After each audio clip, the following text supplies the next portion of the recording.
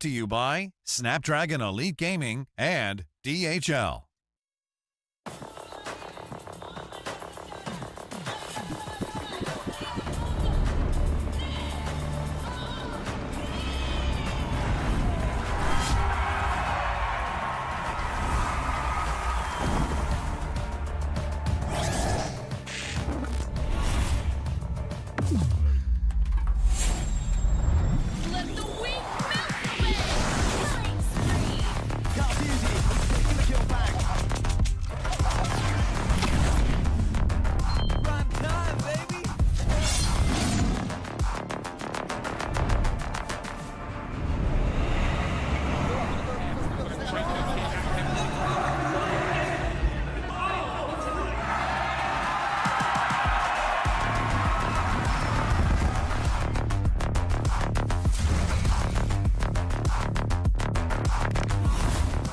Looks like the players are ready.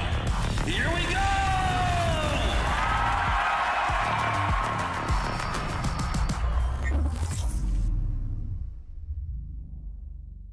Welcome to the Snapdragon Pro Series Season 6 APAC Challenge Season Recap. Over the past week, 16 elite teams from Southeast Asia competed fiercely for a spot in the prestigious Challenge Finals. Notably, several of these teams have showcased exceptional prowess, including their performances in the M6 World Championship. Let's take a closer look at the teams who emerged victorious in the challenge season. In Group A, Onyx Philippines displayed their dominance, achieving a flawless 4-0 game record and securing a direct spot in the challenge finals. Blacklist International, finishing second, advanced to the last chance qualifier. Unfortunately, EVOS Glory and Lazy Esports were eliminated.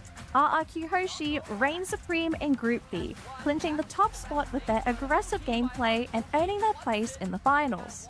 Alter Ego battled valiantly to move forward to the last chance qualifier, whilst Team Liquid Philippines and RSG Singapore bowed out of the tournament. In Group C, despite being a team in the Tier 3 league, EVOS Holy stood out as the front-runner, earning a direct ticket to the finals with a 2-0 match record. Team Liquid ID showcased resilience to claim second place and advance to the last chance qualifier. Team Flash KH and Homeboys, despite their efforts, were eliminated. Bigatron Alpha led the way in Group D, securing their spot in the finals with consistent and calculated plays. Aurora Gaming clinched second place and progressed to the last chance qualifier. Meanwhile, Kodak and AI Esports exited the competition. In a high-stakes battle, Aurora Gaming and Team Liquid ID triumphed to secure their positions in the challenge finals. Blacklist International and Alter Ego, despite impressive performances, fell just short. The 6 qualified teams, Onyx Philippines, RRQ Hoshi, EVOS Holy, Bigatron Alpha, Aurora Gaming, and Team Liquid ID have proven their mettle and are ready for the ultimate challenge. But the journey isn't over yet. These 6 teams will now face 6 regional powerhouse teams that were directly invited to the challenge finals. Onyx Indonesia, Flash Singapore, Falcon Esports from Myanmar, Selangor Red Giants from Malaysia, See You Soon from Cambodia, Team Falcons from the Philippines. The stage is set for a collision of the best talent in Southeast Asia. Stay tuned for more exhilarating battles and unforgettable moments as the Snapdragon Pro Series Season 6 APAC Challenge Finals unfold. Welcome to the Snapdragon Pro Series Challenge Finals Season 6. This is the group stage for MobileLegendsBangBang, and you guys are currently watching Stream B, where the best of the best battalions battle it out for a shot at a blaze of glory. You're here at the desk with me as your desk host, Mr. Big Dog Husky, right here. But at the same time, I also got my best man on this continental desk, starting with Big Biceps Churros, and of course, we got Big Bomba Leo. How are you guys, gentlemen, feeling? It's great to be back in the land of Nasi Lemak, and it was just like it was yesterday that we were here for the M6 World Championships, and now we are looking to crown another champion for Snapdragon Pro Series. Great to be here. Great to be back in Malaysia. Everything's pretty cheap. Pretty cheap. But you know what's not going to be cheap? the games that we're going to be watching, because Stream B is all you need to watch today. Ain't no way you're going to go over to Stream A. We call Stream B for a reason, right? The best stream, the biggest games, biggest stakes, whatever Bs you can think of. We actually had nasi lemak yesterday for supper. It's pretty good as well. So it sets the tone for what we have today. 4 best of 3s just on Stream B alone. And honestly, it's the only 4 best of 3s you need to watch. Clippers out there, stay here. I don't think you get the quality of the matches Check you out the would Pando Pet any other Cafe to stream. play I with agree. me. Alongside with the commentary from an international group of gentlemen like this, Stream B is the place to be. Yeah, I mean, we're watching Onyx PH, one of the top of the world, winner of the M6 World Championships, going up against the best team of the world, according to Merkel, Bigatron Alpha as well. You see? Even a Stream A talent will say, hey, that's a good stream right there. That's a good match. Yeah, Yeah. Stream A talent has already admitted that we have the best games, but we have to start by talking about what's at stake, which in our case is going to be the dough involved, right? The prize pool, a total of $150,000 US, and the champion walks away with 65,000. 65,000! 65 bags. 65 bags. 65 bones. The second place, 32,000. That's not too far away, around a little bit more halfway, but you definitely want to get that first place prize. And just for showing up, you get 1,800.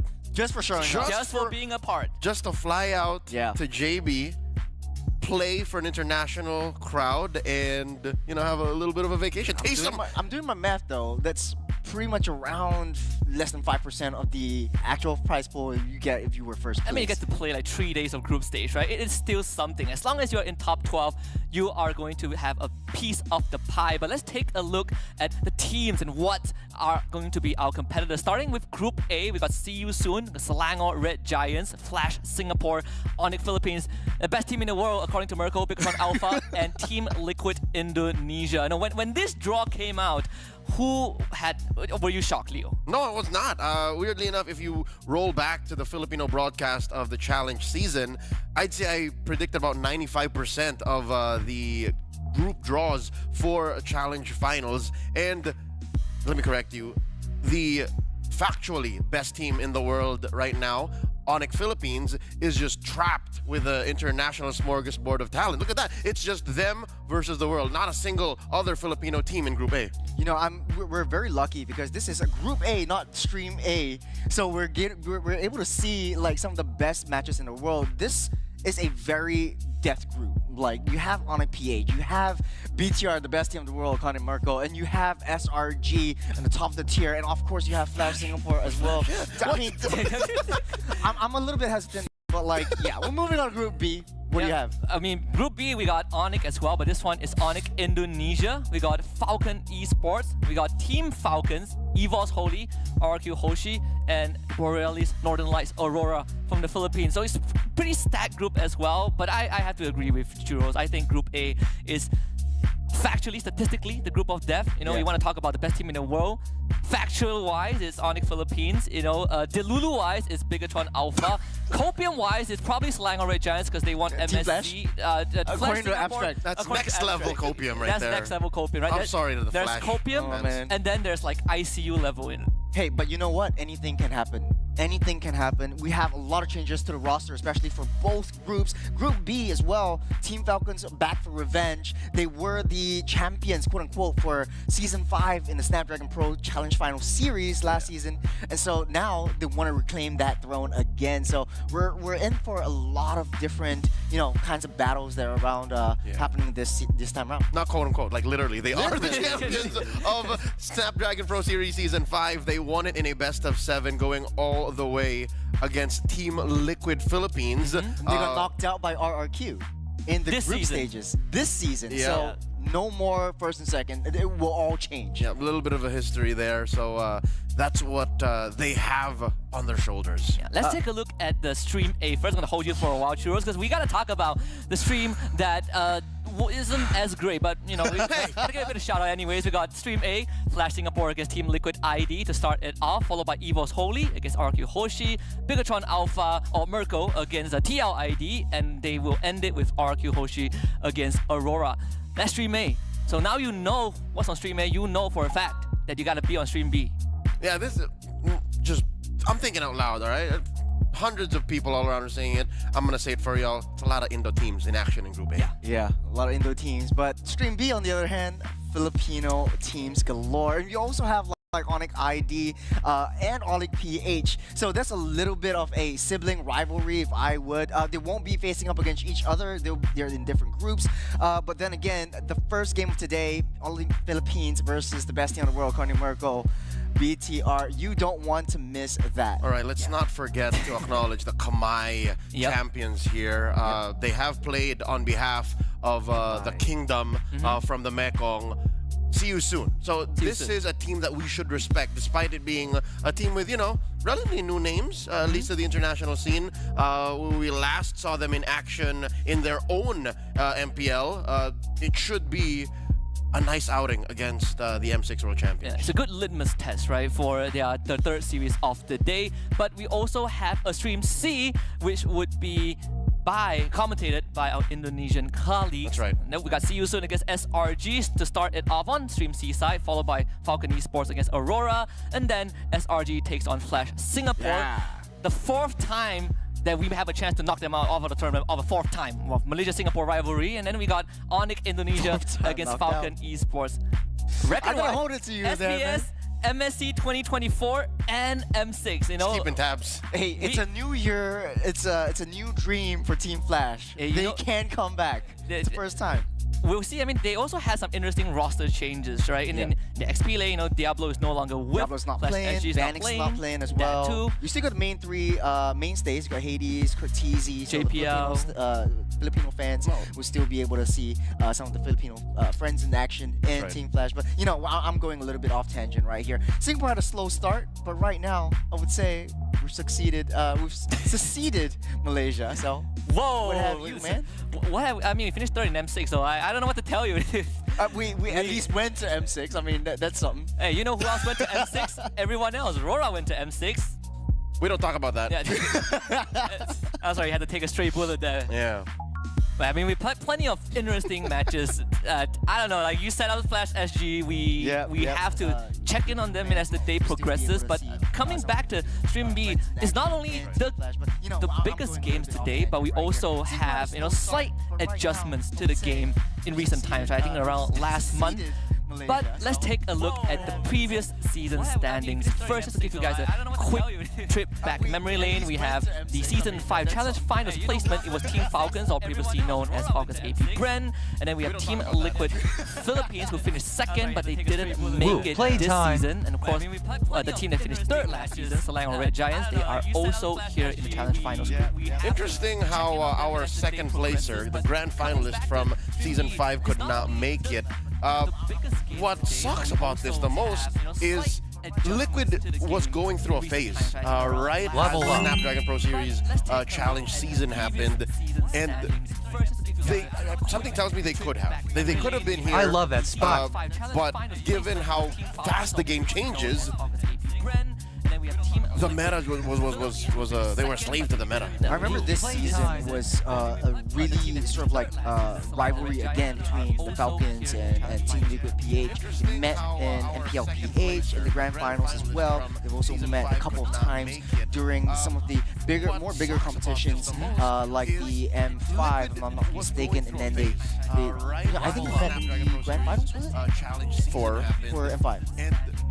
Yeah. Okay, Again, that's right. Yeah. So it's sort of like they keep battling each other, but right now Team Falcons are still one of the best teams in the world in terms of like consistency coming into it. Although they didn't make it to M6, they still have a no loss record for the M6. So I think that's something for them. Yeah, you talk about Team Falcons. Let's check out the power ranking. See if any of us have Team Falcons on the board. Well, at least for Group A, I think for me, Onyx Philippines, of course, best team in the world. Got Team Liquid ID, got SRG. Got to stick with my Malaysian boys. For Group B, I have Team Falcons, I have RQ Hoshi, and Aurora on my list.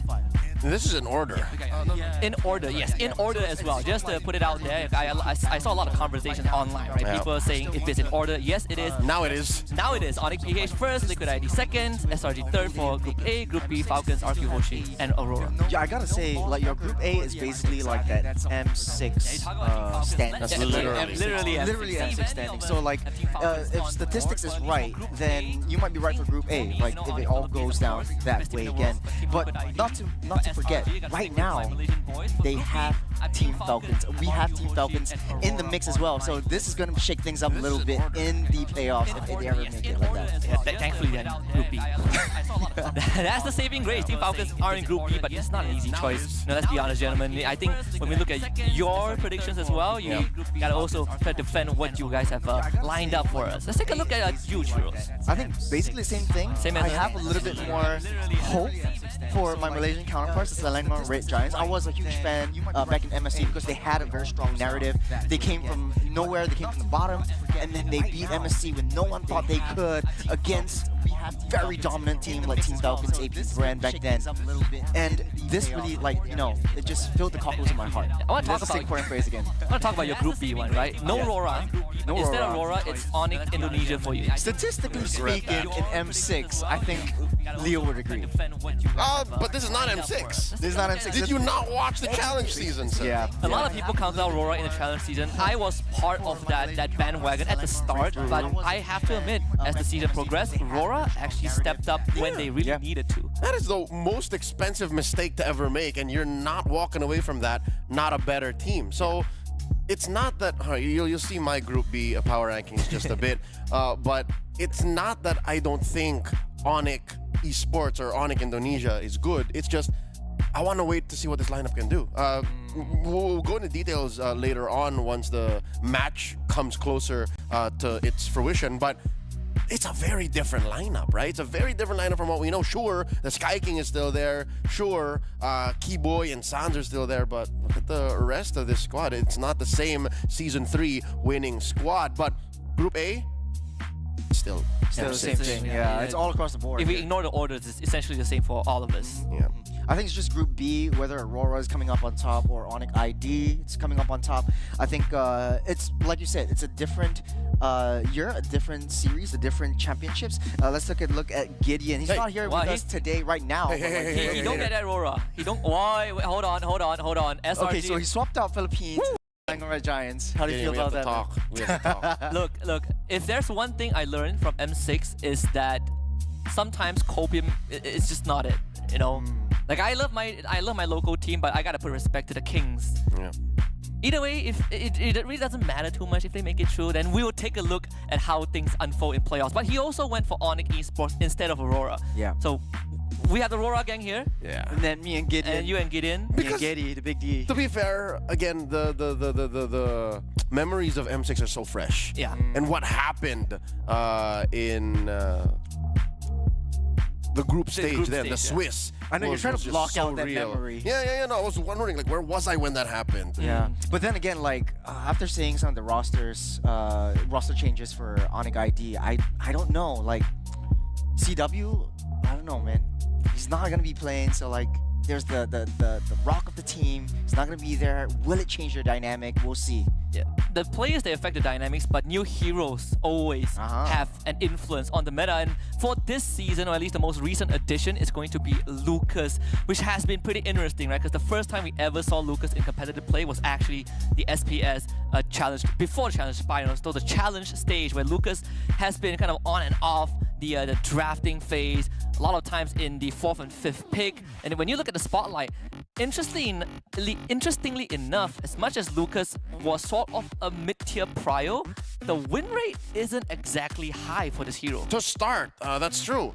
He would have seen either super early picks, super early bans because teams didn't not want to risk it, and then eventually he found a home in that 4 to 5 slot. And then eventually, in the last couple of days of broadcasting the challenge season, he got a positive win rate. Yeah. And the sample size, I'd say, was healthy. What he brings to the metagame also is very healthy.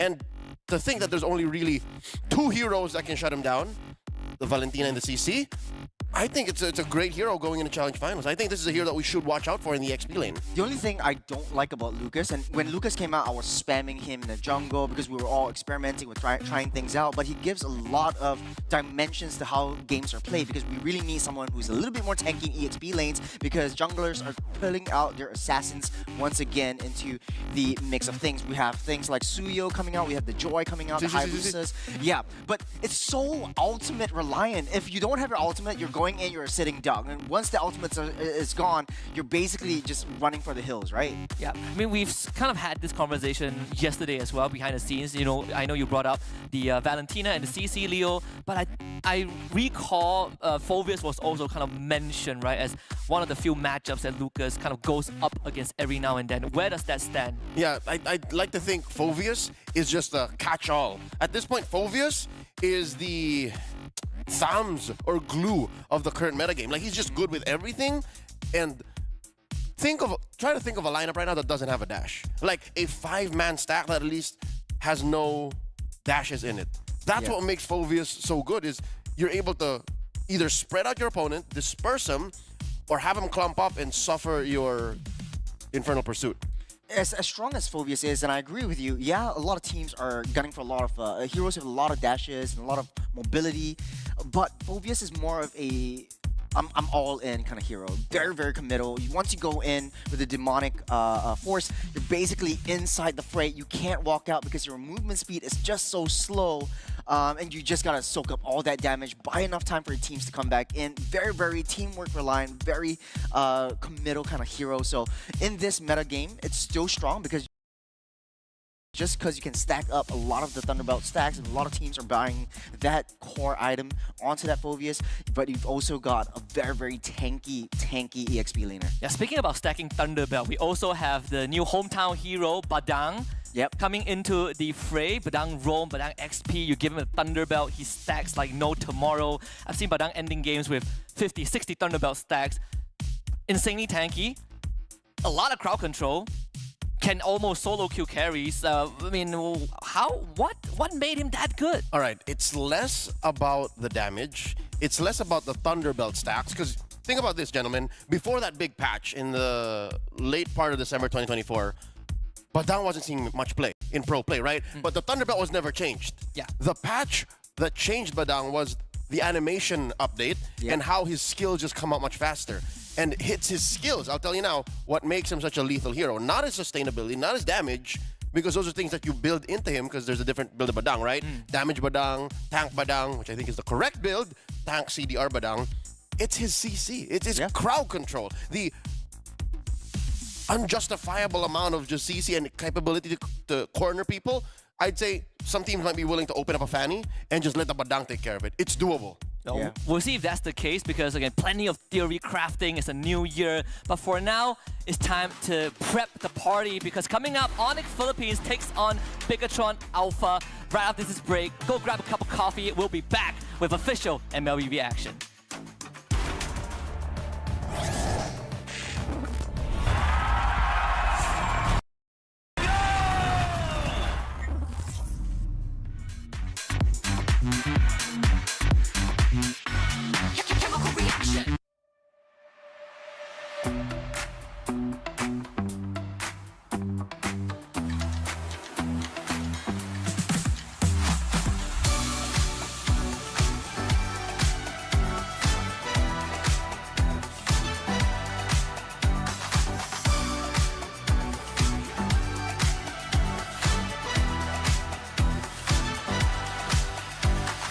Walking through the bar, all eyes on me. People picking up my energy. The music never stops. They play my song on repeat, on repeat. I'm flying till I hit the sky. The melody is getting high. You know how to free my mind.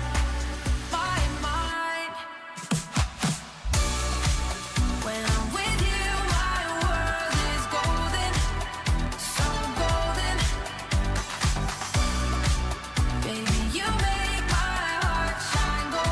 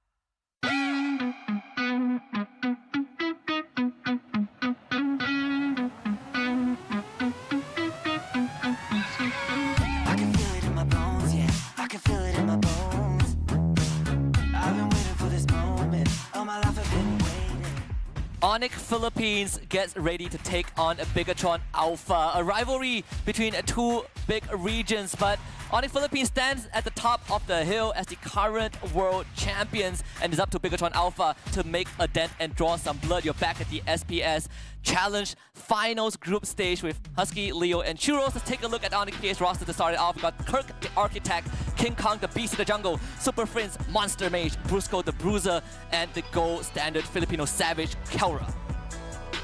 Dwayne Pilas is such a prolific player. He has so many nicknames. Besides the two that have already been established, there's a couple more in the works, some that have been calls in M6. And I think that's a story of this team right now. Onyx Philippines, they are at the top of the hill, but it seems like there's another mountain they want to climb. I feel like that's where they are. I don't know, you guys gentlemen get that vibe that they're not done. They're just getting started.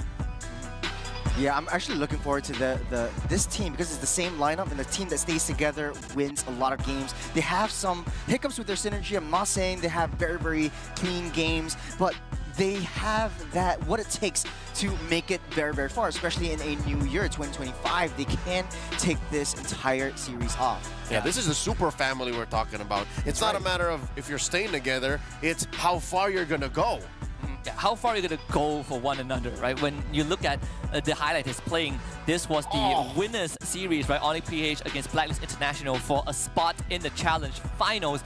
And Onyx Philippines essentially just ran down Blacklist. They were undefeated in their group stage run in the challenge season. An average about 13 minutes between the 4 wins they got against Evo's Glory and Blacklist. And we have their opponents on the other side of the ring. The boys in red, the robots from Bigatron Alpha. We got Luke, Super Ken, Moreno, Light, and Eman. Guys, I gotta say, I hope Pamela finds a good team. Ain't there anymore. No, you're right. Wait, what? Where's Pamela? The rumors are, what? The internet was right? Was right? Light was gonna be in Bigatron Alpha? Yeah. You've got new imports coming in, Iman and Light playing together again. Iman, actually, just fun fact, up against Kelra is 7-4 based on ZE Killed's head-to-head matchup. He is also known Kelra Killer. The Kelra Killer? The Kelra Killer. He's touted the Kelra Killer or Kelra let's see where that goes. Because let's see where that goes. Watch this clip. That's Pamela. Yeah. He plays very similar to Light, but you know what? With Super Ken back on, and this RSG winning duo as well, they won MSC, they won an MPL Philippines Championship together.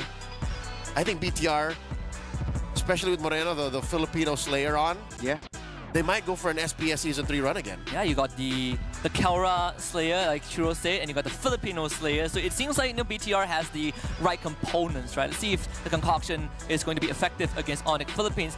On top of that, you also got Super Ken back in the jungle, right? They played challenge stage with Tiozi, and right now it's going to be Super Ken, but we have seen him before in BTR, even back in the day. So this feels like a reunion, but with additional firepower. That's right. I think it's safe to say that this is a very David versus Goliath kind of situation. Everybody's looking for Onyx Philippines, but they have already tasted success, and statistically they are a very, very dominant team. 13 minutes per game, averaging all of that.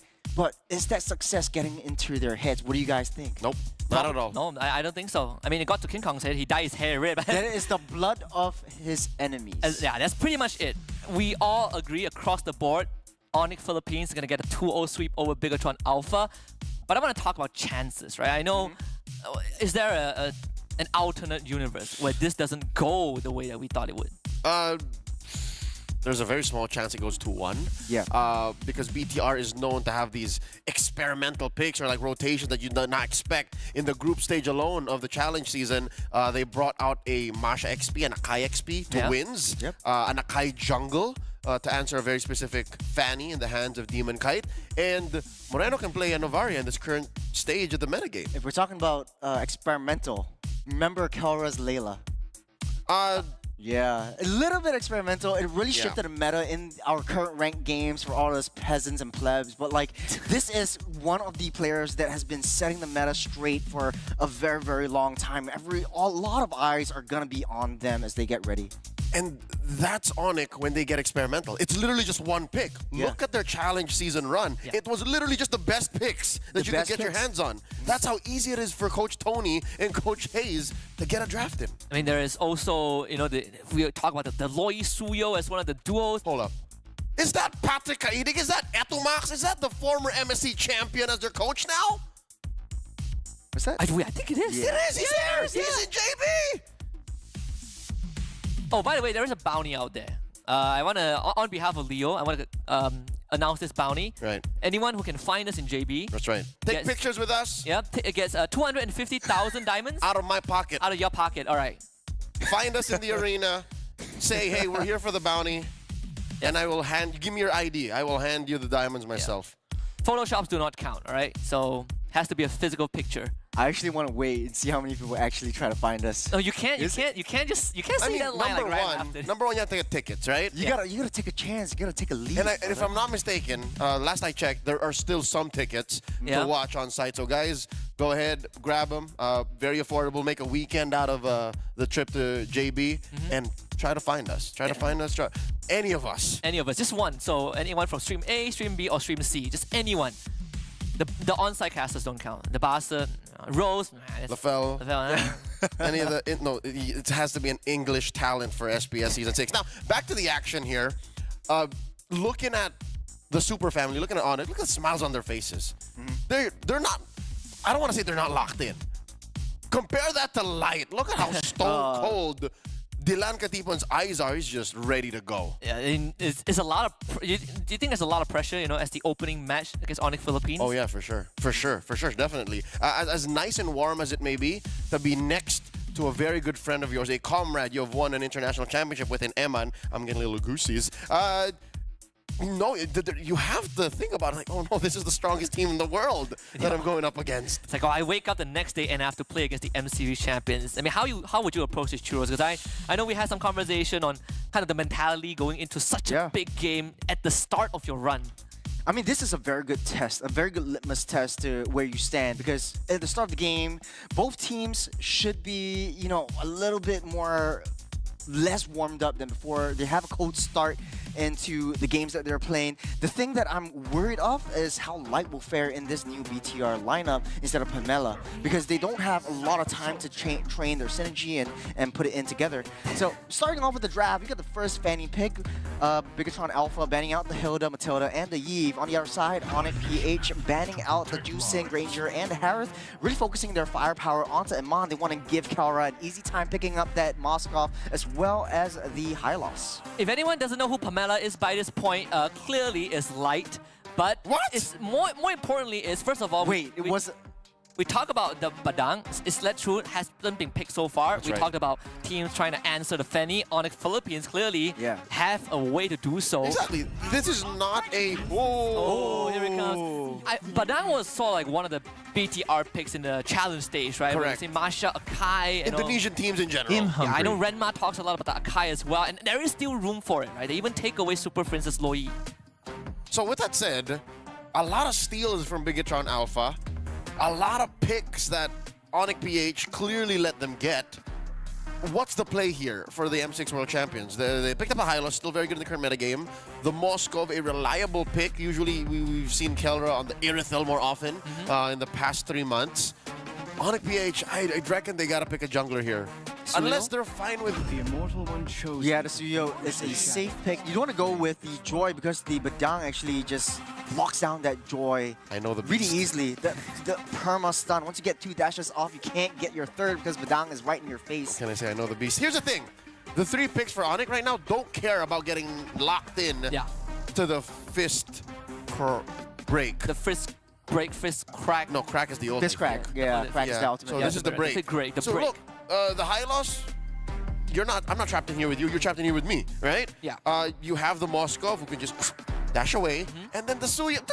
Good luck catching the Suyo. Good luck catching King Kong. Yeah, but you gotta catch the Fanny as well. That's what they don't have yet. Like you need a hard really catch. Hard lockdown. So far, these are all soft catches to the Fanny. I mean, probably look at Kurt too.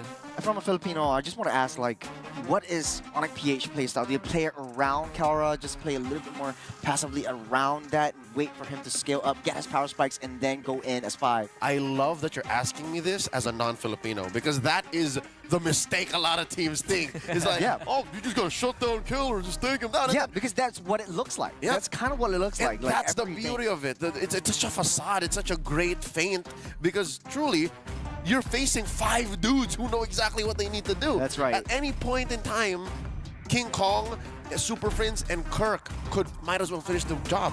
Any of them can do it. And it's something that I think Mirko did say on one of his streams. It was like, you are not just looking at Kalra or King Kong as an individual, right? You might as well be playing against 5 King Kongs or 5 Kalras when you're up against Onyx PH. In this case, I do like kind of the pivot towards the carry ban. You know, it's just a small change to the speed of the light wheel, but it does allow Onyx PH to have this high-low survive longer. The glue gets banned out as well. When we talk about needing a hard answer to the Fanny, are we looking at Kirk right now? Oh yeah, for sure. We don't even know if Kirk might be playing the high-lows here. Yeah. There might come a pick here that doesn't mind answering the Luyi. You still need to think of an answer to the Luyi. So when you say an answer to the Luyi, you want something that can like have CC on demand or like ways to check the bushes. I'm looking at Super Prince right now. The Eve just got banned. The Vixana was. That means you could go for the Cho again. Don't know if like Briscoe wants to go for Cho to get a little bit more early game lockdown and intelligence around the reconnaissance of the jungles. Or Kirk, you could throw it both ways as well. You need an Aurora or a Farsa. Well, Farsa, yeah. Yeah, the Farsa seems pretty good, but like what about the it's Vex? easy for the Fanny to get Vex back line. Oh, right. Or Veil! Veil. We've seen this a couple of times, a Veil pick into not just Fanny, but overall a lineup that demands a bit longer range in terms of being able to dish out the damage and provide utility. Milady's been playing a lot of Veil. Yeah. And even in her hands, right? She started playing in like March last year. So good! So good. What more in the hands of the Monster Mage? What more at the peak of play? I mean, we experienced what Veil can do yesterday in our games. That's right. It's an instant delete button, so Bruno for Eamon, so BTR is going to get that one. It definitely got bumped down a little bit, right? They reduced his attack range, but with the core item, he's still a menace. Gatot Kaja as the final pick for BTR. I think it's still flex right here, right? Gato could go EXP or Roam, depending on how they want to play this. But Badang Roam would work as well. I think it does a little bit better than the Gato. I agree. In that respect, just because you have stuns all the way from like level 1. Your first skill is able to do that. The Cho is going to get picked up for Brusco, so that's going to be the answer, the lockdown onto that back line. You want to take Super Ken, or you want to get the Loyi out of the way. Moreno will be a non-factor in this fight. But then again, I'm not sure if the Cho alone is enough. You have the Moskov to shut that Fanny down into walls, but is it enough? Not the Moskov alone. Yeah. I like that there's like 3 or 4 different soft answers to the Fanny. So I think, Coach Hayes, Coach Tony walking away saying, yeah, we gave our players enough. I think they're going to hold their head up high, confident with that first pick trade there. This is going to be the appetizer to what might be one of the greatest series for an opening, right, on this stream. Be Bigatron Alpha against Onyx Philippines. We've seen that Fanny being led through. We've seen Onyx Philippines in the zone, feeling really confident about everything. So now it's time to get the party started, Churros and Leo. Husky, I hope you enjoy this alongside the thousands, nay millions watching all over the world for the opener of Snapdragon Pro Series Challenge Finals. This is the group stage. It's Season 6. We've been doing this for a few years now. Bigatron Alpha facing off against the M6 World Champions in Onyx Philippines. We're gunning into the Land of Dawn. We're right. Badang is actually playing in the wrong position. We'll see how this plays out because we've been talking about this Badang quite a bit. The first skill with a knockback with the mini stun is able to do so much, especially within the jungle. So Onyx Philippines needs to be a little bit more passive, but that leaves that top side in 2 tanky boys, someone that, a little bit less mobile in terms of these teamfight engages, but this is a pro level match that we're talking about. Checking out this matchup, Kirk and Luke. I wish it was a more action-packed matchup of XP lane, because that's what I was thinking Badang would go there. But again, this is Coach Etomax now at the helm. He knows their play better, and we'll see how it pays off. Check out the emblems here. I don't think there's anything out of the ordinary. More often you're seeing this Super Prince build on mages in their emblems. Moreno now acknowledging the monster mage. Yeah. The Super can't win the Weapon Master though, so taking down the jungles will be a little bit hard. Getting the cables out just in the nick of time before Brusco knocks him up, but in the mid side, Light taking a little bit too much damage. He will live to tell the tale another day. As Onyx Philippines looking to ramp up the aggression coming in. Oh, look at that. I call that a TKO. Sending home Light just in time for him to recalibrate, recuperate. Now coming in, Super again. Again, I haven't seen this Fanny cross the river as much. Is it just me, or is Bigatron Alpha still reading how much Onyx Page is letting them through? I think they're getting a little bit more patient as the turtle's starting up. Looks like it's going to be going into the hands of King Kong for this one. No engage, no starting of the fights from Bigatron Alpha. That's a lot of damage taken by Light itself. The spear will not land as Light gets to safety with a sliver, a pixel to bat. You know what else did not happen? The use of the Retribution. Oh, they're all coming in. This orange. There's 4 members coming in. Luke comes in, he jumps in with the AOG, but it's not enough. He's getting targeted right now. Onyx Philippines, they're trying to get what they can and get out, but the rest of Bigatron Alpha, they're standing in the way. They're building a wall. They're pushing them away, keeping Super Ken's buff safe. They touch and they go. As Onyx Philippines, their aggression is showing in the 2nd minute of the game. See, this is the beauty of Onyx Philippines. They're so good at their mechanics. They understand exactly how much and what it takes to get the job done, that King Kong knows that he shouldn't have retried and forced the orange steal, because that would have been a great punish from Bigatron Alpha, given that they are rocking again this early built Badang. The fact that you put it in Rome means he understands that he's just a CC machine. Yeah, Like, I want to add a point to that. Onyx Philippines is so mobile. Every single one of the heroes in Onyx Philippines, they're really high dashy heroes. They're able to just come in, do a little bit of damage, and get out just in nick of time. You also have Kelra who can come in anywhere with SOD, so that's a very strong lineup in the early game for Onyx Philippines. But coming into the late game, we hyped up Badang a lot, but in this game, Badang doesn't really have a lot, but Super can, no way to run or cable out as Onyx Philippines taking control of Bigatron Alpha's jungle. Kirk getting out of here. The jump from Luke. The AOG knocks up 2, but it's not enough. Brusco tries to knock off the back line from getting into it, but Kirk gets taken down by Moreno. Brusco's next on the chopping block. Will be able to get out safe, but not for long as Luke is saying, no way, Jose. That's the punish we're talking about. In tight spaces like that, if you give Bigatron Alpha an inch, they will take a mile, and that'll help them score the 2nd turtle of game number 1. Onyx PH, here's the beauty again of the space that they had. Given how much Bigatron Alpha committed to that punish, they know what the next step is. Luckily, for BTR, the next step is a slow step, because the 3rd turtle, very important for both these teams. Look at how now Onyx has to recover. What that next step is, I reckon, is to play from long lane. We haven't really seen them visit the top lane as much, and that means it's now up to Eman and Kelra. Oh man, it's gonna have to come down to Eman and Kelra. Coming down to Eman and Kelra, where that power spike is gonna happen and who's gonna draw the first blood. Oh no! Oh, that's yin yang reaction. Super Prince gets locked down by Luke with AOG, knocking up 1. Kirk is blocked by that. Whoa! That's the power of the Badang, but no damage is enough to take Kirk down. But for now, though, the power of Badang is coming into play.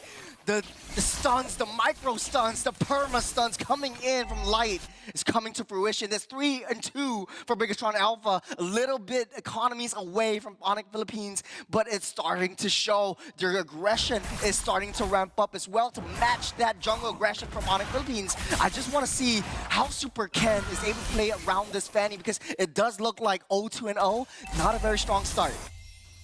So you see now how Bigatron Alpha preempted that rotation up top. You see how they were ready to welcome Onyx PH when they weren't ready. And now I'm thinking Super Prince, you gotta protect Super Prince a little bit more. Yes, you are a frontline mage. Oh, nice they found Light. Won't be able to survive that one. Carol picks up that kill. SOD goes wider to Moreno.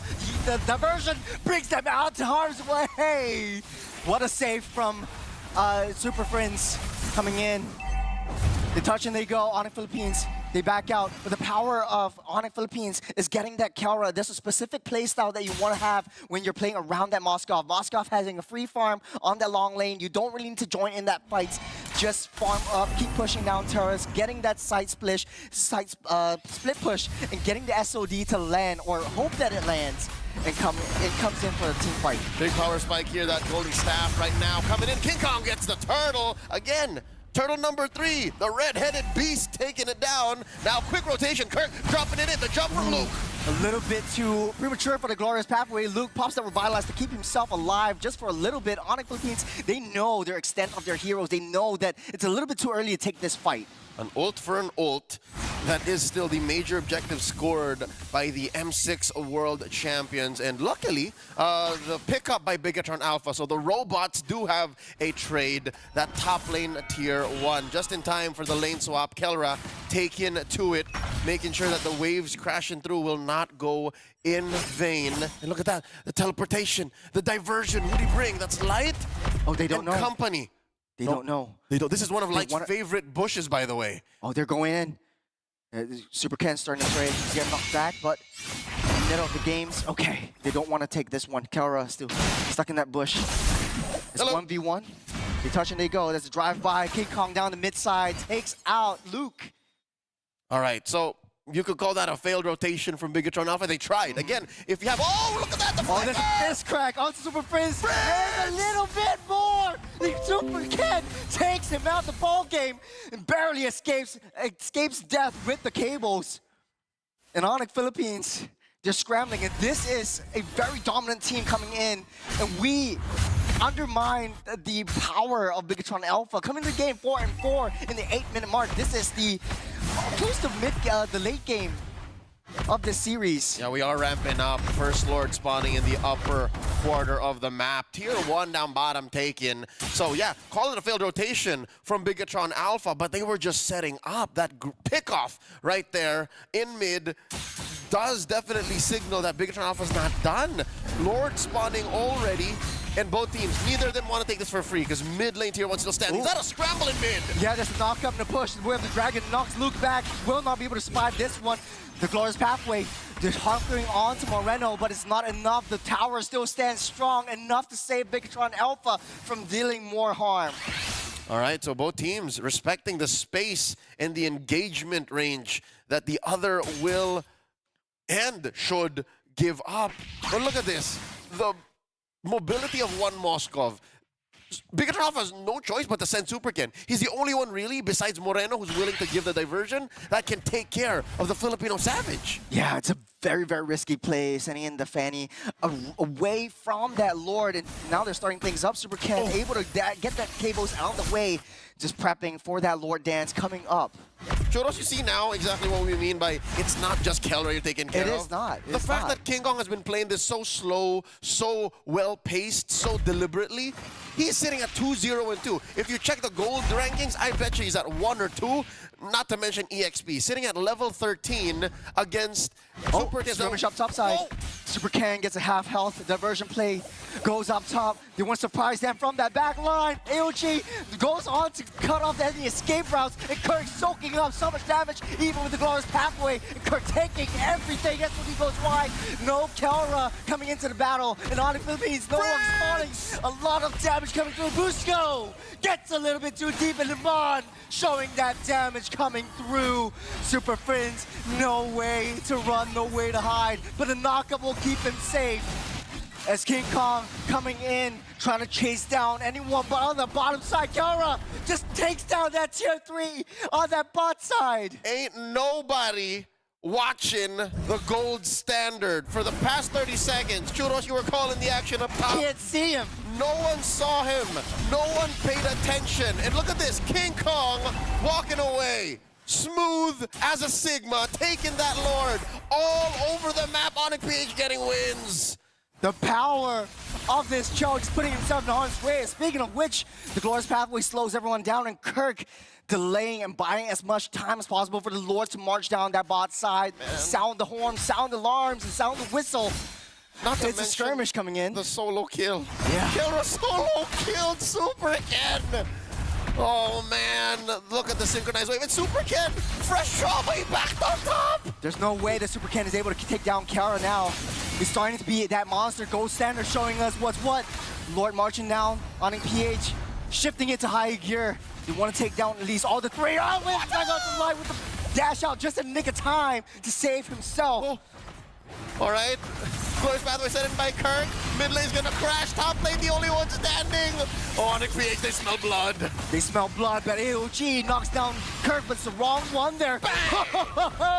Super Prince with a strong windstorm to take Luke out of the ball game. All right, 4-man defense. Luckily, Bigatron Alpha still has Moreno.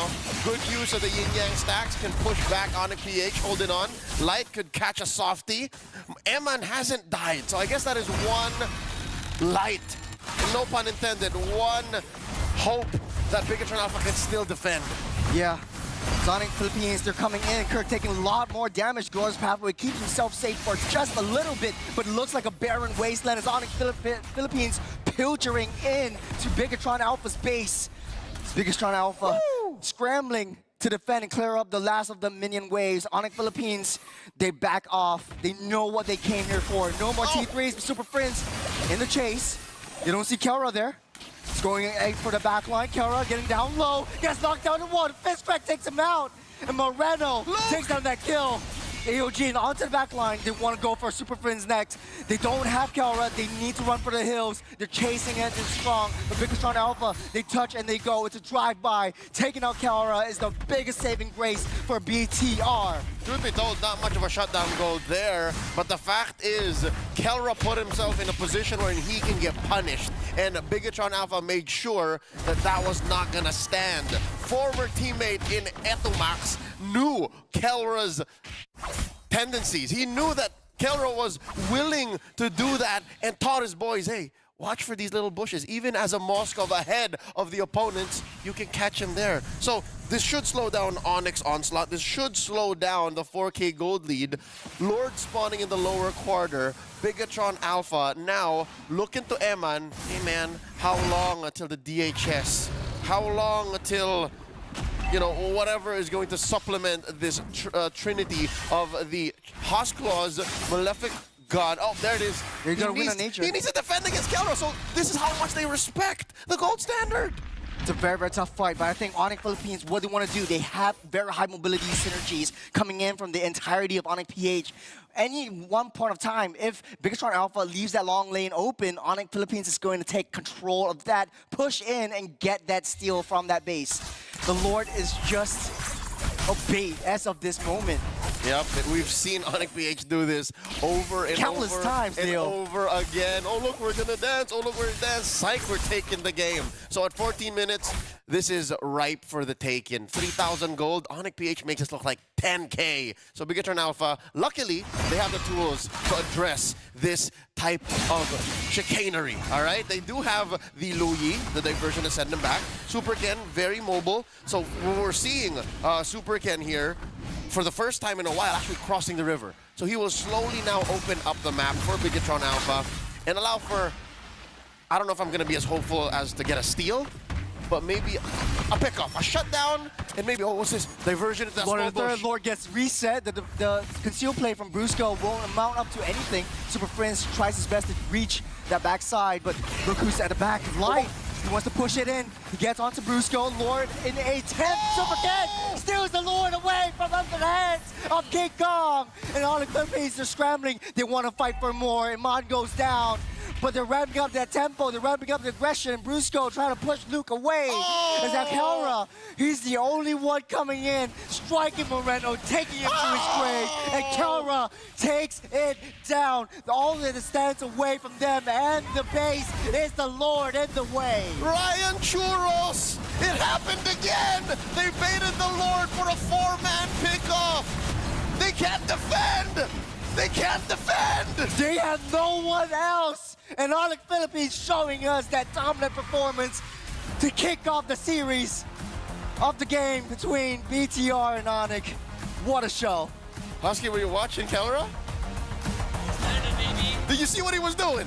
I saw everything in 4K. The Super Family, Kelra, King Kong, all of them. stepping up, giving us a heck of an appetizer. It felt like a main course, maybe to some, but Kelra, dude, solo kill into an in-hip tray, you know, playing in the bushes. Play the game. Play the game. Yeah. And of course, the bait at the Lord fight. Props to BTR having some great ideas, right? Having Light stagger out King Kong to allow Super Ken to get the Lord, but they forgot about that monster mage, dude. One windstorm, and it is a delete onto 2 BTR members. But macro-wise, whew, Onyx Philippines on top. All right. In hindsight, BTR was proactive. Despite being on the back foot, BTR was trying to progress their game plan constantly, even if they were into a corner, right? Even if they were down a man, even if the map was completely red, BTR was saying, all right, what's the next play? What do we do? What do we find? And the problem with that is, Onyx Mage is just so good at punishing when you're not in the right position, when you're not doing the correct thing, or the better option if you were just maybe a little more patient, if you were a little more to the left or to the right. And that's what made Onyx PH the winner in this position, despite giving over that last Lord to BTR. They knew exactly what to do from that point on. Yeah. Actually, it's I want to point out that it's very, very smart of Onyx Philippines to understand how that Loyi operates. You want to get that diversion, go into the back line, but guess what? Kelra is actually in the front line. That's why he's always up in the front. So you want to go into the back line with the Badang. There's no way you can find Kelra because he's not there. And guess why? Guess why they know how to play the Luyi? Because they have the Luyi. They have the Loyi. That is him. Yeah. They're playing, Bigatron playing Loyi into the actual Loyi, into Super Prince. And I gotta say, that 10-minute mark, that solo wonder play from Kelra was sort of like the beginning of the end, right? It's not only just a solo kill that led to an in-hit, it led to a Lord, and then the rest of BTR's base. And you know, BTR, they made the best out of that dicey situation, right? Trying to be proactive when they literally had nothing else in the base. They had to make a play, but Onyx Philippines knows just which buttons to press. Yep, and to build on this narrative set afoot on social media by Mr. Killed, right? Kelra versus Eman. The main difference between these two players is Eman plays so safe. That's why that's the reason why even at the 13, 12-minute mark, even if BTR was so down, he never died, right? And he was just on his path to farm. This whole time, Kelra was putting himself in bushes, up front, willing to die, because that's how you play against the Luyi lineup. So, you know, in the past couple of years, when Eman first got his wins against Kelra, that's the difference. But now that it's Kelra on top, nice to meet you. NPR won me. Getting more. Dude, it's a different Kelra, but not only that, he has a different family. Look at how much respect Onyx Philippines has in understanding the prowess of Kelra, understanding the power spikes, understanding what this Moskov can do. And they have to understand, like I talked about this within the game, there's a specific play style that you want to achieve when you build, when you sort of pick a Moskov into your synergy. You have to always watch that long lane. Super Ken was trying to do that, but in the early game, he kept getting shut down by King Kong. There's something that I sort of noticed as we kind of finalized the draft and we looked through this entire game one. It was a point that I remember talking to Sadafa about, I think, you know, a couple months ago during M6, where this Gatot Kacha, right? He personally doesn't like Gatot Kacha being the sole initiator. In this case, we have Light on that Badang, but it still feels like sort of a soft engage, right? It's not the most reliable one.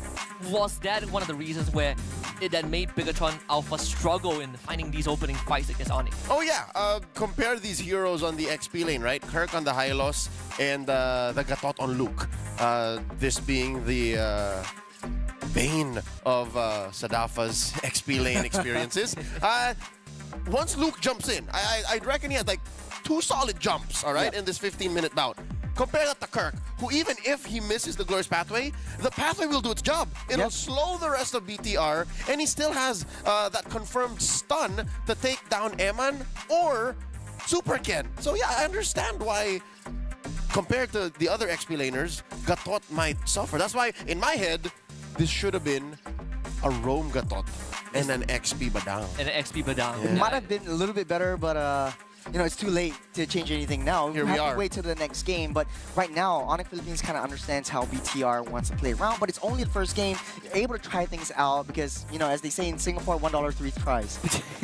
That's true. They say that? If Yeah. if you don't get like 2-0, right? That You didn't is. get too old, I yeah. see. Of course, we got our MVP of Game 1. Of course, it's Kelra. And I think what we were discussing about this engaged potential, not just with the Gatot, but also with the Badang to a certain extent in that roam role, kind of unravels when we look back at what Kelra did. I'm pretty sure they're going to play it at one point at the 10-minute mark. It's not just the whole solo kill and the Super Cat off screen, but it's also the initiative of Bigatron Alpha to get an engaged off, right? We took a look, we saw the diversion into that top pixel bush, and Light wanted to start the fight, misses the flicker engage, and it kind of cascaded into the eventual victory of Onyx Philippines, now up 1-0 against BTR. I think it's time to talk about adjustments, right? Coming into game number 2, what is BTR looking for? I'm gonna start with you, Leo. I'd say they were on the right track. Stay proactive, but understand when you're not the beatdown.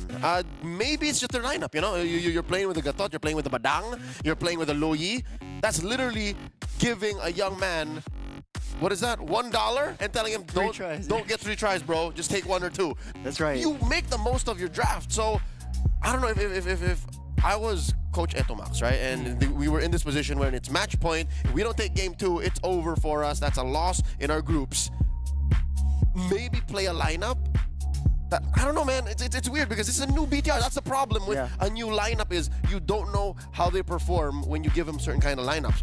Would it be fair to say give them a lineup that turtles up a little more? Give them a lineup that understands we're taking Turtle 3. That's what we're playing for. Yeah, but to your point though, I think understand and reading your opponent for Onyx Philippines, they banned out, I think, 3 heroes that was Man's kind of a standard picks. The Granger and the Harith, yeah. The Granger, the Harith. They've been banned the carry. They've been banned the carry. That's right. They didn't want any harm to go into Kelra's way. Understand how they want to play it. So if Kelra wants to have an easy lane, maybe switch things up a little bit, Like prioritize picking up Iman's heroes, play around his passiveness and not like well, it's easier said than done actually. If come to think of it, you want to play a little bit more passive, then you wait till that late game, but the late game might not come. Exhibit A, game 1.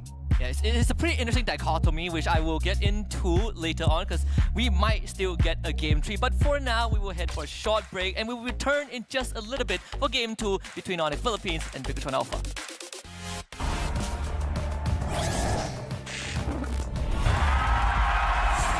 Here we go! Steady jump design. Think I know your kind. Steady jump design. Think I know your kind. Steady jump design. Think I know your kind. I'm about to break another code now. Pretty in disguise. Bugging up your life. This is my syntax. 3, 2, 1, deploy. XOX cutthroat code. Run it again, not there. XOX cutthroat code. Run it again, not there.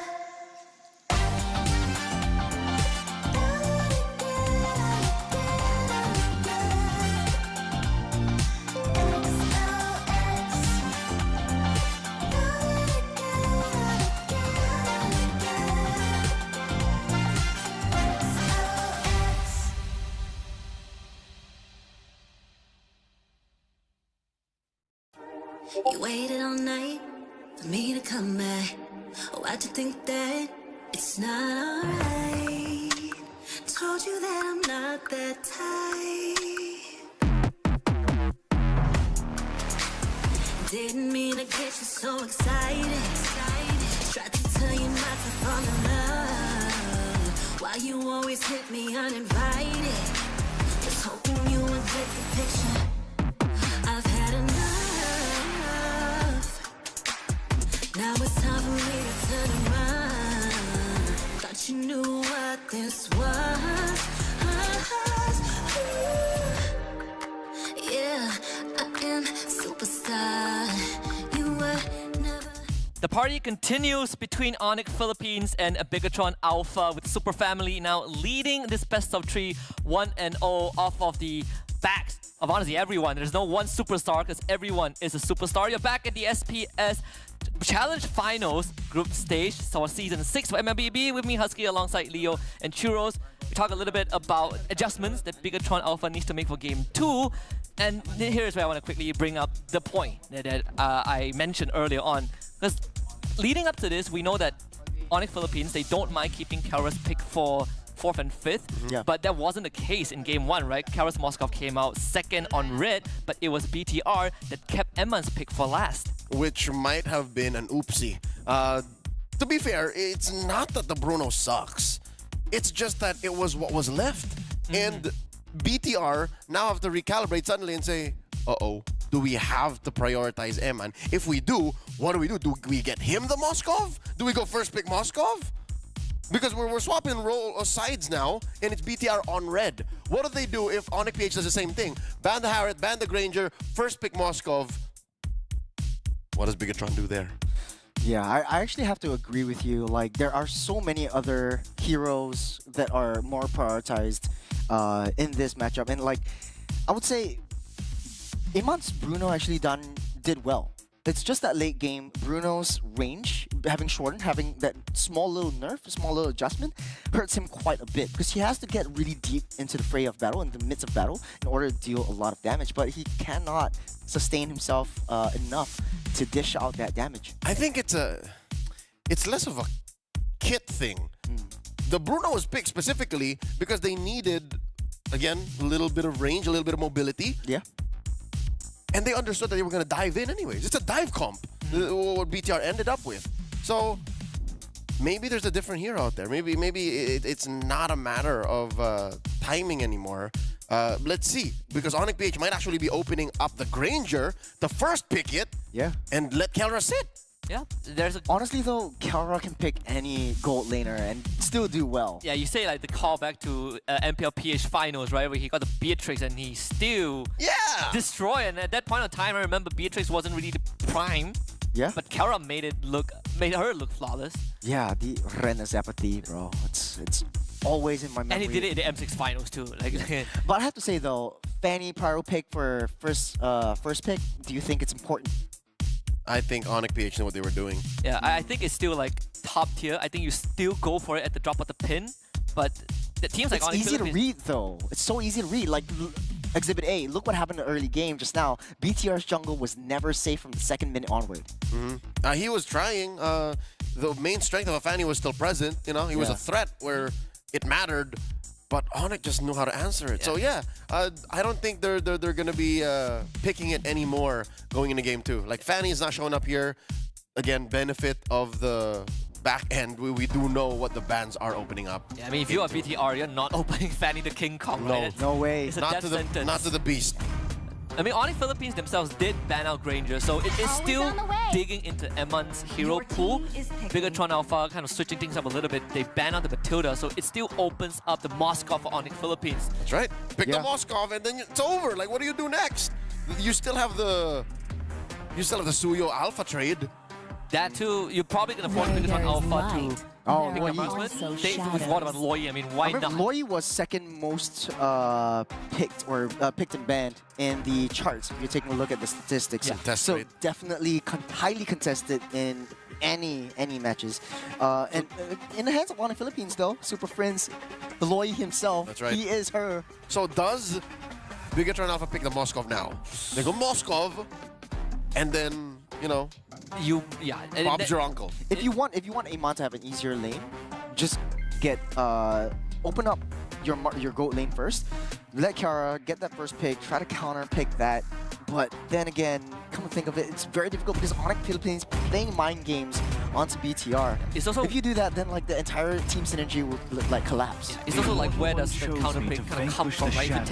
If you wait, and let's say Moskov goes over, what's the answer? Are we still looking at Bruno third for BTR? I think their hands are a bit tied. All right, you know what? Emman plays a mean Beatrix too. Looking back. That too, yeah. That's right. So it's not like he can't play it. But the pressure is on him, so I agree. Something tells me they might actually just do that again. and protect him by allowing Keller to pick first. I would say it is slightly, when we talk about the soft engages in game one, Hope everyone now they enjoys have it the here. control on their Please side. follow the Definitely stream. a lot more avenue, a lot more agency. Which is a wrong that we need to right. Earlier, Brusco was doing so much. Besides Kirk's auto stun, the fact that Brusco was checking bushes and punishing anyone who dived in a little too deep with a nice kick into Onyx PH. Victory. Good steal away from Onyx PH, putting it into the hands of maybe Light, maybe Luke in the XP. There it is. There's the Moskov.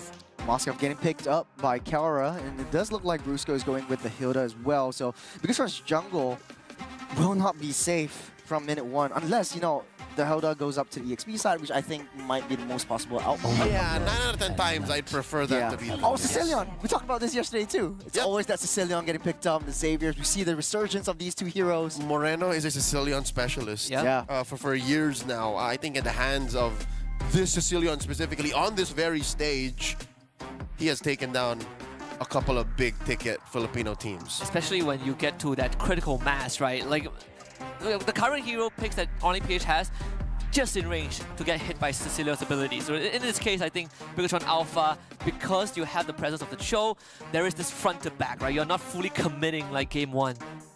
In the early game though, Sicilian falls off a little bit more because you have to land the Sanguine Claws to be able to set up for your team. You have a dead zone. You have a dead zone. Literally You have in a front dead of you. zone. I can't touch you. Yeah.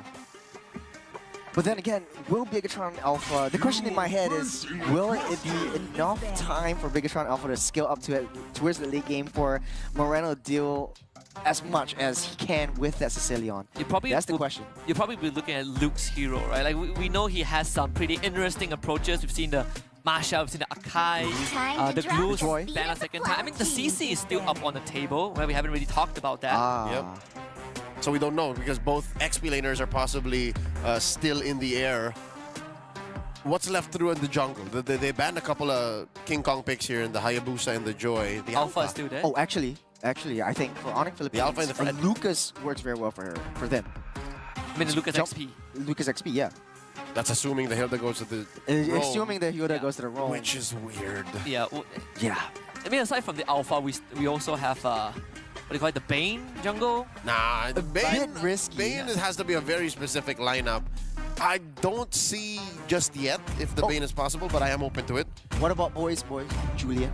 I've seen him quite a bit resurging. Julian has Yeah, he has. had a renaissance in the XP, in the jungle, in our ranked games. You guys know, if you've been playing a lot in the past couple of weeks, you would know. Yeah. There's a Phobius, so still locking down on XP is Onyx PH because they do have the Hilda already. What are you gonna do? Luke, what you got? What you got? Coach Etomax, what are you putting in the hands of Luke? Speaking of, You're still thinking, I think it's just, might be the CC or the Khalid, might be. I think CC also, I mean, both are okay, right? Like, both can sit in the bush, and if you are bringing in multiple members with a diversion, it's an easy current call for the CC. And especially, we talk about Moskov wanting to be mobile. If you can catch Kaura and tie him up to any of his team members, that's an easy follow-up for the rest of BTR. And you make life easy for Moreno too. Welcome to my imaginary world. It's 1-1. Your team is picking. Slightly easier if Onyx Philippines decides to go a little bit more tanky. Definitely the weakness points will be able to be a little bit more easier to hit. Yeah, you're giving Onyx PH a difficult time which hero to put into King Kong's hands. Oh, Nolan. And the Nolan Jawhead. makes a comeback. That's a roam joy if I've ever seen one. This is the go signal. The fact that it was a 1-1, that gave Coach Etomax negotiations. All right, you know what? Let's just blow up Eman. Let's just blow up Moreno. Let's just go, let's go. Let's go full throttle. Yeah, a lot of glass cannons for Biggestron Alpha. That's another dive comp, son! Very, very heavy dive comp. You got the diversion play coming in from Onyx Philippines too. I'm excited for that one. How to play around the Hilda, the Jawhead, and the Loi E together is going to be mayhem. Because we know how Kelra is going to play. He doesn't have to join in the fights. He can just stay in the long lane, continue with that push. They have -2 AoE. Yeah. It's literally just Prince, and then everyone else smacks a dude at a time. So they have to choose their targets carefully. Luckily, they know how to do that. Luckily, they're a very mechanically gifted team. Biggestron Alpha, putting the Cho into Luke's hands and giving Light a Tigreal. All right. Yeah. That's a team fighting lineup right Yeah, there. I mean, It talk is. about a dive calm, right? If they want to be up close and personal, welcome to my vacuum. That's the domain of Tigro. He loves it when you're in his face. So effectively nullifying the dead zone for Sicilian. So, you know, like, if you're able to come up close, there's a punish involved. Yeah. And the follow-up, like there's multiple layers that BTR has to follow up. So this could be kind of the adjustments that we were looking for. A lot more reliable engages, a lot more kind of stiff hand movement. So let's jump into game number 2 between Onyx Philippines and Bigatron Alpha. Robots against Super Family, guys. Introducing the heroes going into the Land of Dawn on behalf of Bigatron Alpha and Onyx Philippines. Once again, ladies and gentlemen, this is a match point for Onyx PH. BTR looking to recalibrate and re-engage with reinforcements because they are indeed programmed to win. Can they do that? Can they force game 3? We're about to find out. Churros, it's better now for BTR. They have a clear pathway to victory. Late game, it's Sicilian. Mid game, it's Eman. Well, I will get to that point, but can I just say W production for insane graphics, showing up with the players and all that. But yeah, the Tigro coming in with the Sicilian in the early game will have a lot of defensive power, especially for Bigatron Alpha. But we've seen Tigros getting a little bit too close because of the Jawhead coming in. Want to throw back the Tigro, and if Tigro doesn't have the implosion at level 4, it's going to be a little bit harder for them. Oh, look at this, a push on the Brusco, down to a third. Ooh. And the flicker spent already by the Bruiser. All right, so Tiger jumps over the wall just in the nick of time. sounds like a fable. Sounds like a little saying. Yeah, it is. I mean, Brusco doesn't have that flicker in that early game, but Onyx Philippines playing to their strengths. They're going for the aggression, staying within the jungles. That's why you pick up that Hilda. That's why you pick up that Jawhead. Bigatron Alpha, like a sitting dog, dealing a lot of damage. Luke trying his best, but Light gets taken down first, as well as King Kong. No jungle for the side of Onyx Philippines. It's Bigatron Alpha. No roamer. It's a roamer for a jungle trade. Tis but a oopski as Super Prince forced to retreat. Smart missiles from Brusco. I think Onyx PH were hoping that they would get that kill quicker. But one thing that you do not have as a Nolan, but that Suyo does, is a little more sustainability and iframes. Maybe King Kong at this point, he just did not have the burst that they were expecting in that early engagement. So they do lose that trade, a roamer for a jungler. To add on to your point, Suyo's power spike is level 3. You get all skills unlocked. King Kong only has 2 skills. You've got a little bit less on your dashes as well because of the small little nerf that you have to understand. But now, the aggression coming through again, Kirk just being such an annoyance, that Mosquito just whizzing by onto you, giving that with the power of rudeness, forced to pop that retribution for Super Ken, buying a lot of time for King Kong to get in position wherever he wants to go. And look at that, Bigatron Alpha's jungle isn't even really their own jungle. About half the time, Onyx PH is there threatening a steal. And now King Kong, playing like that first blood didn't happen. He's just still running around, up a level. And this is what we're talking about. As soon as that Nolan hits level 4, the gloves are off, pal. Like, you better be sure that Kirk nor Brusco is waiting, and you're not even looking at the gold lane. Well, what is that like? Is the 1-1 okay? Just trying to bully 2 heroes? Because you can expect Light will be helping out. There he is, see? Oh, here comes the Goon Squad. 3-man rotation. You don't know. Bigatron Alpha still setting their sights up on Kirk, but there comes the engage onto Super Ken. Gets in the fracture. Gets taken out by Brusco. So that's a very nice, even kills over Onyx PH. But they're ramping up that tempo just a little bit more. How do you deal with that Hilda, Leo? No, you just don't. I think it would be smart for Bigatron Alpha to just let Kirk do his thing, and you know, let him get caught with his hands just twiddling. Because if you're not actively answering to the Hilda, you get to do your thing. And that's where Bigatron Alpha should use one of their main strengths, is being proactive, like just play to their own strengths. Yeah, the reason I asked that is because Bigatron Alpha is being so reactive to this Hilda. They're always situated down on that EXP side, that bottom side, away from wherever the turtle is at any one point of time. And Onyx Philippines, they're manipulating Bigatron Alpha's movements. They're manipulating their rotations. It's because Luke alone can't deal with Kirk. So what Kirk does is clear the wave and then check in somewhere else. clear the way, checking somewhere else. This is a free turtle for Onyx. Yeah. Bigatron Alpha sitting duck, but then again, to your point earlier, you have the Sicilian, just sit until you have Sicilian's power spikes and then maybe try to make some plays. They're being a little bit more passive right here.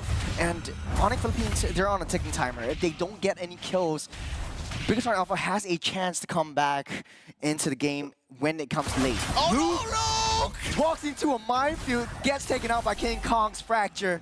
And Onyx Philippines, that's 3-1 on the top side too. The Implosion pulls back Rusco with the crossbow tank, dealing a lot of damage on the Super Friends, but not enough to take him down. But here comes the rest of the team coming in, pushing them back out of the way from that lane, giving a lot of space for Iman to get that farm, the extra farm that he so desperately needs. And Super Ken trying his best to farm up, picking up the scraps that Kirk is leaving behind. Kirk sees 3, 4, make that 5. In comes the reinforcement. Super Prince blasting away. Both teams are gonna disperse here. I love what Eman was doing there. The fact that he knows that the other members of Onyx PH are elsewhere means he can put himself in a position where, all right, Kelra, get punished or get out of my face. And that's why they rotated elsewhere. Luke looking for a kick. Oh, he misses that jump though. Luke able to run away from harm's way. Is Onyx Philippines. What? You're sitting in the jungle. The entire map is theirs, and you're switching their playstyles a little bit. A 4-1 composition with King Kong just securing that long lane. Ano? Nani? Apa? All right, here's the thing. That was an amazing play. Let me just explain why, all right? It blew my mind. Conditioning. Onyx PH applied pressure up top. And then Bigatron said, you know what? They're not going to do that twice in a row. Kelra gets a push. Bottom lane, oh, Kirk's not there anymore. Whoa. Luke, you could do something. They pushed that too. Onyx PH played the map. It's beautiful how they are able to manipulate Bigatron Alpha's attention. And they're starting fights off, but they're not finishing it because the power of Onyx Philippines is that they have so much high damage that Bigatron Alpha, they touch, they need to go. They need to retreat because the longer they stay, Onyx Philippines is able to clear up that waves. Exactly. The fact that there's a threat of activation just like this. The throwback into the alley-oop. King Kong takes that one out. Moreno in the back line. It's not safe from Kirk as he just sits by watching them fall. Diversion play coming through. Oh, that's 3 in the bush. Just making sure that there's no shenanigans afoot while King Kong takes the last turtle of the game. Churros? The diversion just diverted us. Churros. King Kong taking up that turtle as Kelra cleared up that wave down to the T2 bot side. What's scarier, the actual damage or the threat of it? Because I think Bigatron is more afraid of the engagement, which is correct to do because they're all implosion by line. The pushback knocking off, pulling back 2, but it's not enough. Onyx Philippines, they're just eating every single one of the damage. The Bigatron Alpha is getting into them. The SOD lands, but it does not matter as Kirk is way too far ahead. Oh, Moreno. I take it back. Both are just as threatening. Both are just as scary. The actual damage and the thought of what it might do. Onyx PH across the board taking wins. Leo, it's 25k gold over Bigatron's 18k. That is 2 BODs, 2 massive BODs. That's right, to put it in perspective, but push back onto Iman. As Luke tries his best to take down Kelra, but Kelra is dealing too much damage. Kirk trying to block off any possible entrance from Bigatron Alpha. As Onyx PH, they know they need to protect Kelra. That is their goal. That is their diamond. As long as Kelra is alive, Onyx Philippines is able to win any single fight. But every single time Bigatron tries to hit them, it's just a tickle. Oh, Luke! Man, the yin reaction is way too much. Kelra finally goes down by the hands of light, but it's not enough. It's Onyx Philippines. They are trying to push this one through. 30 seconds until the Lord spawns up. Well orchestrated. Onyx PH, Kelra going down, definitely an L, but he will be back in time for this Lord, which I was gonna point out. You see this massive lead, right? Approaching 8K. This was a lordless push. That's how far Onyx can take it over the edge, while Bigatron Alpha are still reeling from that engaged cross map. All right, some good news, all right, for all the bigot troopers out there. Moreno hasn't died. So maybe there is a hope. Maybe there is some cope left in this that Moreno can pop off. What currently is this young man on? He just has one item, dear Lord. He just picked up his COD. Oh man, it's not enough. The fracture deals so much damage to Iman. Trying to kite away, but on that backside though, he sees Kirk. Kirk might be a little bit of a spot of bother right here. The Sanguine Claws pulls back Brusco, but does not matter because Tron Alpha very, very passive. They will let Onyx Philippines take down this first Lord. All right, clean take by Onyx PH. Kudos, flowers over to Kirk, who, by the way, is rocking the Sprint Hilda. You know who rocks a Sprint Hilda very often in the latter part of 2024? Luke. So this is a That's true. This is a It's an Hilda, homage. yeah, this is a Hilda arsenal that Luke is very familiar with, and he's here having to deal with it like, oh man, this is how annoying I was this whole time. Actually, taking a lot of items, I noticed just Kirk got that Thunderbelt. That's the only defensive items, and then he's going straight for all damage. He's got the Blade of Heptases. He's fine. He's fine and dandy. He's got that damage through. And the only reason why you do this as a Hilda at the highest Bottom level side, of play Amon, the is... spot of bother gets taken out. Solo kill by Kelra. But here comes the Goon Squad up to the back line. They're taking it through. King Kong with the fracture. Does not matter. He takes another one down. 3 down for BTR.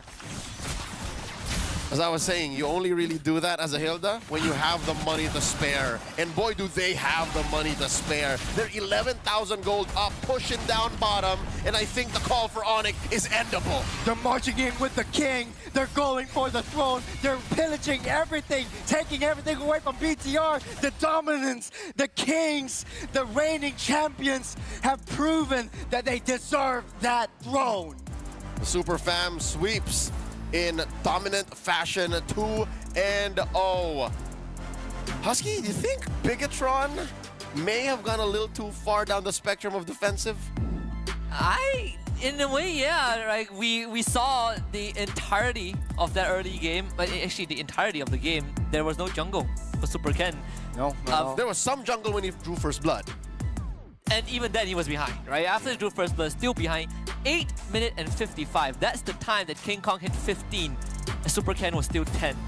2 minutes later, the game ended with the first Lord push. The fastest game we have so far in the Challenge Finals group stage, of course, courtesy of Onyx Philippines. But this one is more of a royal beatdown because BTR had no room to breathe at all. Call They it a had no room to shutdown. breathe, no answer. Call it shutdown protocol.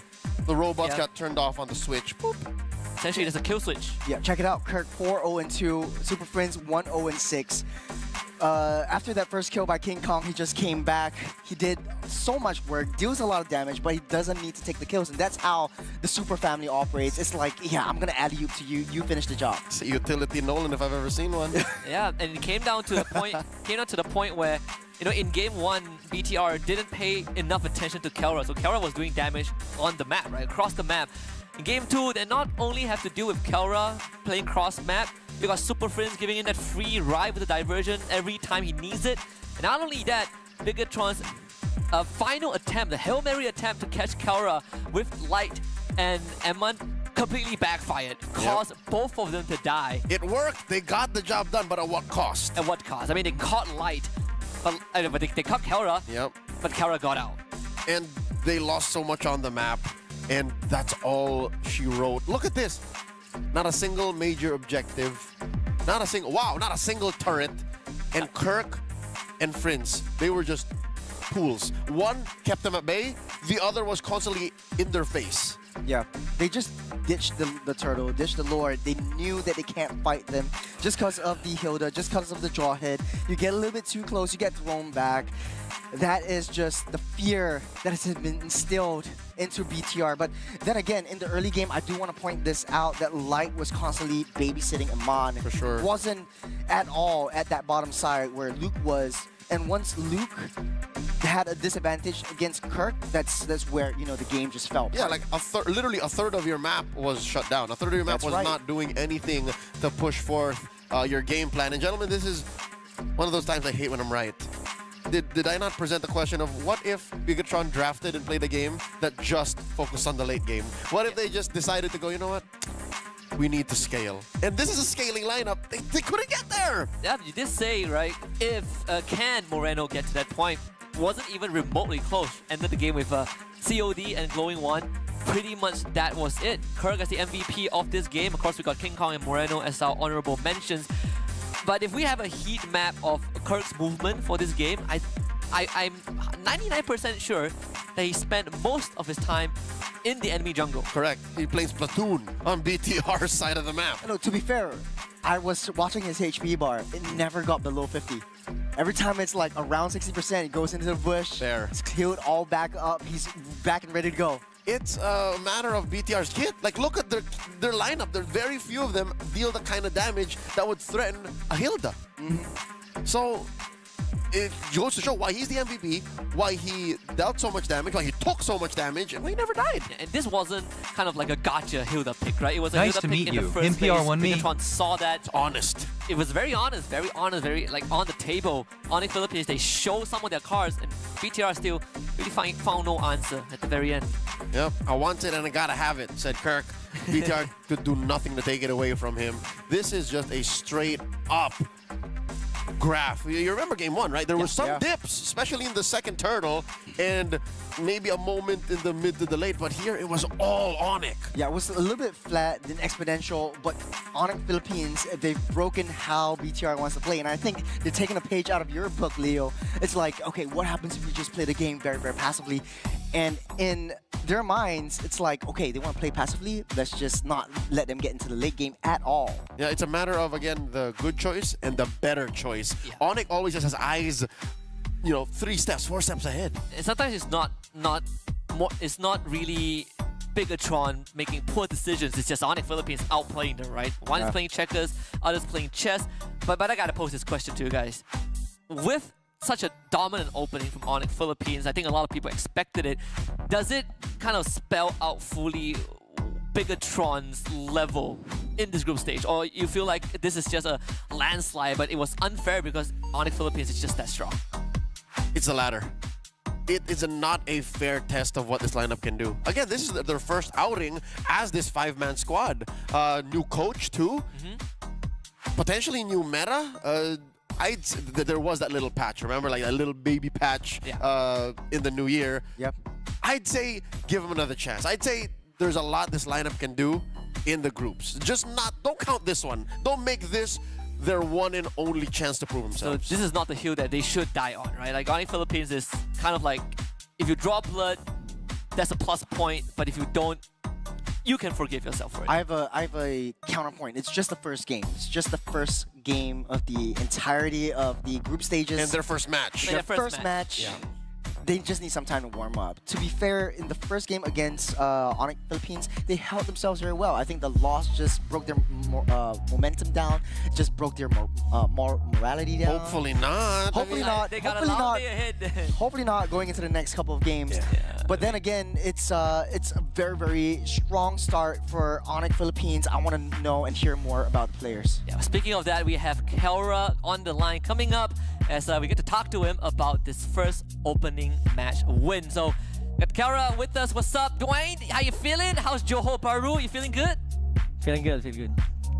Kumusta? I'm happy. Have you fixed Ayos lang. Have you fixed your camera?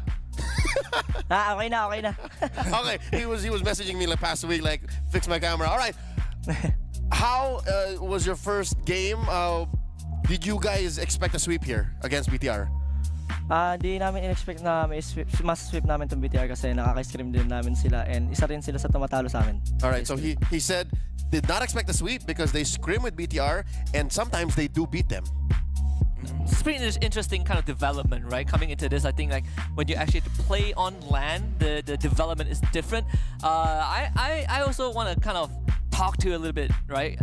Moskov, 2 games in a row, right? What makes your Moskov so much different from what we have seen? Because it really felt like you were untouchable.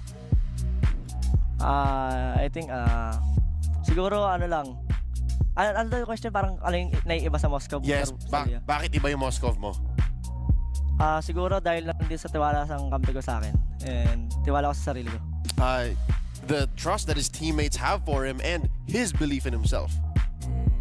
You guys think Actually, yeah, I do have it's a kind of a hard or tough question for you. It's Kelra, dude, try. Onyx Philippines is a very strong and dominant team. The whole world knows this. The whole world knows you. But I want to ask you, what is your Achilles heel? What do you think makes you tick? Anong weakness mo daw, boy? Weakness ko, It's a tough Put him question. on the It's a tough spot. question. Yeah. Yeah, I know. wait. Pwede mag-isip? Well, yeah. Can he think? Does he have Yeah, of time to course, think? of course. Ano ba pinaka-weakness ko? Siguro Weakness ko sa pwede outside the game. Outside the game, yeah. Outside the game? Outside the game. Siguro pag di ko nakakausap yung pamilya ko. When he misses his family. Oh, so it's like sort of like the emotions that homesickness, rides in Yeah. and everything. But you know, keeping your family at your heart, brother. Yeah, you got the super family by your side, right?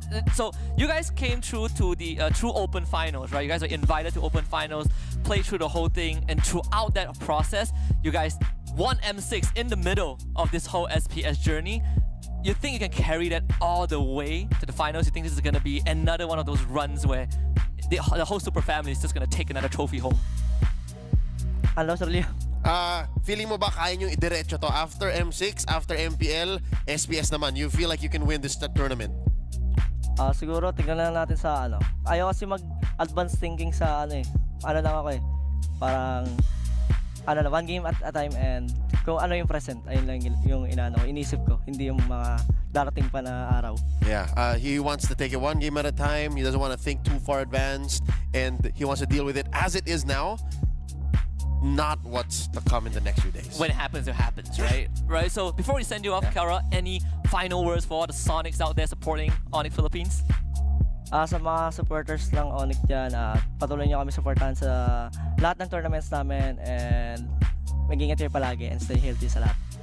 Stay healthy, stay happy, keep supporting the super family. Thank you very much, Kara. We got more games coming up with you guys, so get some good rest. We'll see you in a bit. See you. Thank you. Wait, Husky, you speak Tagalog?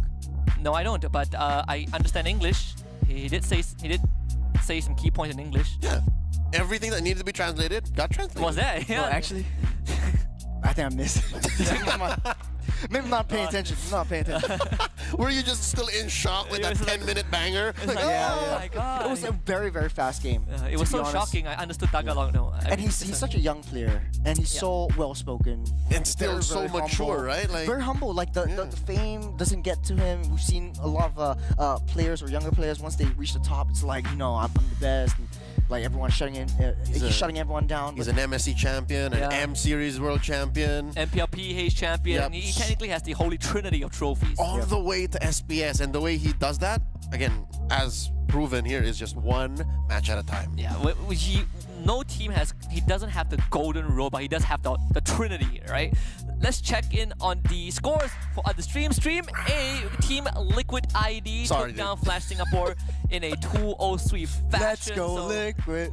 I learned it from Mirko, bro. You want to get home? You want to be able to go home? No, that costs. You gotta go through JB to. I'm just kidding. To reach home, right? So you gotta cross through where the games are being played. Where we are. Hey, guys, it's just the first game, first match of the day. There's a lot more that they can do. I've got a whole lot of copium in my body, so. We gotta find that tank somewhere. You probably hid it somewhere in the green room, so we'll find out. But of course, there's still more games on Stream A as well, right? Evo's Holy and RQ Hoshi coming up. But for Stream B, if you guys missed out on what happened, probably understandable because it's in a flash. Onyx Philippines took down Bigatron Alpha. 15 minutes, 10 minutes. 15 minutes, 10 minutes, 2-0 fashion. What is that? What else to say? What else more to say? It's just a masterclass of like pro performance, you know what I'm saying? Especially in such a, I would say in a way, a pretty intense group stage because you got to keep playing, right? You're constantly playing, you're constantly thinking about the next game, and there's no redos, right? Every single team becomes your opponent only once in the round robin. Now, luckily, it's a best of 3. Unlike the Swiss at M6, which was very lethal, that should give some teams, you guys know what I'm talking about, better runs at it, especially the teams that we have not yet seen in action. Again, I am also slightly worried about my boys in Falcon, right? Team Falcon's PH, yes, they are champions. Yes, they are a team we all know and love, but who knows? We haven't seen them in action in like months. Yeah, that too. SRG, on the other hand, last time we saw them was M6 when they finished 3rd, but they got off to a great start. 2-0 over See You Soon. So, sweeps across the board. You're happy. You're happy. Yes, I am. I'm okay. I'm okay. I mean, I've got copium. They're coming up next, so they're coming up in like 2 series, right? 2 more series. Yep. The 3rd series is going to be quite a series to watch it for any viewers who appreciate the rivalry between MYSG. That's going to be the 3rd series on Stream C. Yeah. It's going to take a while. I mean, coming up, they got Falcons Esports against Aurora, so that that one I think is a banger too, considering what we have witnessed at M6. Yeah, I think Falcons really made a name for themselves. Back when, they had one player, Ruby DD, Yep. who actually has a sort of like a combo in the game based on his moniker. Yeah, Yeah. but that's a long while back, but take it as recent as M6. They took Many. Onyx PH to the limit. Oh yeah. 5-game series in the upper bracket semis. The only team, I think the team that pushed on the Philippines the furthest is actually, Falcons. In recent memory, yeah. Yeah. That itself is crazy. Yeah, I honestly, a lot of teams count out teams that are not from like Indonesia, Philippines, but actually these teams are coming up. They're showing up strong into a lot of these games. Let's take a look at There it the is. statistics right There here. it is, immediate upcoming match. This one, Onyx Indonesia against Team Falcons. That's coming up next. Is that my boy Flap? Yes, and that is, I believe, the new gold laner for Onyx in Savero. Yeah, it's gonna be a debut, right? And again on a stage against a powerhouse, a team that has been at the top, that has tasted what it feels like to dominate the world. Went through a bit of a journey, but now they are here for a chance to win back-to-back SPS, just under a different banner. But the team is the same. It's still Flap, it's still Super Marco, it's still the team that we all know and love from 2023. And 24, like they And still, 24, yeah. Kicked butt last year. It's just that they fell short of the M series. I think they're hungrier now. Again, it's Hunt Day. Yeah. That's what they call it now. As a member of the Nest, like the fan group of the new Team Falcons PH, it's Hunt Day today. Yeah, and to your point though, it's a personal thing, but like I feel more affinity towards teams who stick together because they're the same squad. You can see their growth, their downfalls together, and how their revenge and comebacks are. And this is what the entire SPS is for them. It's a comeback. We are still in the game. We are still a world-class team, and we're here to prove it. You're willing to kind of tough it up for another year or two, right? I think that what makes the story so much sweeter when you finally taste victory. But for now, we're gonna go on a slightly longer break. We're gonna give the team some time to prep for their next matches for all respective stream. But if you are here watching Stream B, watch out. Onyx Indonesia against Team Falcons coming up after this.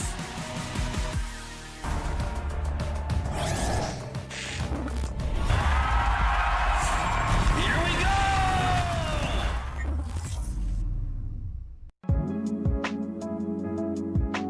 From Onyx PH, I would say King Kong.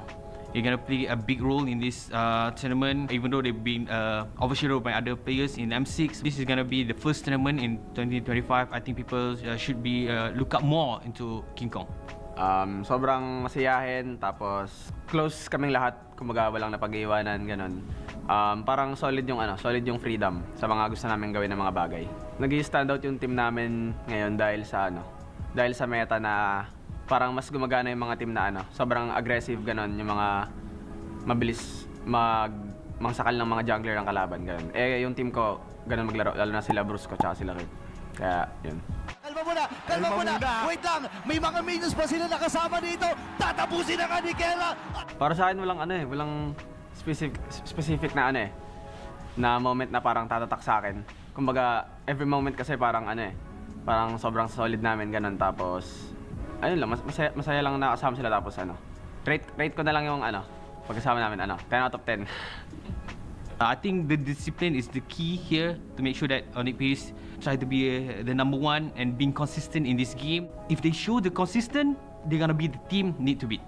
Since malaki-laki rin yung panalo sa sa prize, kumbaga mas lalo siya naging motivation sa amin na mas maging gutom lalo sa pera, ganun. Kaya mas lalo kaming gigil sa practice, mas lalo namin gustong lumakas palalo. Ang goal namin is yung first half muna ng 2025. Goal namin buong team na lahat ng tournament na lalaroin namin, 100% kami magiging competitive, tapos tatapusin namin lahat ng tournament ng walang regrets.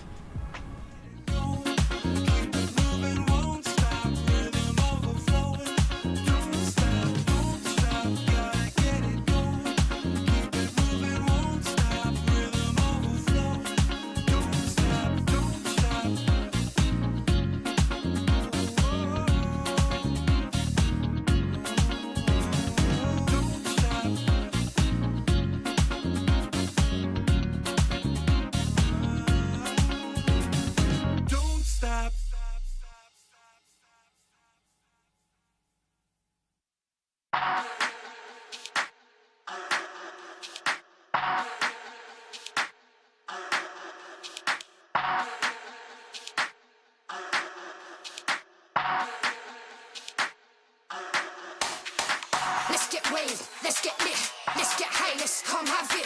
Let's get burst, let's get mash, let's buy a bottle and splash that cash. Guess what? It's time for action. You're feeling fine, main attraction. Pure vibes, not satisfaction. Feel the baseline, chemical reaction.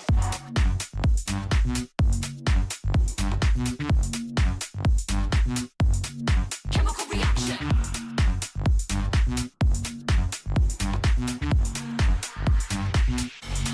Chemical reaction.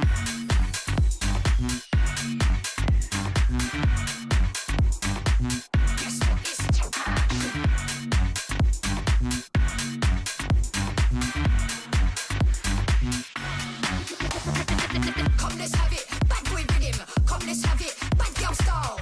Okay, all eyes on you. Come, let's have it, it's time to get wild. Come, let's have it, bad boy rhythm. Come, let's have it, bad girl style.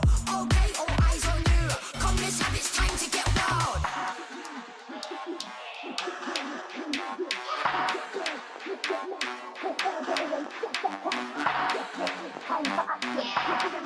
Main attraction, pure vibes, not satisfaction. For the bass, chemical reaction.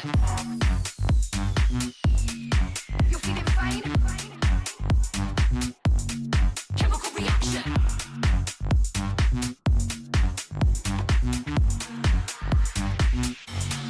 Chemical reaction.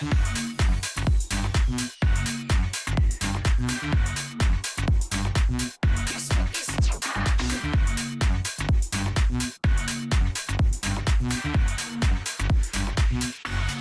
chemical reaction.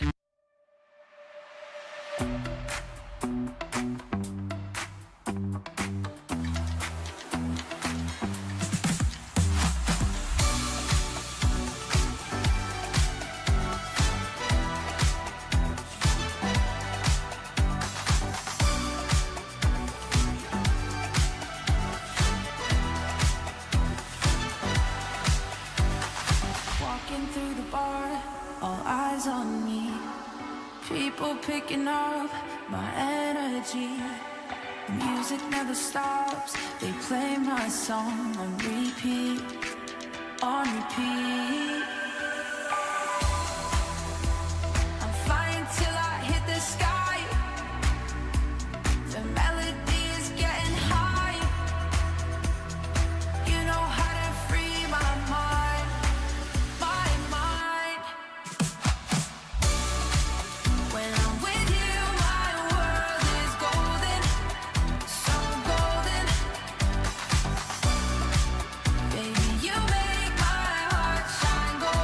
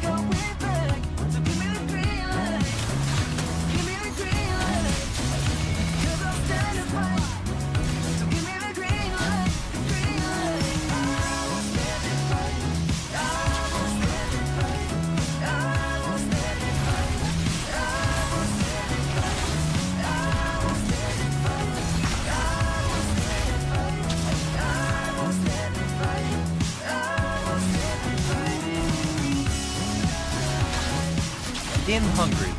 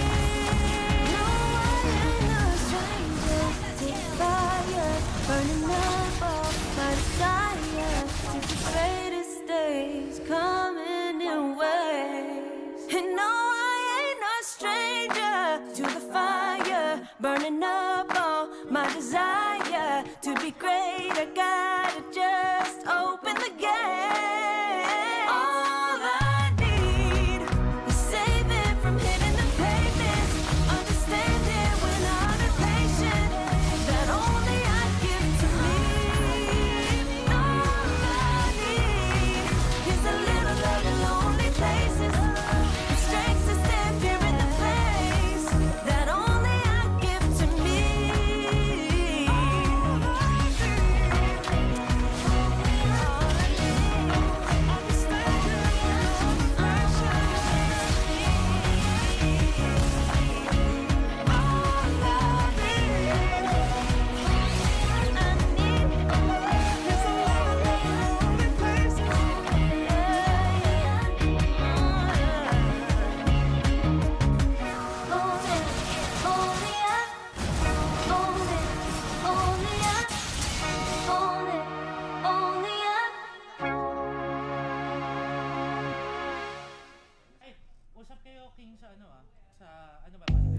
I'm the type of girl that turns logic into atoms.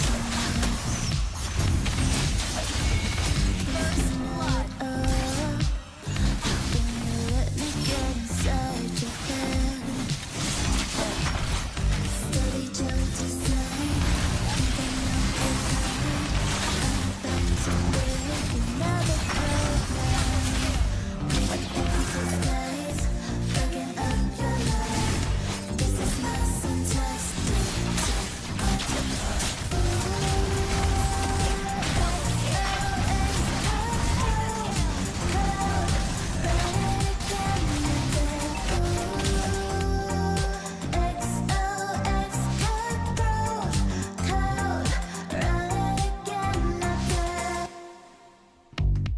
Jump to side. Think I know your kind. Steady jump to side.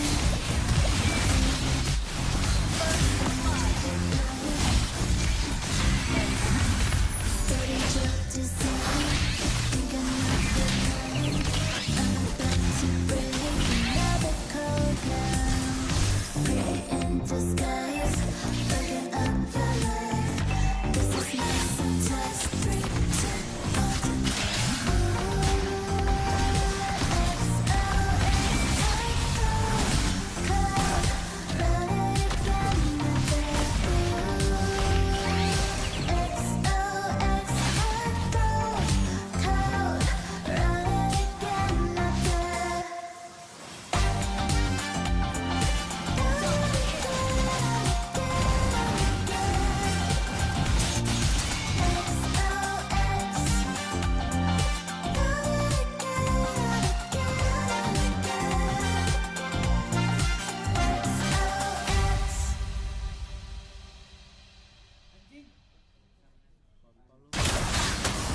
waiting on me, need to come back. Why'd you think that it's night? Told you that I'm not that type. Didn't need a picture, so excited. Tell you not to fall in love. Why you always hit me uninvited? Just hoping you would get the picture. I've had enough. Now it's time for me to turn around. But you knew what this was.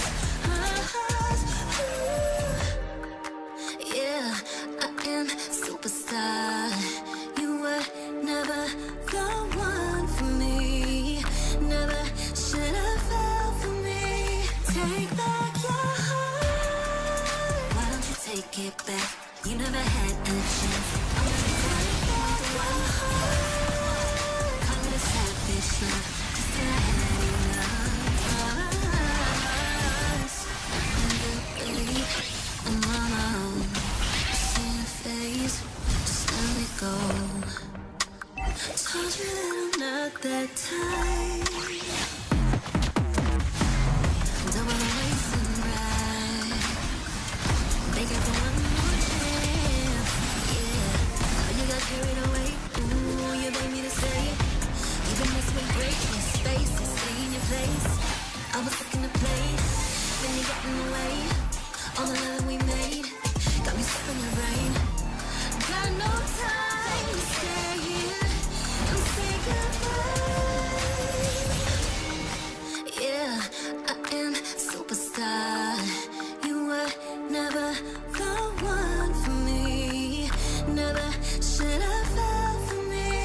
Take back your heart. Why don't you take it back? You never had a chance. I'm gonna take back one heart. Call it a savage love. Just till I had enough of us.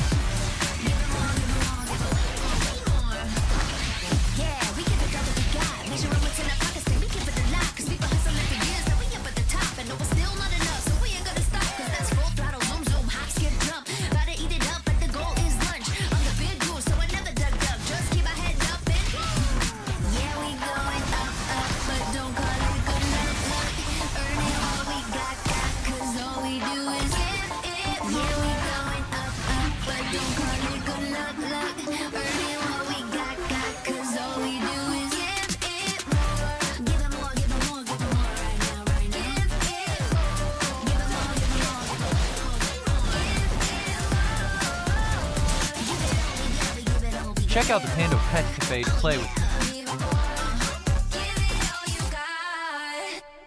Now they know about our dedication. Not just hard work, it's also patience. Chipped away at it and ignored the hate. And now we big Tom status and it's us for the taking. We eat, dream about it every time we sleep. Make it move, shuffle in my feet. Yeah, we bring the heat. We make every situation sweet. Now all we need is, yeah, we going up, but don't call it good luck, luck. Earning what we got, cause all we do is, yeah, we going up, but don't call it good luck, luck. Earning what we got, cause all we do is give it more. Give it more, give it more, give it more right now, right now. Give it more, give it more, give it more, give it more.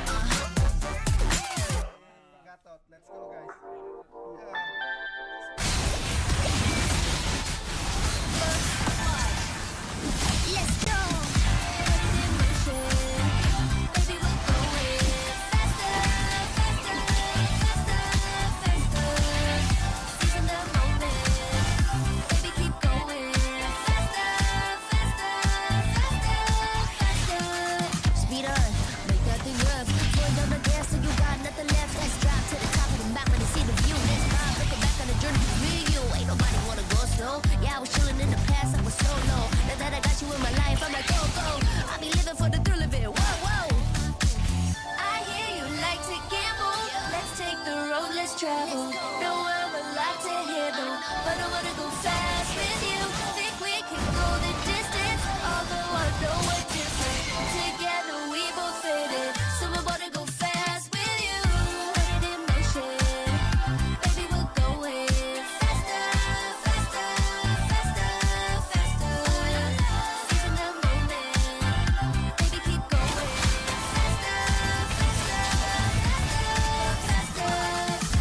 It's like the levee between us, and nothing will ever get in between us. I'ma ride by your side every season, and if anyone try to stop us, we just speed up. Yeah, always keep it at 100. Top down, pretty face, so sun-kissed. No one's hearing, but I swear I really love this. Big shades on, spend time in London. I hear you like to gamble. Let's take the road, let's travel. Know I'm a lot to handle, but I wanna go fast with you. Think we can go the distance, although I know we're different. Together we both fit it, so I wanna go fast with you.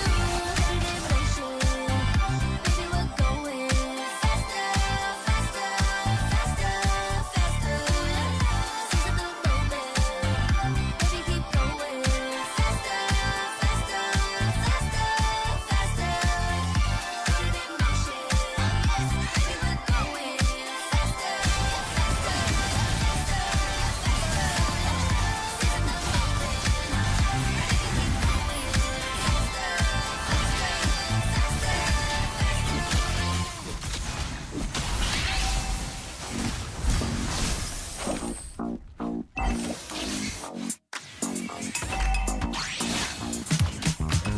cutie, dressed up and I'm glistening. I'm the gift, don't wrap me like it's Christmas. Want some yours, you'll know what you've been missing. Feeling like you should get into mischief. Listen, you've been looking like you're down on your luck. Need a girl like me to come through, lift you up. Hold me in your hand, I like when you touch me. Keep me around or you might get lucky. I'ma creep you with the good move. Creep you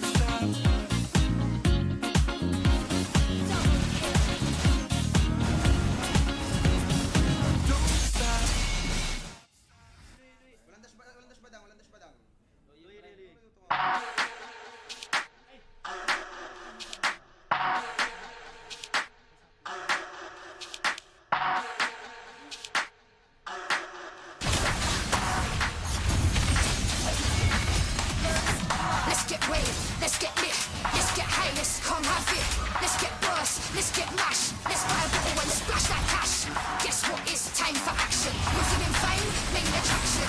Pure vibes, not satisfaction. Feel the baseline, chemical reaction.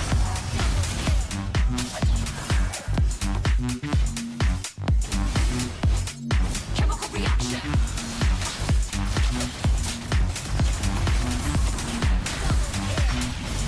Chemical reaction.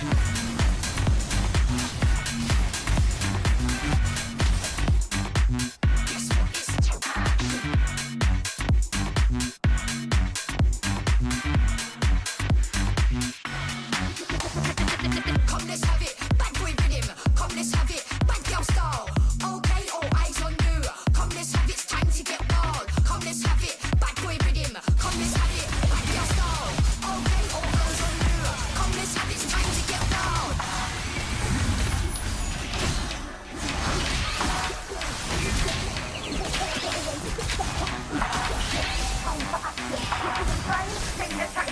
Pure vibes, not satisfaction. Feel the bass, chemical reaction. You're feeling fine. Chemical reaction.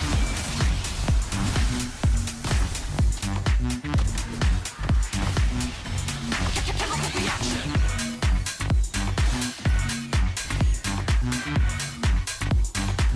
Guess what is action?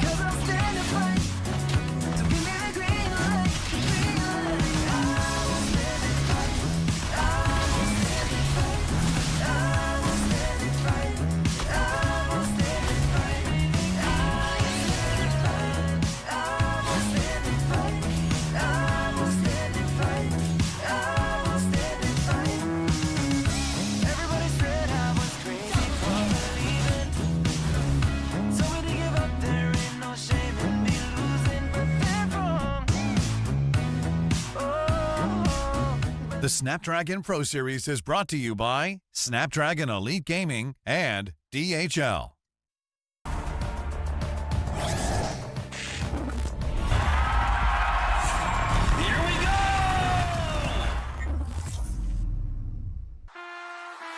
Welcome back, ladies and gentlemen, to the Snapdragon Pro Series Challenge Finals Group Stage, Season 6 for Mobile Legends Bang Bang. You guys are still at the best broadcast channel here with me, Big Dog Ozzy, as your desk host, joined by still Big Bomba Leo, but Churros is sitting out on this one because we brought in a big brain Gideon Q for our second series of the day. It's going to be Onyx Indonesia taking on Team Falcons. How you feeling? Boys, this is going to be a banger. We all know that this has been the fated M5 rematch up once again. And Onyx, honestly, this time, I'm a little scared for them. It could be a little shaky for them considering what their lineup's going to be. We'll get into that in just a bit. But obviously, with Team Falcons being the big dogs here, I'm expecting them to do well. Just to double down on the big dogs, they don't call this a game day. I checked out the social media on the newly formed Team Falcons PH. Go follow them everywhere. They call this Hunt Day. It's hunting day? It's hunting day. It's Falcons. They're hunting. Hunt is on. So the first prey on the docket, the newly formed. Well, reformed. I don't know. What do you call it? This is new side laners in Onyx, Indonesia. I think reform is quite appropriate, right? In the side lanes, at least a newer version. Yeah. Right? A revised Onyx Indonesia. Reloaded. Game of the year. Onyx Reloaded. I like it. Onyx Reloaded. That's actually pretty. That's actually a good way to approach it. But of course, you know, with every single series comes a bit of a trailer, and we have just one for you guys for this best of 3. So enjoy. Sanity becomes easy, secures the Lord in all-out war. Minion Fury pops SOD. Super Michael joins in, and Fnatic Onyx, do they have enough firepower here? Oh, Kyrie will not be able to secure the kill, and Super. Sa tingin ko, parang andun pa rin yung rivalry namin. Kahit ibang team na kami, ayun, feel ko ganun pa rin yung magiging laban namin. Parang iisipin na ibang tao, rivalry, kasi ilang beses na kami nagkakatapat. Pero ngayon, parang mas siyempre, mas nakakagigil kasi tinaguri ang rivalry kami ng Onyx Indo eh. Kaya ayun, mas masarap silang talunin pag ganun. I'm hoping it will be a different result this time because we lost a lot versus their team in the past, so I'm expecting our team to do better this tournament. Is there with the magic power, Kyrie falls, and that is 1, 2, 3 members of Fnatic Onyx down and out. It will be very difficult for Onyx, I would say, because they're bringing up a new player. But for Team Falcon, it's not a problem for them because they have gone through this for many times. But with a same roster, I would say it's a favor to Team Falcon anyways. Because they just recently changed team, right? Maybe just good luck and have fun to all the players. Sa Onyx, good luck sa inyo, lalong-lalo na sa'yo, Lutpi. Kabahan ka na sa akin. With the last insanity! Oh my goodness, you do Red Giants did it earlier. FNOC, they got one of that in their bag as well. It's a wipe out.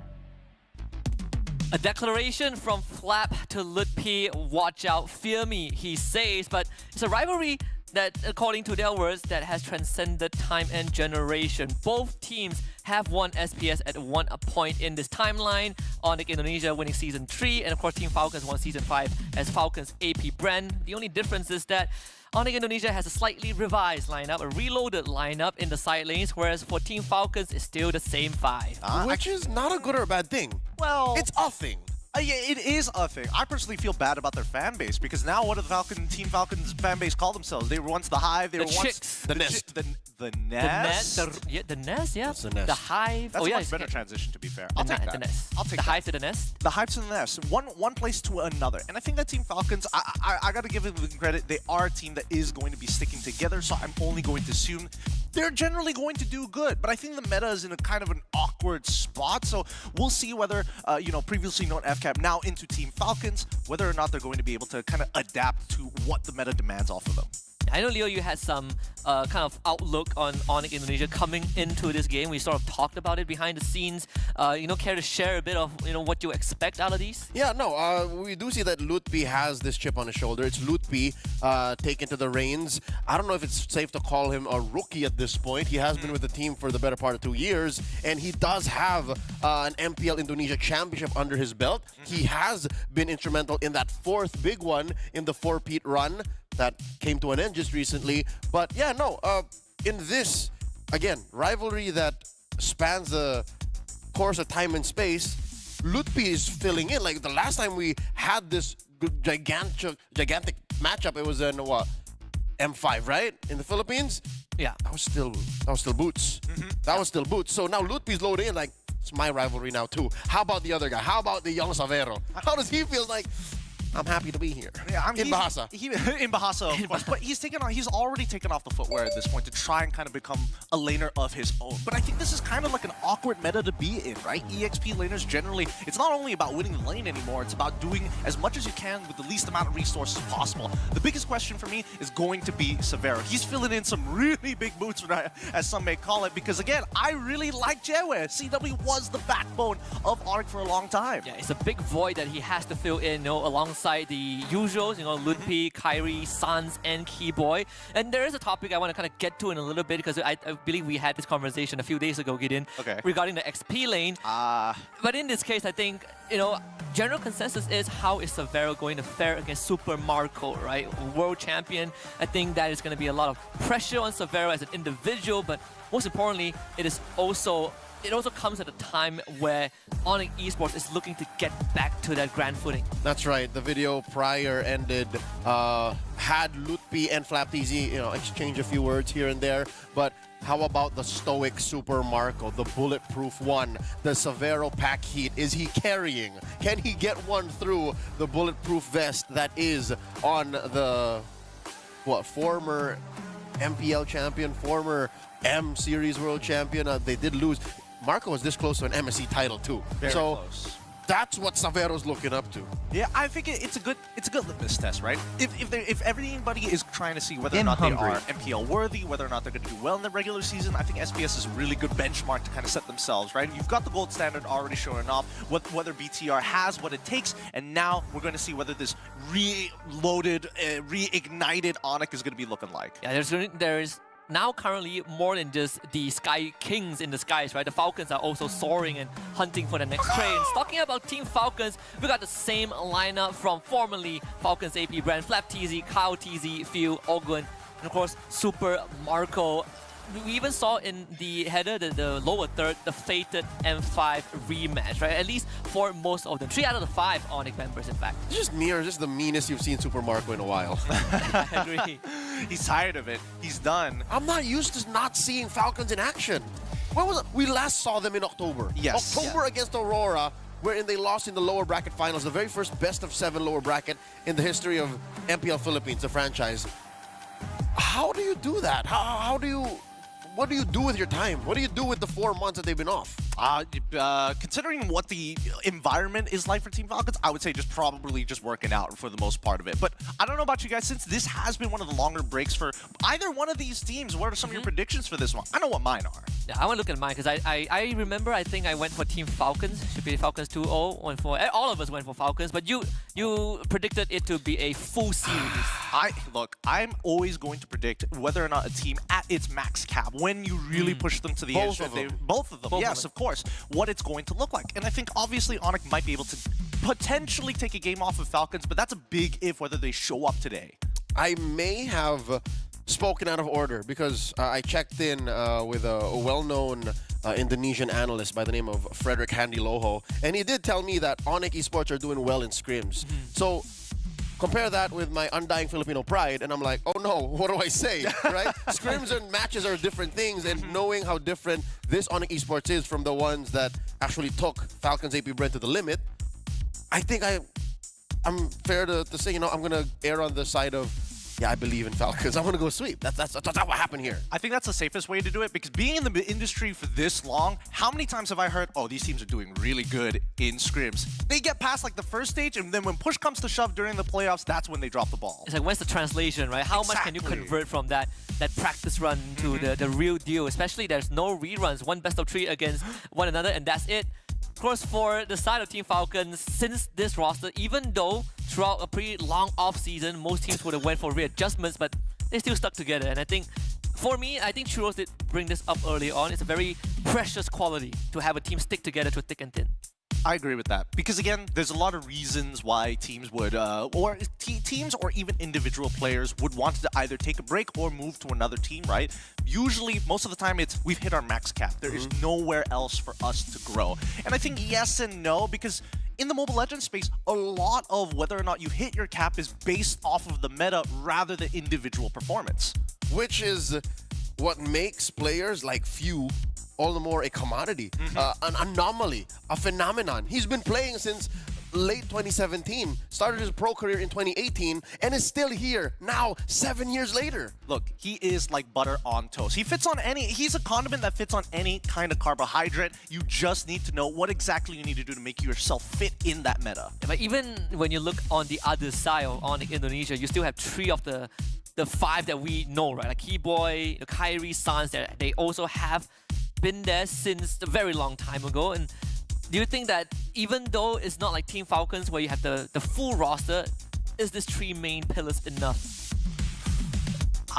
This one's a tough one. Mainly because the meta is demanding excellence from the side lanes with a mid trio that's able to kind of be your foundation for early to mid to finally carry you to that very late game. And I think that's the scary part for me right now. As much as I like Lupti and the way that he's looking at the game, there's still a lot of questions about Savero. So I think we need to go through at least one game to get a little bit of a taste of what this new Onyx is all about. Especially when we kind of go back to that XP topic that I was about to bring up, right? You have a very solid opinion on how XP lane is right now, the state of it being pretty dead and demanding. So many things that you need to do with the limited hero pools. How is that going to kind of translate into the series? So how it's going to translate, we're going to see both the EXP laners go into sandbag tanks. They're going to do nothing to each other all laning phase, and then once they walk out of it, then it's like, all right, I'll show you how much impact I can bring to the game, which is honestly why they're trading words with each other. It's not so much about like, hey, we're good enough that if there are no ganks, our EXP laning is probably all right. But when it comes to the team fight, that's when you see the extra edge.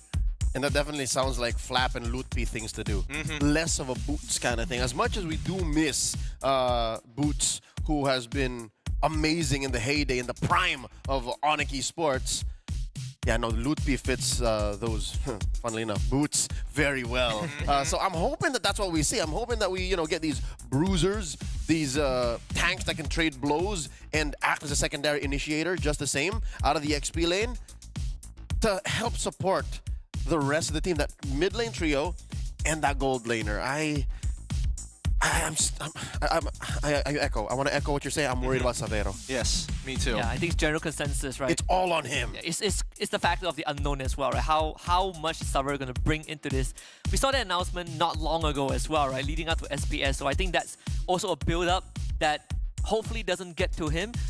The Stream B flavor has been pretty different in XP lane as well. We've seen like Atot, Hylos, Cho, Hilda. Only 4 renditions. I know Lucas showed up on Stream A, but that's pretty much it. So Stream B flavor, maybe it's going to be unlocked in another PH Indo matchup. I sure hope that it does get a little interesting in terms of the EXP lane. But come back to Savero, there are 2 big fears that I have for this poor man. Either A, Team Falcons are going to put a lot of resources down to bulletproof Marco, so he's not going to have much impact to begin with because he hasn't scaled up. Or B, where nothing much really happens, and even when you do scale on half the items, you still can't seem to break through. But it looks like the draft has already begun. All right. The Savero situation still up in the air. No picks just yet. He has a Granger in his sight, so he's staring down the barrel of a loaded gun by Bulletproof Marco. They still don't give it to him. This could go either way. This could be a Keyboy or a Lutpi pick in the Khalid. We have seen Keyboy play at Khalid, I think even since last year. I mean, it's been a kind of long while. But what we sort of have observed throughout time is if you don't get that marksman in the first 3 picks, teams are going to start kind of gunning down that hero pool. At least Onyx Philippines kind of made a good example out of BTR in that first series. Well, to be fair, there's not a lot of ways that kind of deal with the Granger properly, right? Granger naturally is going to have a decent early game. My big concern is why did they go for Khalid as their third pick rather than going for something along the lines of Phoveus, even though Lucas can be thrown into the jungle, right? At the end of the day, there's a lot of dashes that we could see from the first 3 heroes itself. Phoveus probably should have been the way to go to, but Fnatic Onyx, as they go into the second phase, it's a bit of a toss-up. I guess they have their own mix of things. They want to be like, let's just go with a flex pick. It might just be safer. Yep, this does allow for the second phase banning to be a little more specific as well for Team Falcon. So yeah, Coach Addy playing the game here. They banned the Valentina on the way to the second phase, and they're like, so you're going to take out gold laners? Or are you not sure where this Khalid is going? So you have to respect that too. No roam, no XP just yet. Folks, we do have a quick update before the graphics do come up. It's a Valentina and a Farsa ban for Onyx and a Hilda ban for Falcon. So what does it say? Like an assassin in the jungle? It seems like it. I feel like it makes a lot more sense to, you know, get the Hilda out of the way. Make sure that you don't have somebody who can naturally just body block the Granger in the earlier stages of the game as well. It can be a little frustrating. I think Hayabusa makes a lot of sense for Team Falcons, especially since, you know, you're already looking down the barrel of like, okay, there's Suyo, not too much fun to deal with. There's a Khalid, but at least Yves stands still. There's also the Alpha still available. The Matilda Alpha is kind of a classic duo. There's no space for that Alpha at least in Onyx Indonesia's lineup, right? So Team Falcons, they do have that that luxury to go for it fourth, which is pretty rare, like in this climate. He's still so reliable. He's so good. He's so good. All right, just the update. Now it's going to be the CC being banned out for the side of Team Falcons. Now, I do think that when it comes down to the meta in terms of gold lane, it gets a little interesting because some people are on the lines of like, hey, it's either we go back to Trinity build marksmen, or we go Irithel when we are specifically handling the Granger, because the Granger linear lines, Irithel big circles. Yeah. Then they did Fnatic Onyx Indonesia, they did end up taking the Moskov for Savero. In this case, I do agree. I think that Irithel was a point of consideration before the pick, since you have Matilda, right, who essentially is just, you know, pulling his teammates to safety. The final 2 picks for Team Falcons would be that Vexana in that mid lane and a Hylos roam. No, wait, hold on. Lucas jungle, Hylos XP. That's right. So that's a good call from Gideon, right? You say that there's a chance Lucas goes jungle. We're seeing it right now. This is the first in a high-profile match that we're actually seeing Lucas in the jungle. I've heard, you know, word that, you know, in scrims and in ranked games, Lucas can be thrown in the jungle. I just don't know how it scales now when it interacts with the rest of the meta. Not to mention in the other stream, we did see a Lucas jungle as well. I can't remember which one. They're debuting today. They are debuting, but here's the big downfall when it comes down to Lucas, which I think Team Falcons is trying to supplement. Early game, Lucas is great. His build will diverge from your regular EXP. He needs a little bit more damage to have that threat throughout the game. The major problem is when you come down to Lord, you can't just do it yourself. You can't just sit there and tank it without committing your ult. And even when you do, there's a good chance the Lord kills you before you kill it without your team. Yeah, that too. And Churros brought up a good point earlier on. Very ultimate reliant. It's not the most mobile hero, especially when now you have to run Retribution. I guess Matilda solves the problem. Final pick for Onyx Indonesia, Arlet for Lut P in that XP. It's a specialty. We've seen this young man play the Arlet great success. It's just, is that a clear answer to the front line that Falcons is bringing? Like, you know, the Lucas, Lucas is pretty honest. Like, you know what he's gonna do, and the Hylo, so you sweep him out from under the Glorious Pathway, and then that's where you fight? I think it's about tempo, right? You see the Glorious Pathway, they want to kind of break your battle lines, and then you have that Final Slash to guarantee you at least a second to set up for Sans to maybe slow down the initial push. That's what I'm thinking here. 5 seconds. With that being said, we're gonna jump into game 1 of the second series. Getting Q, Leo, let's get the party started. All right, it's time to get this party started. Second game, best of 3 to begin between Team Falcons and Fnatic Onyx. As we get into this, let's break down the compositions one big time for everybody out there, because they didn't get to see much of the draft. We've got Few on the Vexana. We've got Ogwyn already looking to play that Matilda. Not to mention, the first time we're seeing Kyle TZ on the Lucas in this matchup with the addition of the Granger, of course. Right. Echoing what Husky here, our Desco, said, that the Lucas luckily has the Matilda to support him. And if folks who are looking to bring this Lucas into your games, do build it this way. Impure Rage, Season Hunter, and What is that? That's not Thrill. Swift. Yes. All right, so a faster attack speed. A little bit more sense with you. He's taken quite a bit of damage, but no first blood just yet, as expected from both of these high-class teams. Just a couple of battle spells lost. Yep, that's a two-man TKO. Onyx Esports kicking out Team Falcons from that mid lane. And look, they're pushing in deeper. Kyle TZ down to a tenth of his health. Taking control over the tempo. I like what Onyx Esports is doing, but it could bounce back here. Now, Kyle, he's playing a dangerous game. Personally, for me, I hope that he goes back, but he gets a little bit of EXP. He needs to hit level 4 before the next turtle shows up. All right, so the wings by wings help him cross that mid lane, and then going for that small camp should get him to that level 4. And then from there, does he go home, heal up, and then set up for the next turtle? I think he'll have to, right? At this point, not too sure when this turtle is going to be spawning. Looks like it's going to be spawning soon, although I am a little curious about Luffy's priority, right? He's up against the Hylos. The Hylos can kind of just waste him. Just sits there and says, no, you don't get to move. And luckily, there are those sure wins in the lane. That's one way to ramp up into your power spikes. Top lane is where the action will be going down. Upper quarter, this turtle already started out. Sans baiting it out. Flap Easy pulling it ever so slightly, already at level 4. But look at the junglers, right? It looks like Onyx Esports has done a bit of homework here. Topside Few is getting blasted down for first blood thanks to Sans. One ult for a free kill. I'll take it any day. Point blank. Gila gets the first kill of game number 1. Now the turtle down to a fifth of its health. Onyx Esports making quick work of it. Look at the back line. Keyboy looking for one more. Ogwin barely gets away. Flap TZ keeping the purple safe for Kyle. Oh, man, I don't know how to feel about this Lucas right now. I mean, hey, look, it's not Lucas's fault. A lot of it just came through the unfortunate interactions in the mid lane, right? The fact that we already saw Few losing out his flicker super early on in the matchup and then not hitting level 4 on time, it's a snowball effect. Onyx Esports is playing what the meta is asking of us right now, which is all about tempo. Apply pressure until your opponents tip over. And as well, I think there is a range issue. The fact that Marco, one of the more, long-ranged heroes for Team Falcons alongside Few, isn't part of these scrims, isn't part of these bouts. So maybe when they do eventually collapse onto gold, that's where Team Falcons can catch up. But now with 1,000 between these two, I think Onyx Esports can do their best to just deny that rotation for Falcons. Well, personally, I think it should be expected, right? Because, hold on. I mean, Keyboy should technically be okay here. He is Khalid. He still got his flicker. He should be safe. Now, here's the big thing. Between Ogwin as well as Keyboy, we're expecting Ogwin to only start being like really, really useful 2 items onwards. Once he's got the Enchanted Talisman, spice things up the Flask of Oasis, and not to mention, he needs to unlock that Blessing first before he can start topping up his teammates. Yep, and he's waiting on their power spikes. Keyboy can just keep railing himself into Team Falcons, and that'll have an effect on the map. While Ogwin, on the other hand, can't do that. Like, the best he can is just clear bushes, make sure that the power spikes are hit.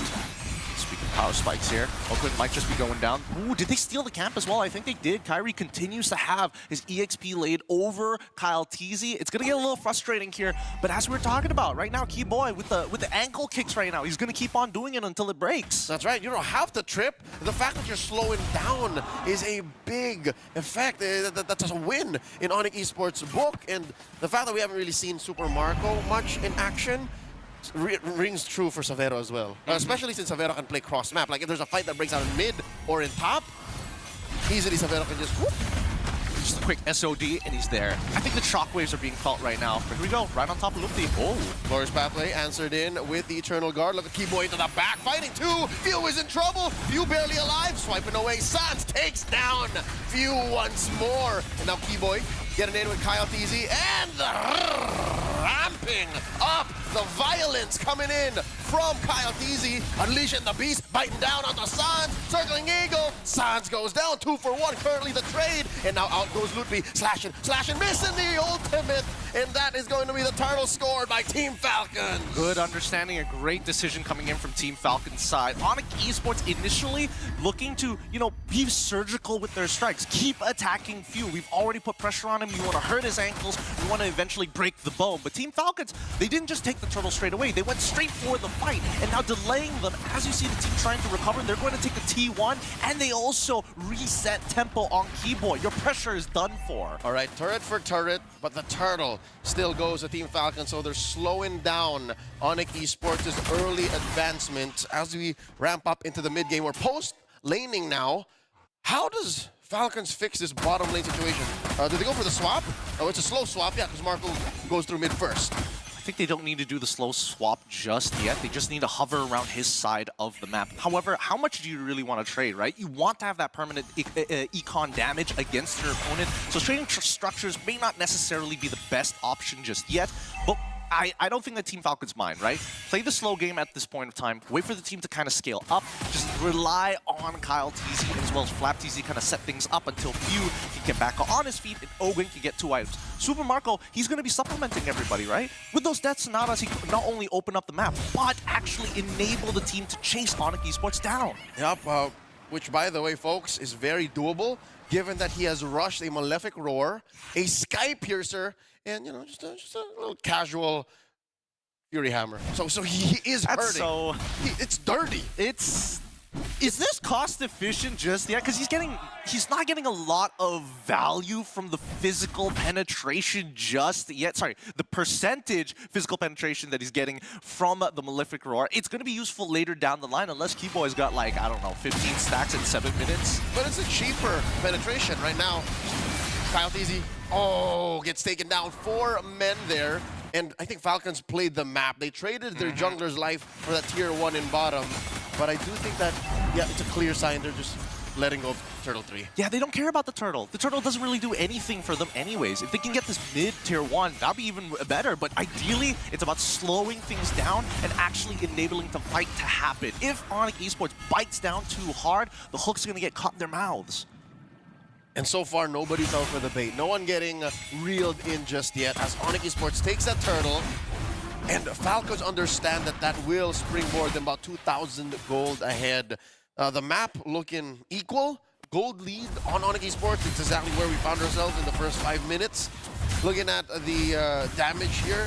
How do they solve the Sans situation, man? Because look, Sans, he's dealing a lot of damage. Swiping, sending home dudes before fights start.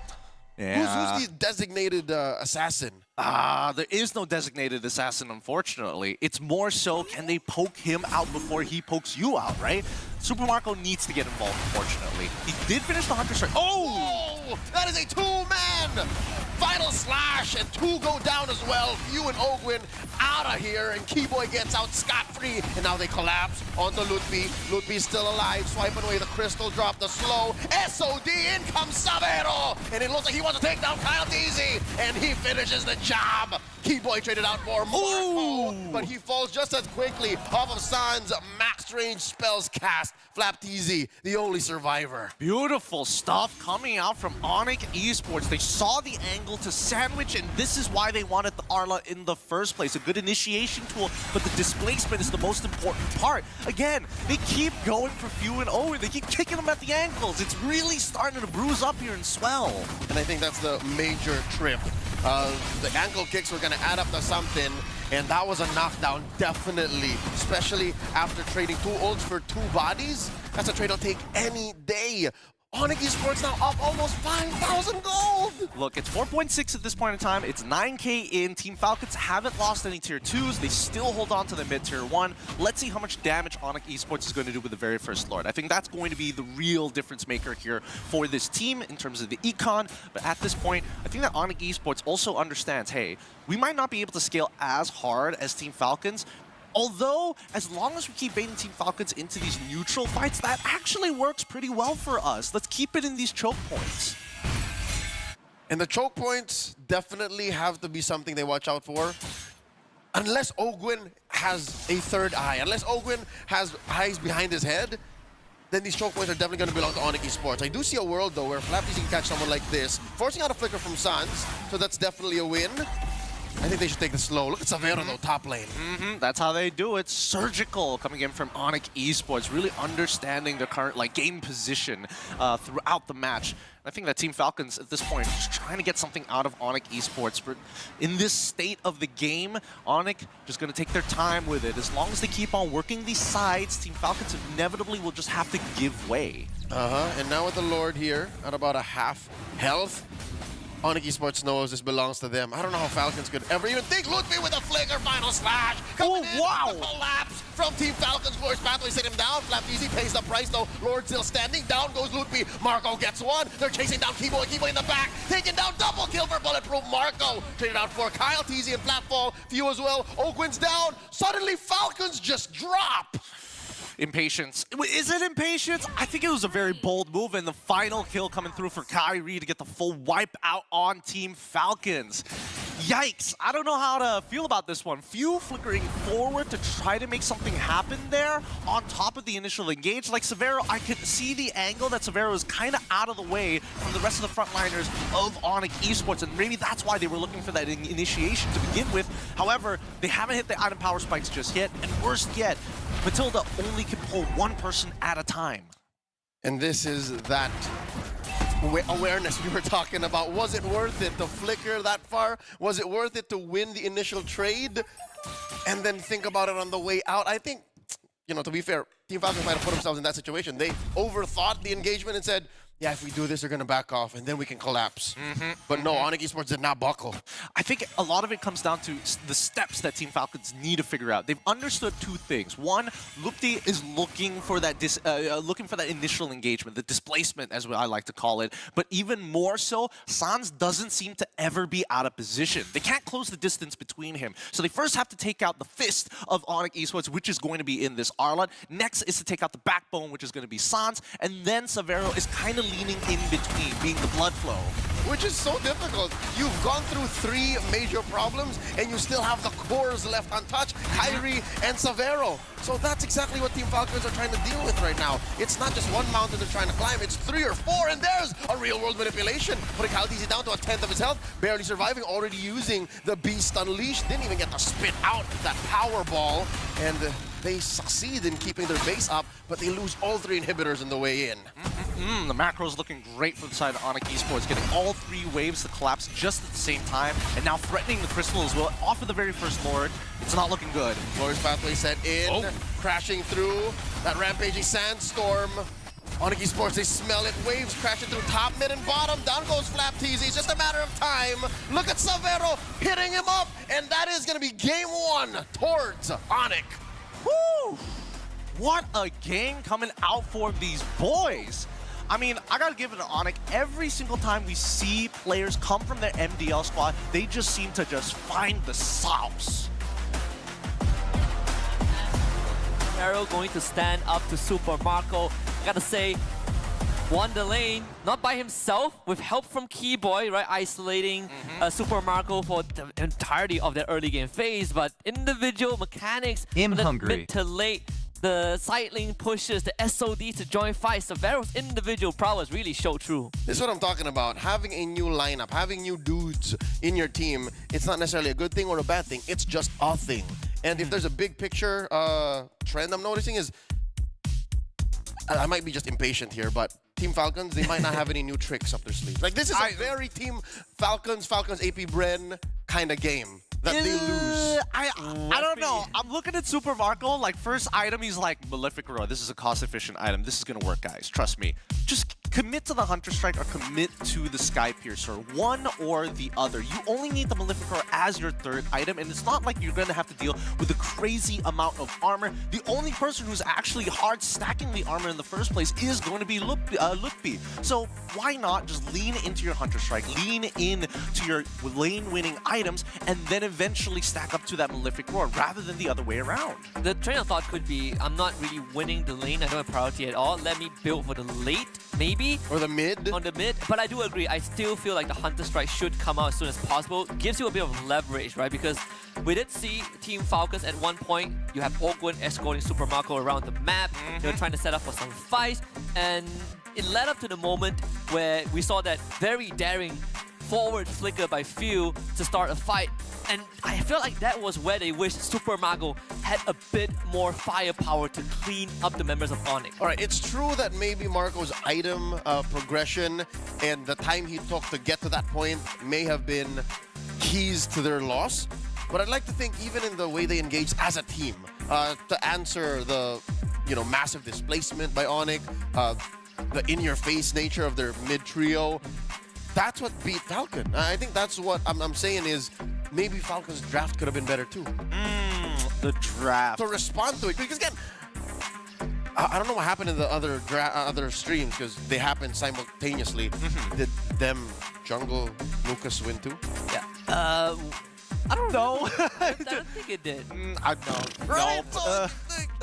I would say it also came down to the draft sequence from Team Falcons, right? We did see that Matilda, Granger, Lucas in that first phase. It kind of sort of locks you out. Like if I put Lucas in that XP lane and I go for an Alpha Jungle, who is going to be that big front line, right? So I think the sequence also affected how Team Falcons approached that second. It was Granger first. It was Granger first, and then Matilda, and then that Lucas. I mean, it's okay. Lucas is fine. It's just when we saw that, oh, they picked another, they picked a mid laner and the Hylos. Then that was where, personally, that's where it all rang alarms in my head. It got a little funky here. I'm not gonna lie, a lot of the draft really comes down to like whether or not you can get like a strong mid trio or super strong side laners. You can't have both, right? If you have both, you basically won the game already, right? But based on what we're looking from the Golden EXP, the good thing about Onyx Esports is the fact that they understood, okay, what is Matilda weak at? She's good at pulling people out of hard situations, but she doesn't really help you recover from bad ones until she gets 2 items. And that's where Keyboy really starts to take advantage. If you make a lane mistake, that's where he's going to go for the ankle kicks again and again and again. And I think Few felt it so much throughout this game.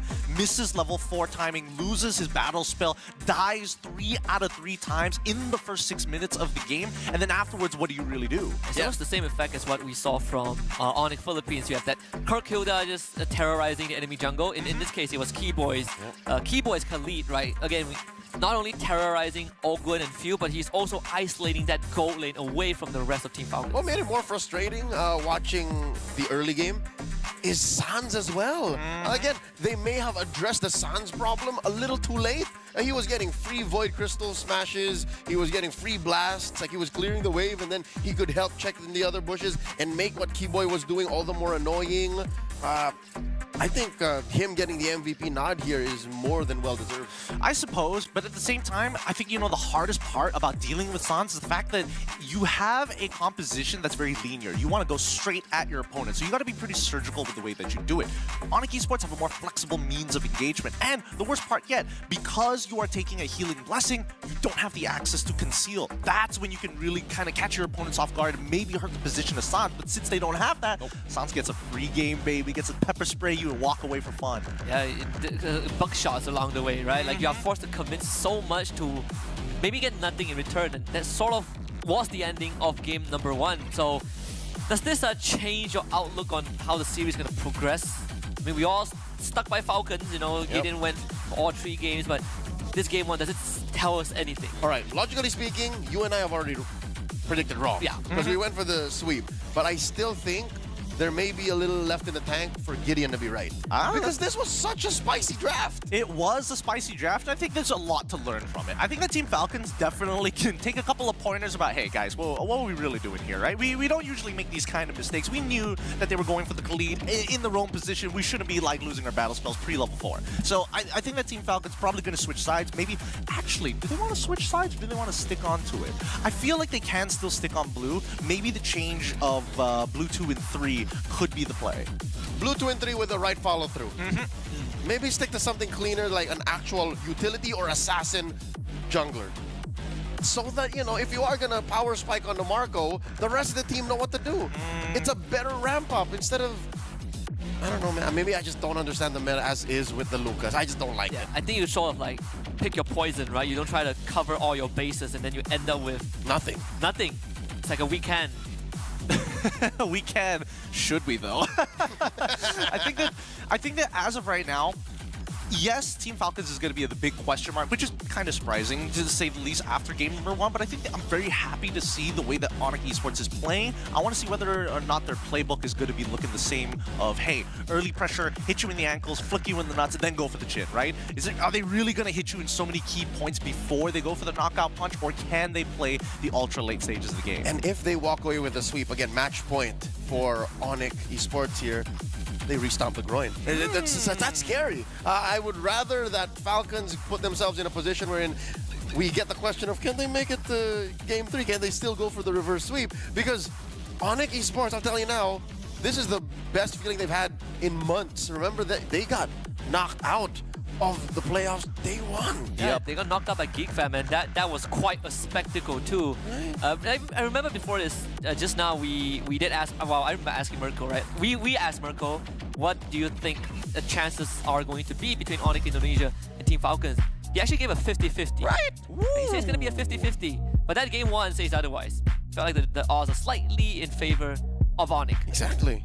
I think the odds are kind of good here. I still think it's 50-50 just yet. I don't think the Falcons are playing, at their 100%. I do think they still have an opportunity to equalize, and that's what I'm hoping for this game number 2, unless they switch sides. If they go to red side, probably they're going to revert back to the traditional, hey, Kyle, Bulletproof Marco, it's time. Take off the weights. Yeah, they have time to take off the weights for sure. Flex those muscles, get the scapula, warm up with the pull-ups as we head for a short break. But when we return, Game 2 between Onyx Indonesia and Team Falcons will continue.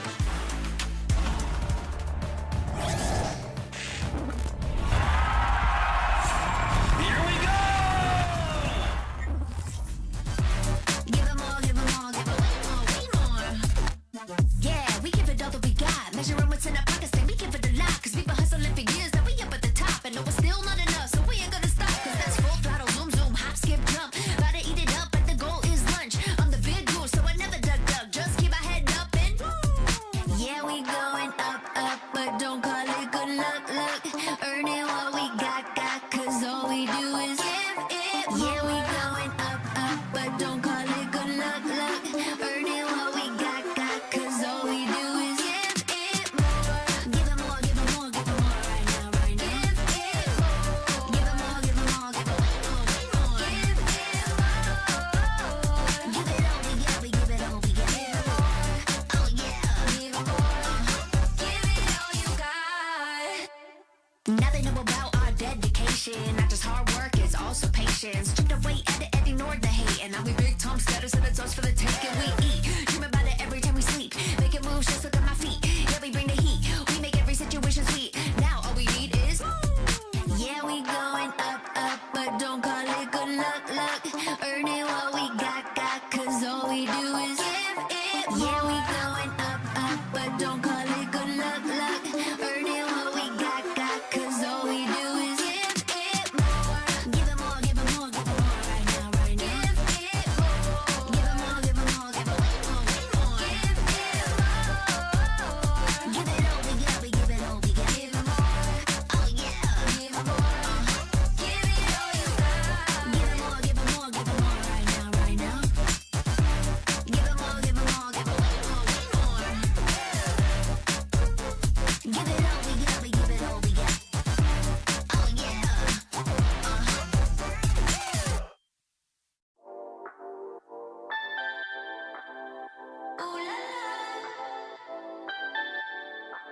Let's go. Put it in motion. Baby, we're going faster, faster, faster, faster.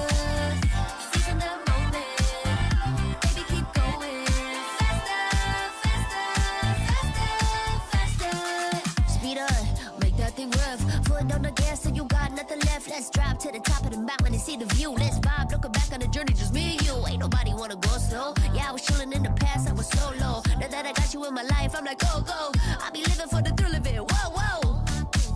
I hear you like to gamble. Let's take the road, let's travel. No, I'm a lot to handle, but I wanna go fast with you. Think we can go the distance, although I know we're different. Together we both fit it, so I wanna go fast with you. Put it in motion. The faded rivalry continues between Onyx Indonesia and Team Falcons. Welcome back to Snapdragon Pro Series Challenge Finals Group Stage for MLBB Season 6. It's Husky alongside Leo and Gideon Q as we now prep for game number 2 because game 1, it was all Onyx Indonesia.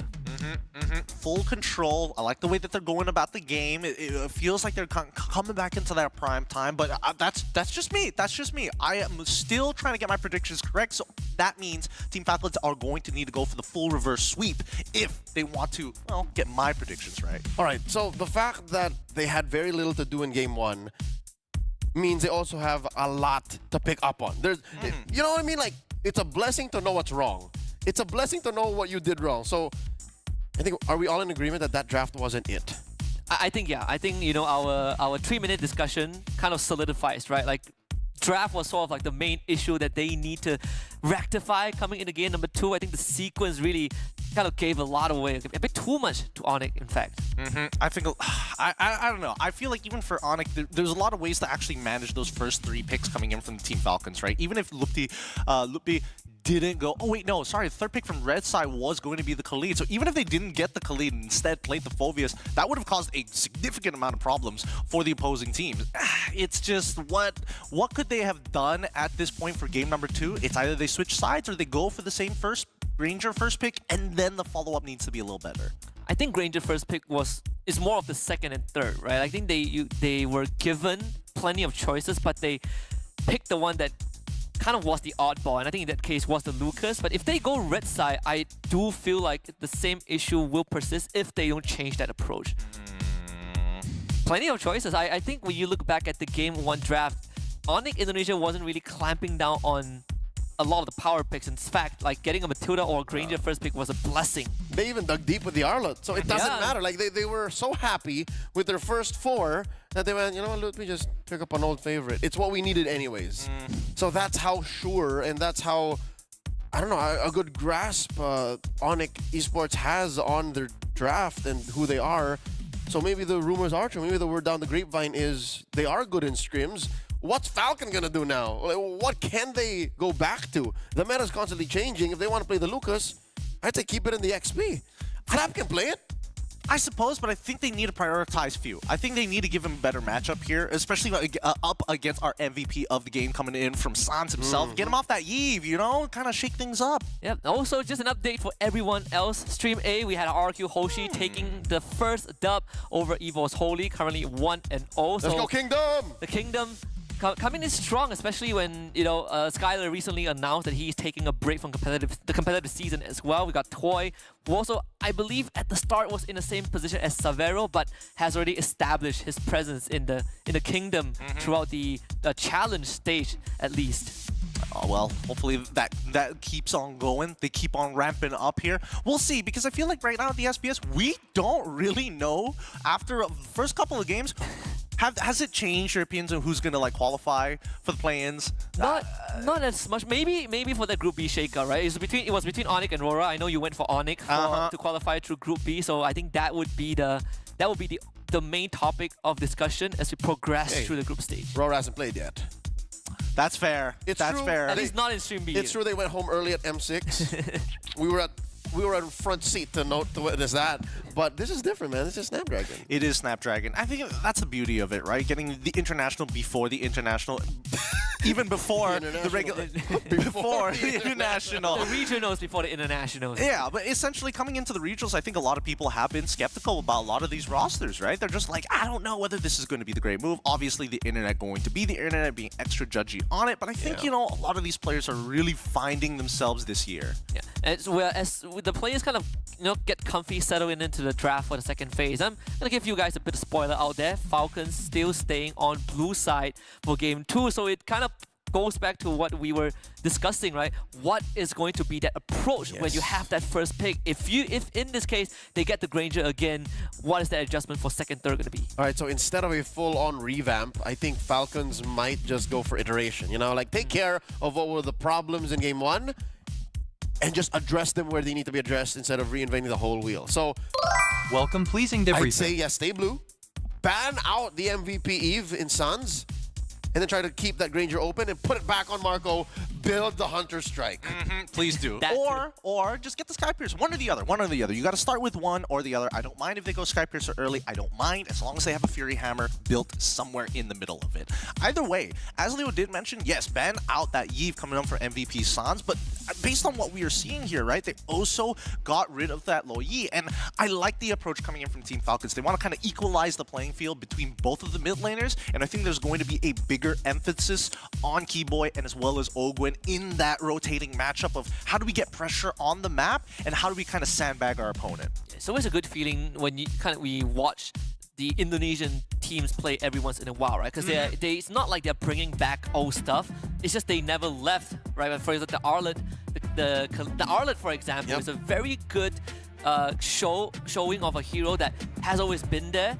A lot of teams moved on from it, but Onyx, they stuck to it and made it work. It's like that old SpongeBob meme. All reliable is that, you know, that jellyfishing, man. It's just, oh yeah, there's my Arlet. Oh, baby.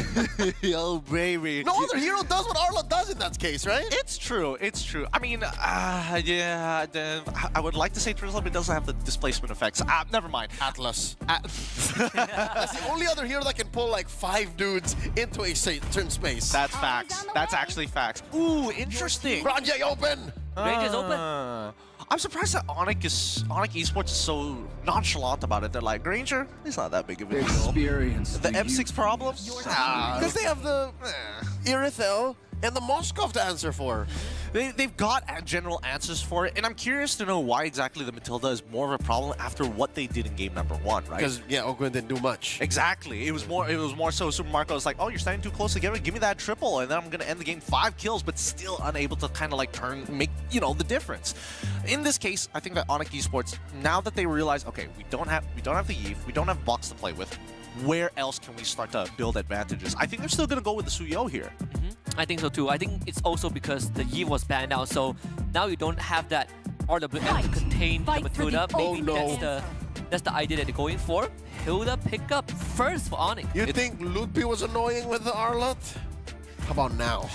I think this is a flex. I think this is a flex. There's a chance that the Keyboy goes on a Hilda. Exactly. There's a chance that Keyboy goes onto it. There's a chance that Lupti is going to pick it up. But for now, it's a bit of a wild card, right? Because the Joy is going to be the go-to. Ooh, they're going to go into the Suyo. 14 Falcons.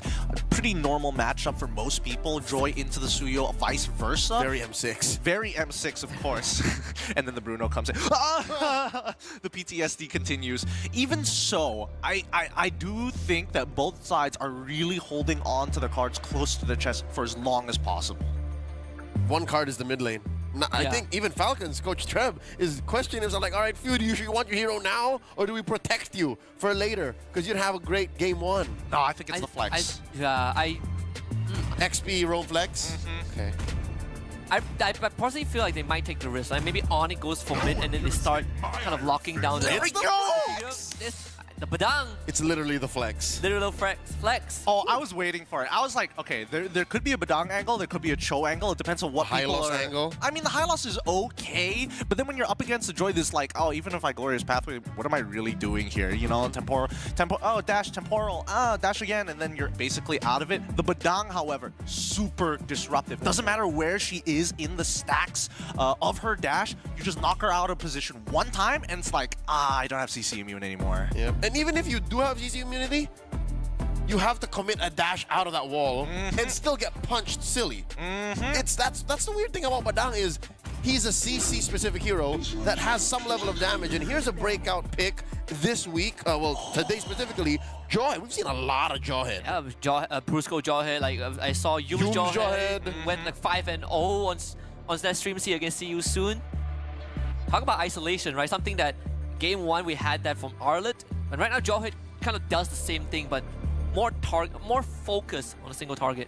But it also demands respect out of Badang. If Badang goes into the support sector, that's where he's going to have a lot of problems. Like, yes, he can kind of like keep the Jawhead away, but one wrong move, one bad mistake, Badang is basically just trapped, right? There's nothing much he can really do, especially as a support. If he's EXP, maybe there are a couple of options here. And I think that Badang going into the EXP now, seeing both Jawhead as well as the Hilda, he does all right in lane. Yeah, so now he knows I'm going to be slower in the rotation, but I'll win fights better. Yes. Yeah. Like, just let Hilda do her thing, right? Like, Hilda is going to do her thing. If we can't stop her, at least I get to my items earlier, and then when we need to fight, Badang is going to be there. God, they're really taking their time with the bans here. I get where Onyx Esports is coming from, but they are on red side and they will get first pick in the second phase.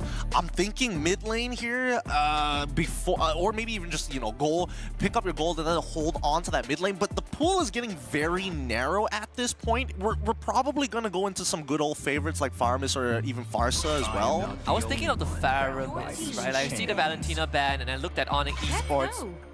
they kind of want to be in your face. Oh, they're attacking Savero. What are they saying here? You better be the Indonesian sniper or bust? Because that's the only one left. What else? 1-1? Layla? I think Layla's possible. Bruno's okay. I think the safest among safest is going to be Claude, right?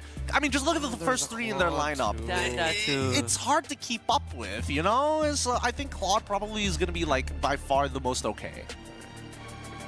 I mean, if this was like CW, you know, the Beatrix would be an option. Yeah. I'm sorry, I just miss Calvin Winata, all right? Even if Calvin Winata's here, I don't think he would go for the Beatrix. He'd probably go for the Wan. There you go. See, so those are the options. So, guys, this is the weight on Savero's shoulders. Even if they won Game 1, people are still talking about his predecessor. You gotta do a lot more than that. You know? It's true. It's true. So you get just big team fights right now. So like you said, like you call it, Gideon, it's gonna be that Badang XP.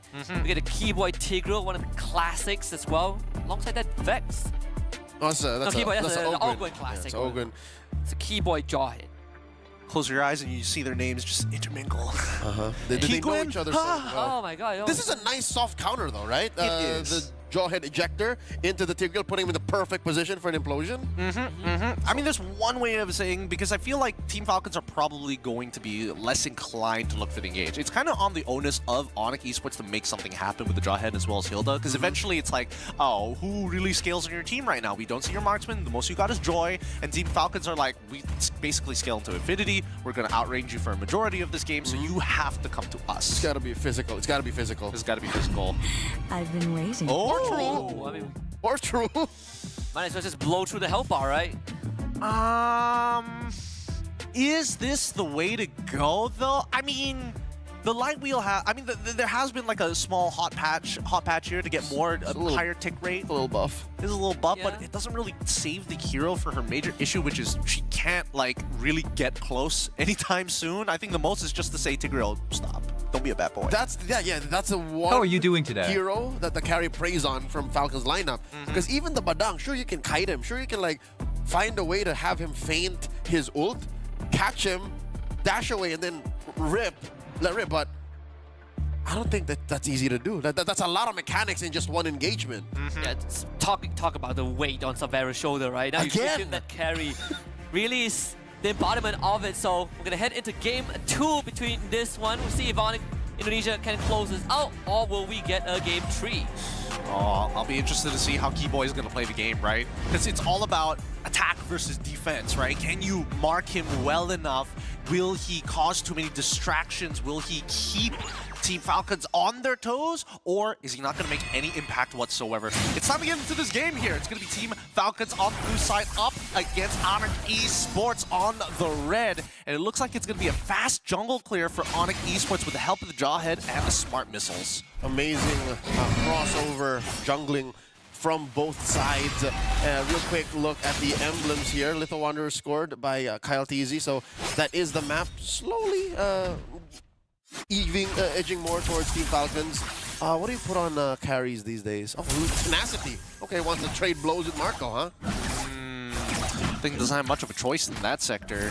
Can't really space Marco as nicely as you would do compared to other marksmen, especially with the way that you can reposition yourself with a Rondo as well. It's going to be hard to land a single light wheel. Look at Ogren. Oh, he's in trouble. That's it. First blood drawn by Onyx. Interesting. So yeah, again, this is the main issue that we're going to be seeing throughout the game. They're going to be looking towards, hey, where is Keyboy going to go? And they have to make a hard read. And if somebody's caught off guard, Onyx can really use that attention, that resource of attention to punish their opponents. Kyle TZ pulling the surge fast enough to avoid getting ejected into oblivion. Onyx Esports picking up the pace. Man, this is momentum from Game 1. Well, let's see how long the momentum is going to last, right? Because now that Team Falcons are aware that Onyx Esports understands what they're doing with this Jawhead, they need to really start taking their time and follow back to the fundamentals, right? Check every single one of these bushes. Give up this first turtle. No point fighting it at this point in time. The most we can do is just threaten it. All right. Onyx Esports, quick, major objective, lower quarter. immediately picking up the pace. It's a much cleaner game compared to game 1 for Onyx. Yeah, look at this. Even Onyx, we've got Lippy just double-checking the jungle just to ensure where Kyle TZ is on the map and where in his rotational path, his jungle clear he's going to be in. And as soon as Keyboy hits level 4, I want to see whether it's going to adjust how fast Onyx Esports is going to play, or are they just going to keep it up of, okay, Severo, pick up double waves, let's keep on with a Kyrie train here, package him well, and then ship him off into the Falcon Esports' backline. Yeah, that's something we did not talk much about in the draft is Onyx Esports, the lineup they have is even if you're not getting anything, like no big major fights, you're still doing something. Oh, yeah. You're leading up to something. You scale so good in the gold lane, and you're farming out of your mind in the jungle. The rest are just utility towards that. Right now, so far so good for Kyle, at least. Level 6 to level 6, despite getting that early clear coming in from Kyrie. With the help of Keyboy, Super Marco currently the top of the gold leaderboard, which is good to see. So Team Falcons are keeping up with Onyx despite the first blood being given over.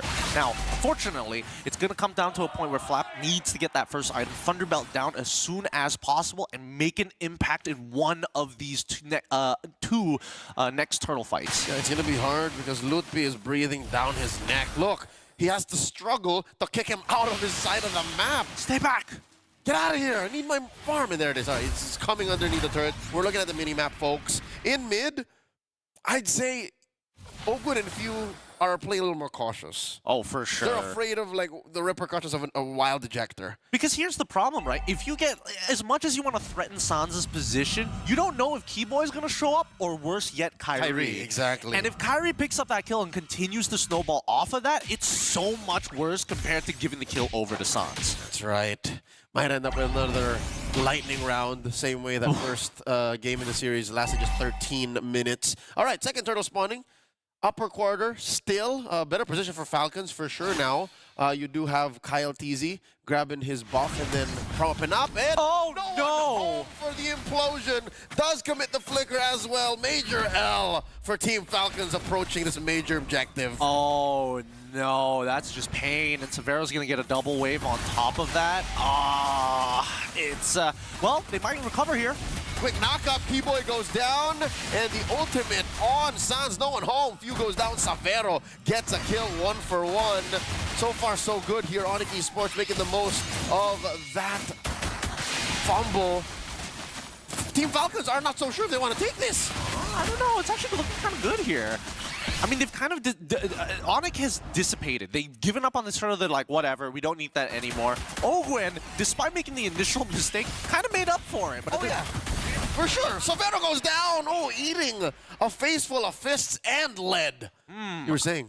Yeah, I don't think he was expecting Badang to be in that position, hoping that he would go back into the lane after Luffy went for the initial fake. They will be able to take this turtle as Kyrie is halfway across the world, won't be able to catch up in time, and no way to slow it down. Oh, that's a fist crack coming in. Taking down Lutpi. All right, interesting. Onyx Esports grabbing nothing on the map, trading out for that turtle, and now Team Falcons collapsing onto this orange buff. So far, so good. Okay. The flicker ejector by Keyboy. No one home. Quick knock-up. Down goes the robot and the little girl inside him. I hope teams remember that they can call a pause if they're lagging. Like, what is happening? Both sides. Both sides. I mean, it has occurred to both sides. Like, it was a little awkward. It's not the smoothest combinations we've seen from either or. Funnily enough, both coming in from the roam position. Yeah, both of them in that spot. Hot zone. Uh-oh, Severo gets caught out. That's 3 members of Falcon collapsing onto him. Marco gets another. This would be a good time to build a Sky Piercer, which he does have. Beautiful, beautiful stuff. But he's still going to go with his traditional, what he did in the previous game. He went for Malefic Roar and then goes for the Sky Piercer, all the while holding a Fury Hammer. And then he's on his way to a Hunter Strike now. Like, Gideon, look at this. I'm still doing it. I refuse to build tier 2 boots. I'll only do it 4th item. Oh, you're crazy. There you go. He's number 1 on the net gold worth here, 5,700. Kyrie coming up at 1,000 down. I think this is what Falcon wanted since game 1 anyways. Like, whatever we're seeing now is what they wanted to do in the game prior. Yep. And they're making it work this time around, and they're making it work well. 2.6k goal lead for the side of Team Falcons. At this point, Onyx Esports, it's a little hard to kind of refine that momentum, especially since they've lost a lot of their positions, right? 2 turrets down, mid turrets still available, so at least they have their safe passage, their lighthouse they can always fall back to. But even so, you can see how much coverage over the river Team Falcons actually have. Yep. Quick crossover by Ogwin using that surge in the river to reposition. Post up, he does have a flicker. And this could be anybody's turtle. I think this is a bigger chance for Falcons now that Ogwin can redeem himself. I don't know. I feel like good guy Ogwin, he's redeemed it. Oh! Implosion on the one! Kyle DZ gets a turtle. Big damage. Big shields. Keeping Falcons well topped up. And now they're going to punch. Knock out Loot P. Marco gets another. He pays with interest every time Ogwin finds it. I think they've kind of figured out the recipe. They realize, hey, there's only one person in Onyx who can really engage, and Kyrie doesn't have a lead, so it's got to be Keyboy. And this is the worst position you can be in as a Jawhead, in a reactive defensive position. And now even Kyrie can't get to his buffs, can't get to his camps. Look at that, though. Look at Savero working so hard. He pushed in top lane tier 1. Oh, it's all looking good for Onyx Esports here. Especially after game number 1, we were hoping for so much more. But this time, Team Falcons really let go of the weights. In terms of the item build, we're seeing full tank coming down from Keyboy. He's not doing anything cheeky. He's not even going for Thunderbell at this point. He could build into it if he wanted to. And even so, Kyrie still hasn't gotten that Holy Crystal just yet. Very expensive item. He's on his way, but will it pay dividends when they get to that point, you know? Because Team Falcons are literally breathing down their neck. Super Marco, he can stand in front of you now with the RGM. Interesting. Rose Gold purchase coming in from Super Marco as well. Wants to make sure that he can at least survive against Kyrie if it does come down to it. Well, not sure if that's going to be enough, but hopefully that lifeline makes a difference because he does have Flicker just in case. He can just like use the shield, get the vamp, and then survive. And now and then go again. Yeah, and now he finally finishes his T2 boots. After 5th item, T2. He's doing it for you, man. Something tells me he's like, Gideon. I don't need the extra movement speed. I'm just that good. All right, about 5 bags up. Falcons are 7-2. Onyx Esports haven't crossed the river in like a minute now. They haven't. I mean, there's no point to do so, right? It's difficult, especially when your side lanes haven't been able to get as much pressure as they want to. And not to mention, Keyboy has just been eating it. Just eating fists, eating shields every single time. Eating Tigreal's shield even. Oh. And Few is in a much better place because he has a hard stopper in Ogwin, someone to actually peel. And all this while we were talking, Team Falcon scores a major objective. Quick take on the Lord. Yeah, I think it's going to get even rougher for Onyx Esports because I don't even think their high ground is that great as well. They needed that initial snowball to get rolling. After the first 3 turtles, they should be able to kind of cash out on the very first Lord. But since they completely missed that timing, I think that Team Falcons will now take full control over the game. Oh, man. Blade of Despair already finished for Kyle TZ. He's a level ahead of Kyrie as well. Yeah, this is not going to stop. Yeah, what's making it more of a difficulty for the late game defense for Onyx is their damage profile. Even if you have a hard stopper in the Aurora, who's going to wipe those waves out? The Aurora deals only so much damage into a wave. Kyrie kicked out of that bush by Flap TZ. This is inevitable. Whatever happens is once Team Falcons gets into their base, Onyx Esports have to pray for a miracle. Yeah, Kyrie might be able to buy a little bit of time in one of the side lanes, which he will try to do as the majority of Team Falcons will lean into where the Lord is going to be pushing. Even so, this whole time, very efficient movements coming up from Team Falcons, right? They only need 4 of them. Oh! Implosion onto 2 and the knockup and the collapse. EG into all of them. Down goes Lutfi. Ogwin, though, does pay the price. 1-for-1 so far the trade. Keyboy follows through. The frontliners have fallen. Onyx Esports suffers a loss in mid. Suffers a loss next in bottom. Those are massive waves falling through. Oh, disgusting. And they want to keep going forward. It's fly. Oh, finds it. Super Marco is able to take Severo down as Kyrie takes out Super Marco. But without the rest of his team, this crystal will fall and Team Falcons take to equalize the game. We're going all the way, folks. This M5 rematch ain't going out without a fight. 1-1. Balance as all things should be. Just like good old Thanos said, we have achieved equilibrium in this best of 3. Falcons ain't going down without a fight, that's for sure. Not up against the Sky Kings, but this one is a completely different story. Just like game 1, but a different team dominates. making sure that they didn't make the same mistakes, right? They've corrected their mistakes in draft. They've also corrected their mistakes in-game. All right, Big Dog Husky. Is it just me or am I filling in the blanks? Are you saying Onyx pulled the Game 1 Falcons here? Did they try too much with this draft?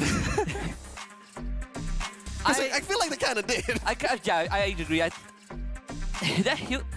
feel like it was a jaw hit, though. You know, because look, I agree with you now that you say it, because I'm looking at it. Hey, Falcons clap back much stronger. It's like a 2-minute shorter game. And as Gideon mentioned it, oh no, they have to have a high ground defense. They don't do anything against Waves, dude. They stop them, sure, but what do you do? As a Hilda, smack him, concussive blast each minion? I mean, just look at Keyboy's items, right? Like, you know he's in a horrible state this game as a jaw hit. And this was a cascading effect from, what, 5-6 minutes of the game? We saw that very awkward missed implosion by Ogwen, followed by a very awkward toss by Keyboy, and it was just a ripple effect. Onyx never recovered from that chain of events. All right, you know what? I call it now. Ogwen pulled a Witty. He pulled a Witty? It's an implosion out of nowhere, but I'll win anyways. I think that good guy Ogwen, he pays his, he makes the mistakes, but he pays it back with interest. And I mean, you can tell by the haircuts alone, he was not able to pay that back. That mullet is not saving him anytime soon. I thought you were about to say, like, he put a Beloy, like, mistakes opponents and still win the game. Exactly, yeah. So I guess, yeah, no, you're right. Beloy did it first. Beloy did it first against Onyx. And then Witty. So we're going down a line of just great roams, just making mistakes and doing better. It's a generational bait, dude. It's a generational bait. I think it's tough. I think that Onyx, unfortunately, when they first initially locked the Hilda, I was like, okay, yeah, Hilda makes a little bit of sense. But when you have two early game oriented not mid flexes, roam EXP flexes, like the Jawhead, like the Hilda, a couple of problems do inevitably come up, right? Because Severo was already in losing lane. And funny enough, Super Marco, he's not looking to win the lane super hard like we see like a majority of Granger players. He actually wants to scale at a very effective pace. That was his priority. Yeah. So he would not put himself in the line of fire or put in any harm if that was going to stop him from scaling better. Exactly, exactly. I think there's also a good understanding from Team Falcons, right? They have a lot of ways to kind of stagger on esports to kind of stop them. The Badang was a good example, and then you have Tigro, Vex, they all have tools to do so.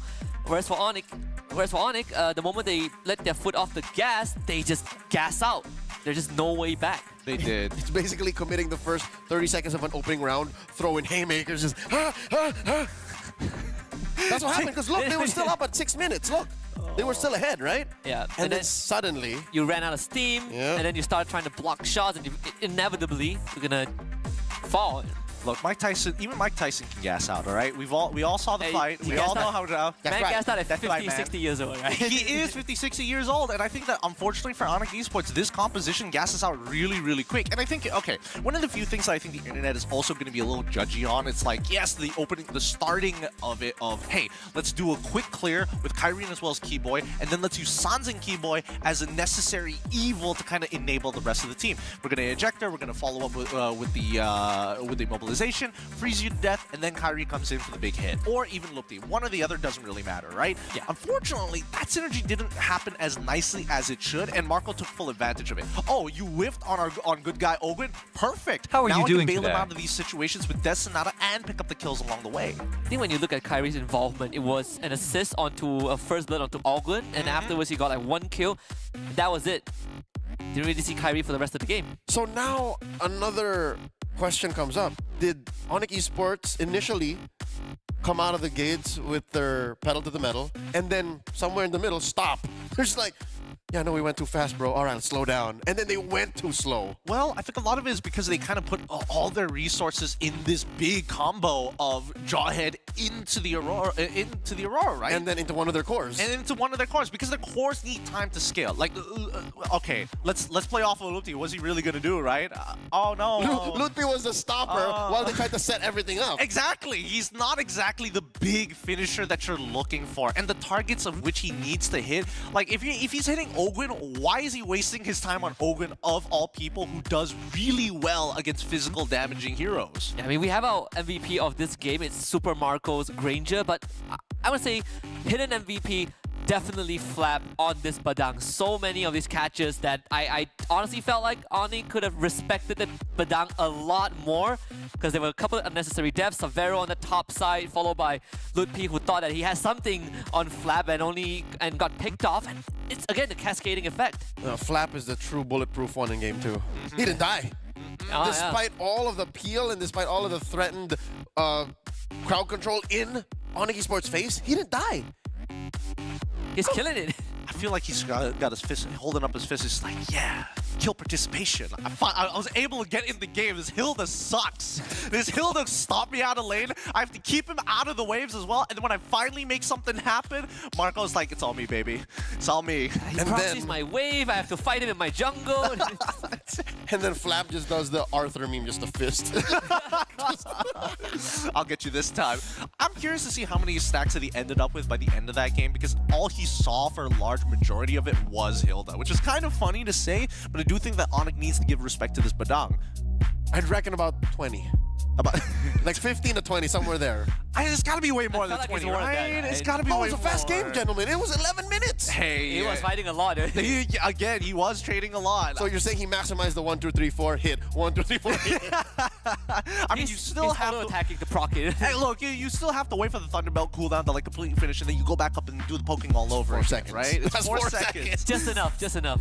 Just enough. Every 4 punches is a Thunderbelt stack. Ah, that's fair. But even so, I do think that, you know, the Badang's main issue is just being part of these fights, which again, Hilda's pretty good at kind of snuffing him out. Although I do think that Onyx need to kind of double check the way that they approach the draft once more. They can't just double down on the early game. All right, this one is a Stream C update, and it ain't looking that good for Aurora. Buddy. I don't know what to tell you, Leo, but Falcons Esports got that 2-0. Hey, this is unacceptable, man. You say unacceptable? Falcons Esports shocked everybody. M6 it's been a long time coming. It's less about Falcons, all right? It's more of what's going on with Aurora. Hey, we did agree that they were the team that actually pushed Onyx Philippines the farthest in M6. Right? I agree. Like if not for the seeding, I think it would have ended up with them losing that lower bracket. I mean, either way. But Aurora pushed Onyx in the grand final, 7 games. What's going on? Hey, at least they didn't lose the Flash SG. Who lost the Flash SG? We don't know. I don't know. Shots fired. Shots fired. Hey, everybody knows I will always talk so much smack against SG. We're brothers like that. Whoever it is. Yeah, whoever it is. We can't say that for sure yet because we still have SRG against Flash next coming up, like on Stream C. Oh, dude, but we could after that. This is a Stream A update. It's also a tie. Oh, they brought it back. So Stream C is ahead of everyone else. Dang. All right. So that means those games were like, what, 8 minutes each? What's going on? I thought we were going like pretty quick, to be fair. But also Stream A started slightly early, right? Stream A started slightly earlier than us. Oh, you're right. They did start slightly earlier. Wait, no. Just like 5 minutes or something. 5 minutes earlier. I thought it was, maybe we caught up. I suppose. I thought it was Stream C who started slightly earlier. No, Stream C was the latest. Oh, wait, yeah. Stream C is the latest. You're right. They still finished 2-0, so something went horribly wrong. That means Stream C's series was the fastest. Yeah. Whatever was catching Keyboy and Ogwin in game 2 hit everyone. All right, we'll get to it. But, you know, as sad as I am for the loss of Aurora in the hands of Falcon Esports, Burmese team. I love the Burmese. Let's get back into the action here. Team Falcons versus Onyx Esports. It's a rubber match, man. It's anyone's game now because they both pulled crazy drafts in their losses. Yeah. And now to spice things up. And it's the one-dimensional approach, right? Like in both games, the losing team had a very linear approach to the game. Now, if game number 1, it was like, oh man, Sans, super annoying. That Eve sucks. Hate dealing with it. Ban it. Game number 2, Onyx side, they're probably thinking, I thought Badang's kind of annoying, huh? They did ban Badang, right? Game 1? They did. And then, yo, that Granger's real. Let's go, Brew. That Granger's real. I think they're going to let Granger through again. I think they're going to pick up first phase Badang. I think so too. You think that's what caused the MVP performance? I think what caused the MVP performance was mainly... Besides Marco being good, you know? Marco being good. I mean, you got to give credit to Ogwin.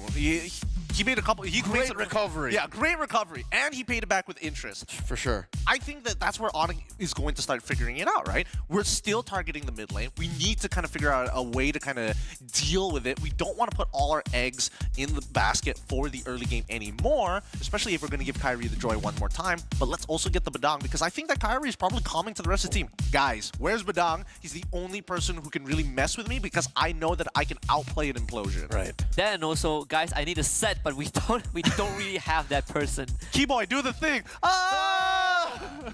It's pain. It's just pain for him. So give him something a little bit more team-oriented. Yep. Maybe, you know, put Keyboy on the TIG. On the TIG. Yeah. One of his signatures for about 2 years now. Or take the Khalid back, right? Khalid, Arlet, couple of options. That was nasty, Khalid Arlet.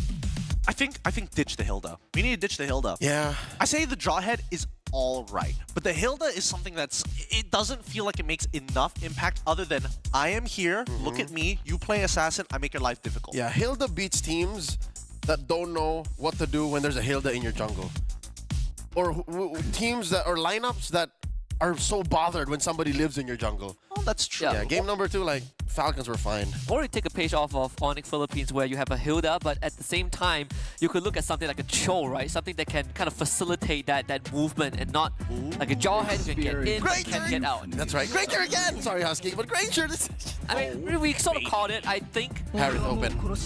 Take the Harris? There's Killua. Yes, sir. Now the real question, do they take the Lucas here? Because Phoveus is a very interesting ban. No, they take Suyo. So the Badang is still open for Falcons. But the Harris is okay with the Badang. Yes. The beat of the flash. They take Joy away. Joy? No Badang. I mean, Badang eats these two eat Badang for breakfast. I think, yeah. They don't care? I think it's fine. I guess. Because Badang it's is still more a flex, you know? Exactly. It's still a flex and is a big disruptor to the Joy. So there is some kind of like a counter synergy going on So there. you steal it. Exactly. Okay. It's protection. All right, so it's a plus, and then a minus, and a plus again. Exactly. Okay. Net negative? Net positive. Net neutral at this point. Neutral. Okay. We're looking for the second phase until we find it. I don't know about the Hilda though. There it is again. We just talked about how... I don't know. Okay. No, but stop it. But I think Listen. I think it goes back to like if you have a Hilda, if that roam can supplement it, right? Like I think Khalid, Cho, something that can move around with the Hilda a bit more efficiently instead of a Jawhead that commits and has to full commit. Yeah. Maybe it works slightly better. Yeah, maybe not the Jawhead. Maybe not the Jawhead. I think you scrap that Jawhead. Yeah, Jawhead need to take a nap. All right, mid laners ready to get banned out because neither side has one yet. What's left on the board here? Vexana, Valentina, Xavier. Frammies just got banned here. Aurora. Cecilia. Falcons can't pick it. Neither can pick Cecilia no more. Yeah, that's a ton of magic damage. Can't afford it. To be honest, I'm surprised that Sicilian wasn't picked more often between these two teams. Both games, you know, we didn't see Sicilian touched at all. It was all about like forcing lane priority more than anything else. I see Sans more of a Sicilian between him and Few. I mean, with how fast both game 1 and 2 are, Sicilian was never gonna make it to the phase that he comes online. Jawhead is banned here one more time, so there is respect coming out from the side of Team Falcons. I'm interested to know why. If they're getting rid of the Jawhead, does this mean that they're like, hey, we want to open up options for maybe Badang going to be played by Owen. He's paid his dues, let's let him have some fun. Yeah. So the Tigreal gets banned up by Team Falcons, kind of reading into the Tigreal for Valentina for Onyx. All right, he's saying, you know what, Few, I look up to you, I respect you, but I can do better. Whatever you get, I'm gonna take a piece of it. That's right. I'm gonna be the idol of the kids. Oh man, I think the Valentina is all right, but there's no real like nice ultimate to really take at this point. Yeah, watch out for the fist krakens. it's JoJo's Bizarre Adventure. They're just both fisted each other. But there's no real reason other than the fact that like, hey, maybe you a deterrent, terrify the Joy. Keep it away, and take the electrifying beats. Yeah, that's like the only thing you've kind of got going for you at this point. That's good. All right, there's a Kufra.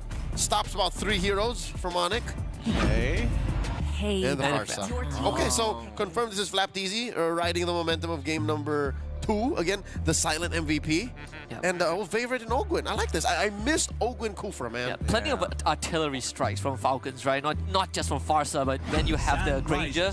Of course, we get that Keyboy Khalid once more. I do like this a lot more than what we saw in Game 2, especially if you want to run this Hilda. Yeah, and I think it's pretty important to just have your eyes on where Ogwin is going to be at pretty much at all times. Ideally with the Hilda, it doesn't really matter if you put it on the Khalid. Khalid just moves a lot faster, so at least then when you're not trying to man-to-man mark, you can at least go to a different This is such a good lineup for Onyx to just clear bushes. You got Sandwalk and you got Hilda.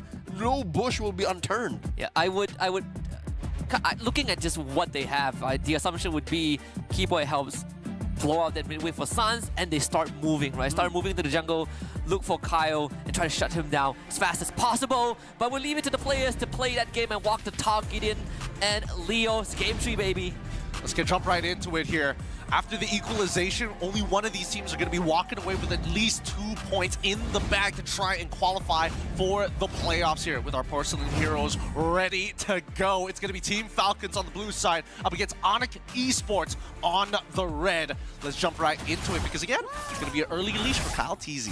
Picture perfect. I think Game 3, both teams have already learned up to this point what they should and shouldn't do in their draft. And despite the Hilda still being big, I think it being paired with the Khalid makes sense. Like, I'm thinking like 5-6 minutes forward, right? Where's Ogwin gonna hide?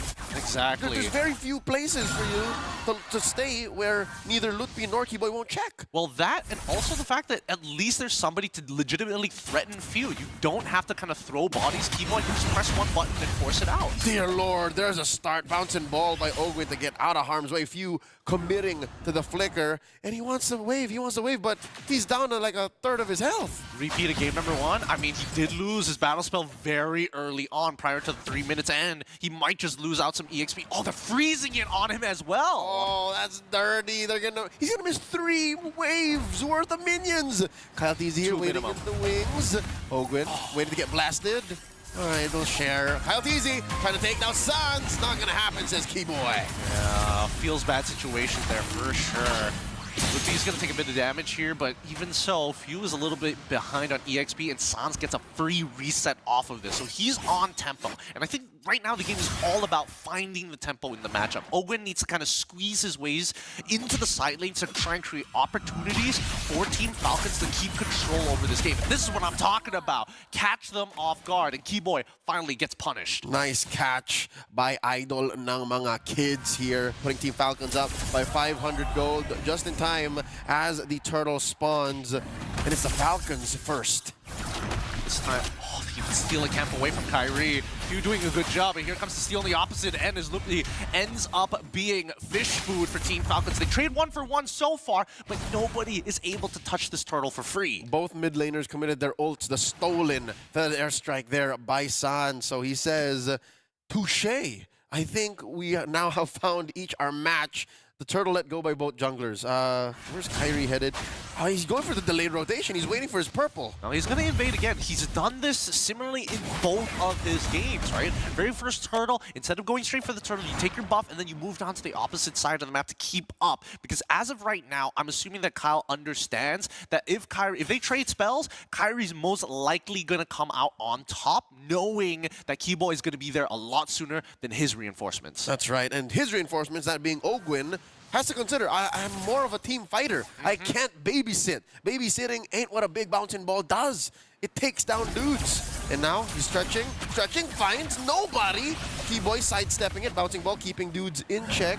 Oh, this turtle must be so pissed off right now. Like, come on, somebody take me.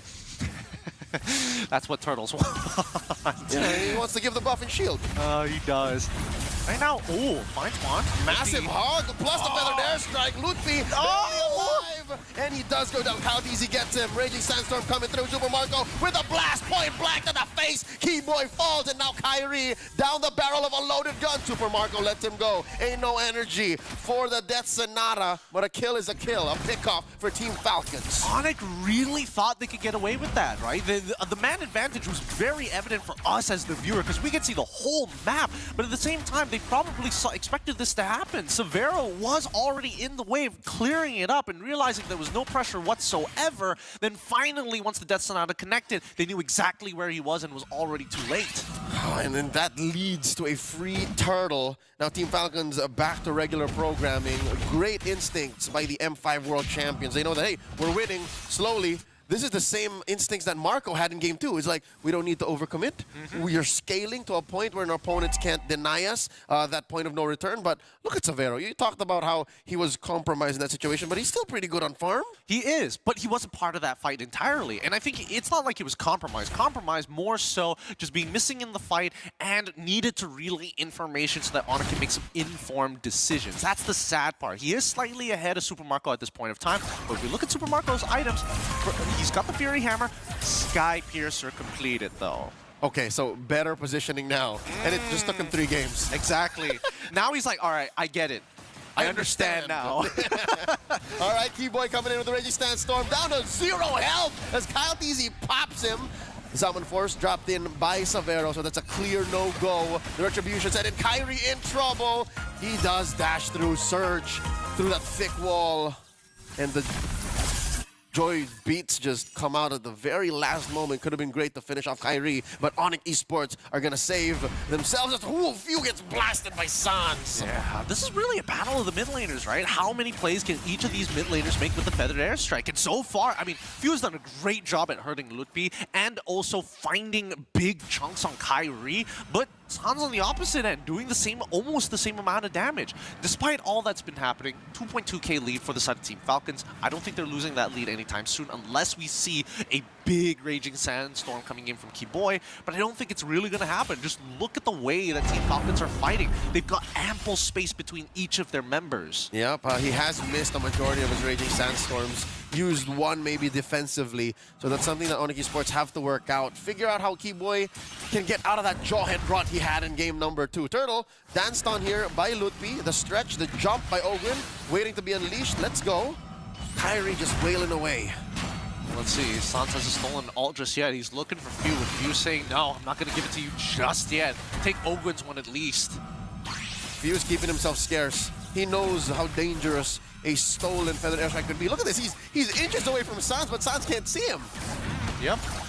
That's how you should be playing this, especially in these scenarios. And not to the flicker, jumping ult, and the collapse. Sans goes down.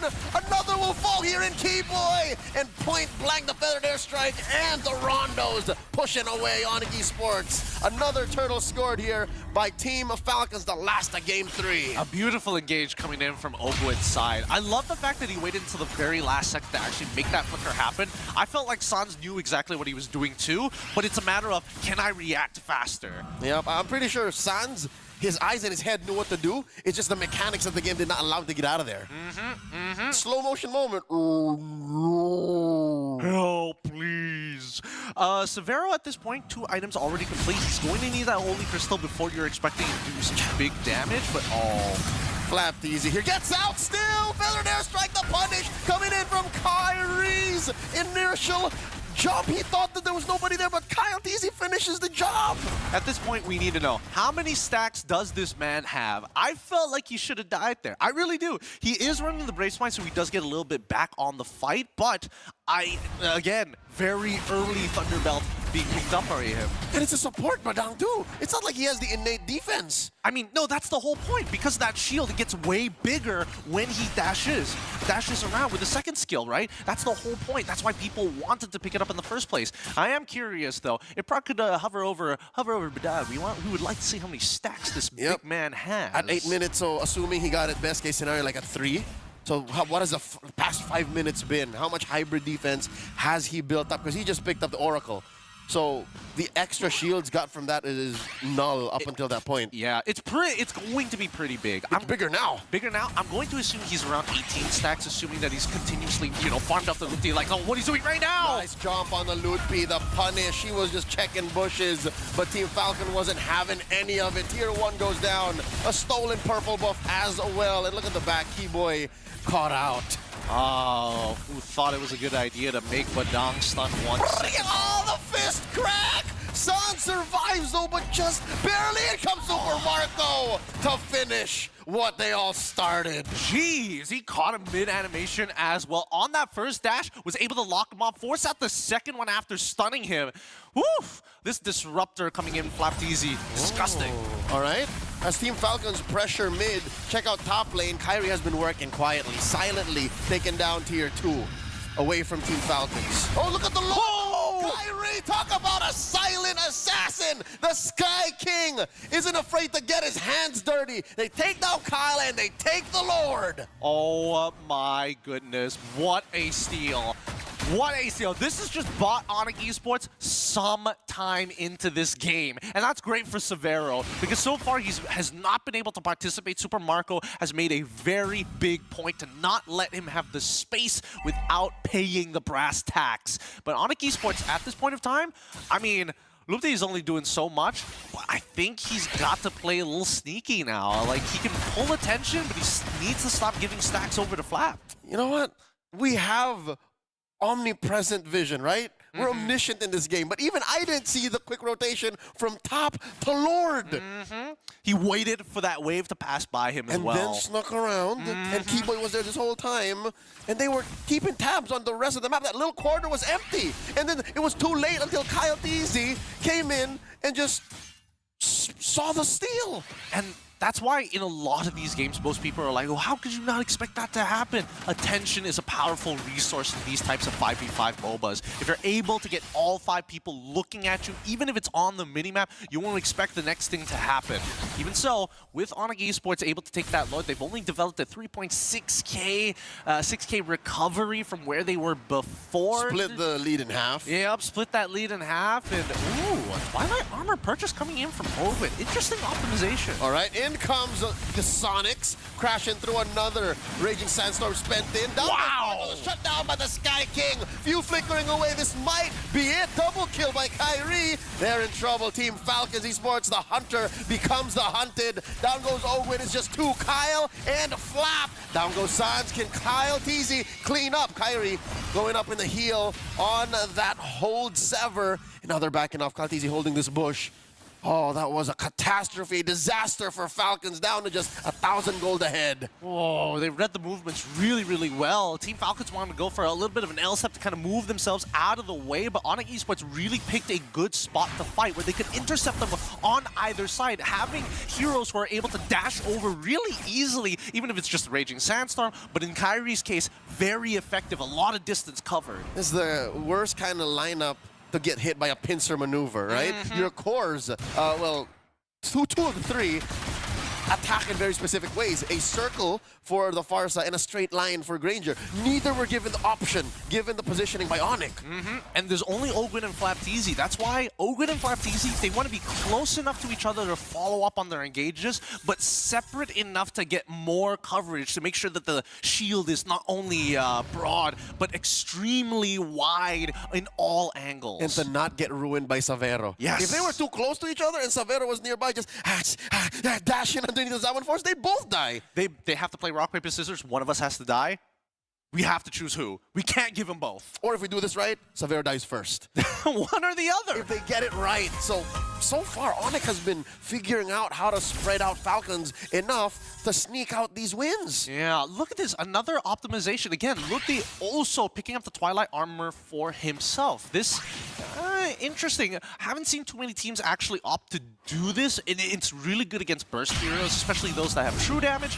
But even so, I think more teams are opting to pick it up because of just how, I mean, what can you really do? Joy, max items as well. It's devastating. Yep. Granger, well, they did shut down the Skypiercer now. The Lord getting blitzed out here, down to a 10th of its health. In comes one jump. Kyle TZ takes it. The failed Raging Sandstorm. Kyle TZ traded out for Sans, and now they back off happy with their win. Oh boy. Man, that was a very... I don't know what the correct call should have been there. I understand that Keyboy was trying to stop Kyle.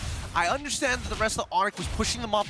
They technically could have stolen the Lord. They technically could have just kind of like sacrificed one, moved away, or even extended the fight even further. Not sure what the call should have been there, but... It's like they all suffered analysis paralysis at the same time. Yeah, it really did. I mean, there was no wrong call there. And I think inevitably, at the end of the day, it's still Team Falcons who come out on top. Yeah, and I was just like, wait. Somebody's got to take this right now. It's Kyle. It's Kyle. Right. But how? 2,000 ahead they're making with this Lord take, and they're marching down mid. Look at this. It's the same combo. Keyboy and Kyrie in that lower quarter. Feathered airstrike by few, clearing the waves, and leading Lord up to the top lane? Yep, that's the way. Just delay it. Delay it as much as you can. It does get the initial mid one, which is great.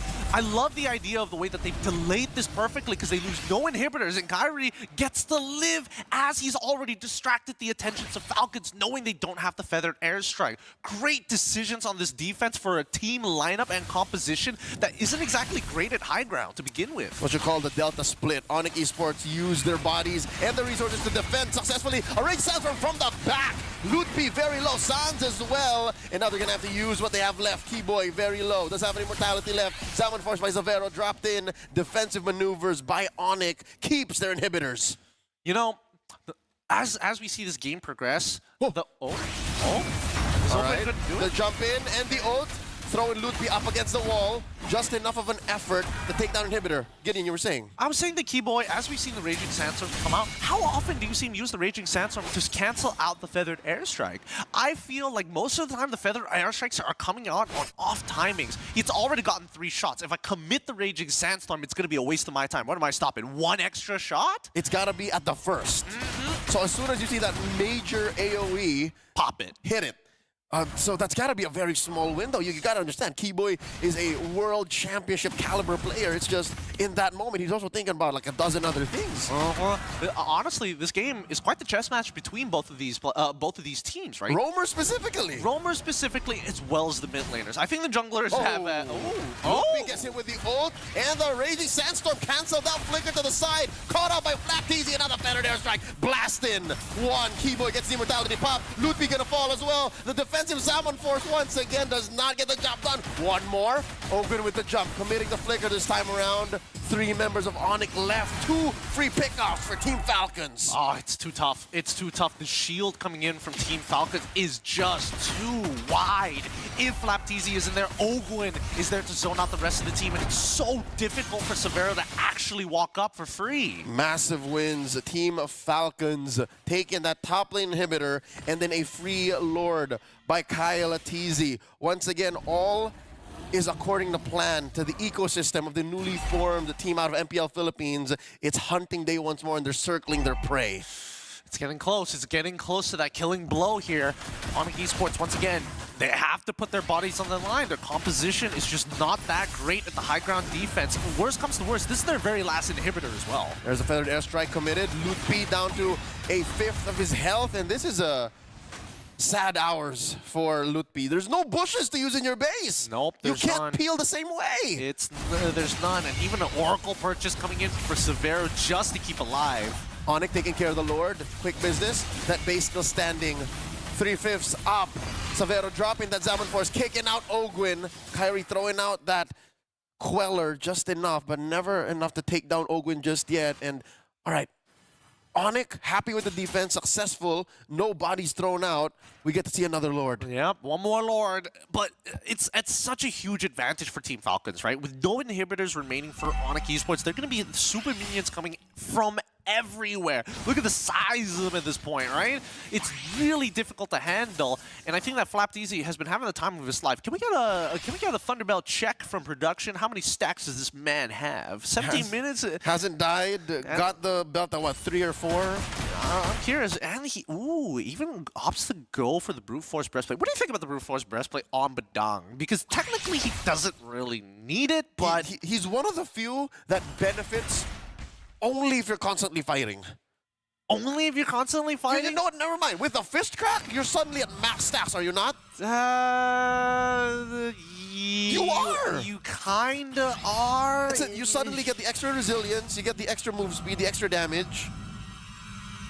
I think him and Alpha are the few that actually love the Blue Frost breastplate. I gotta double check what his emblems are. I'm curious to see whether he opted to go for the extra 5% cooldown as well. So he gets max 40. So he gets max 40, but I still feel like there are better items out there because the raw stats just aren't that great. And I would rather if Flap is like, hey, how about we just add on a little more armor, a little bit more magic resist, deal a little more damage with my Thunderbelt that I'm already stacking to infinity? Well, we are approaching TikTok timer, so maybe he'll start juggling once we do get to that point. But yeah, 19 minutes, it's a crapshoot. What Flap TZ could build. He could build a Dominance Ice. There is that casual shield there. Does he need a Athena shield? No, he doesn't need it. Is Savero even a threat? We haven't seen Savero really do much. Well, I mean, he's been struggling again on these fights. He really respects the front line of Team Falcons. Like, he understands if he gets caught by Flap TZ, it's not necessarily I get out for free. The Purify is very, very short. It costs him. It costs him. But also, Flap TZ is able to create environments around him. Yeah. So, it's a bit of a pain. Him and Ogwin, actually. You can't dash and dance on the Zaman Force even if you wanted to. So there's so much. Folks, that's exactly why Savero isn't really presenting much of a threat. Was a legit question. And now, they're struggling to even contest. Team Falcons are taking their time here, making sure that the long wave is managed. Keyboy and Kyrie take it to the flank. And then we come back to Lupti, who's just like, free Thunderbelt stacks on me! Free Thunderbelt! Anybody? Anybody? Oh, nice and fresh, nice and hot. Flap TZ, you want one? Another one for the road? All right, Ogwin clearing that bush. The conceal from Keyboy to reposition. As Kyrie can only really take care of the long lane. That's the only safe thing he can do. Yeah, honestly, it's really difficult to play from Onyx Esports' position because it's like, yes, I want to be able to like sit by this Lord, but there's just no inhibitors. But do they know that Kyrie went up to the orange again? No one sees Kyrie here. Not at this range. Okay, Kyle saw him. Yeah, they spawned him out. They're going to reset. They can do this all day. They've basically got Onyx Esports in a bit of a chokehold here, That's right? You can't really do much. They understand that they've got waves working in their favor. It's just a matter of time. All right, so they see that Sans is home. They see that Sans needed to defend, and there's a small window of opportunity for them to go in. The jump by Ogwin, forcing out that Purify from Savero. Feather Strike already by few. Lootpi gonna get popped here. That wall gets up. Flap TZ gets one kill, and now Sans and Keyboy compromise. The flicker by Flap TZ goes in, takes a few hits, and the jump by Ogwin does have one. The answer, Raging Sandstorm. Free Lord for Team Falcons. Ah, man, Lootpi, he's got to learn his lesson here. He doesn't necessarily have to pull the attention, especially once the Purify came out of Savero. I do think that the lack of experience is starting to show here.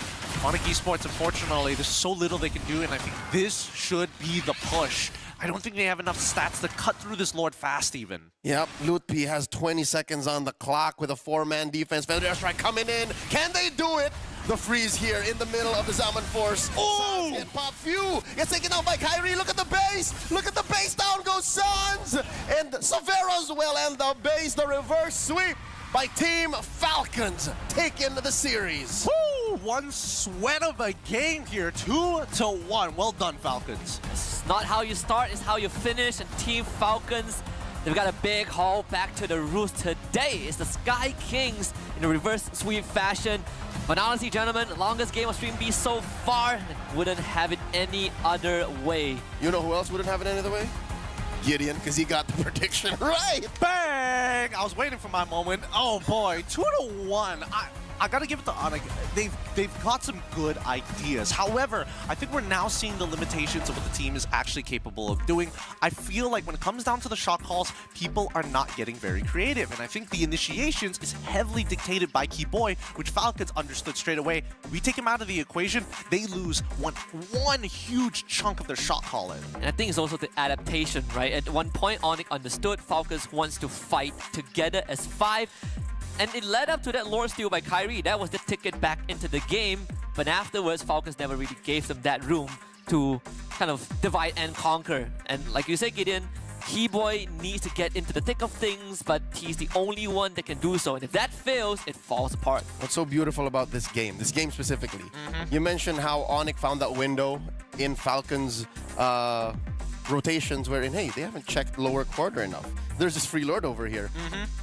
That's one of the moments where, oh, it's an old dog, can't learn new tricks. But suddenly, the fact that Falcon knows how to control the map so well means that, yeah, they have new tricks, but they also have their old tricks. So you can't beat them when they're in control. Especially when Falcons were getting a little comfortable, and that's when the steal happened. It's just like, guys, fundamentals. Like, come on, we can't be giving these freebies over. All right, let's snap it back. And again, what's that saying? With interest. With interest. We'll take the game too.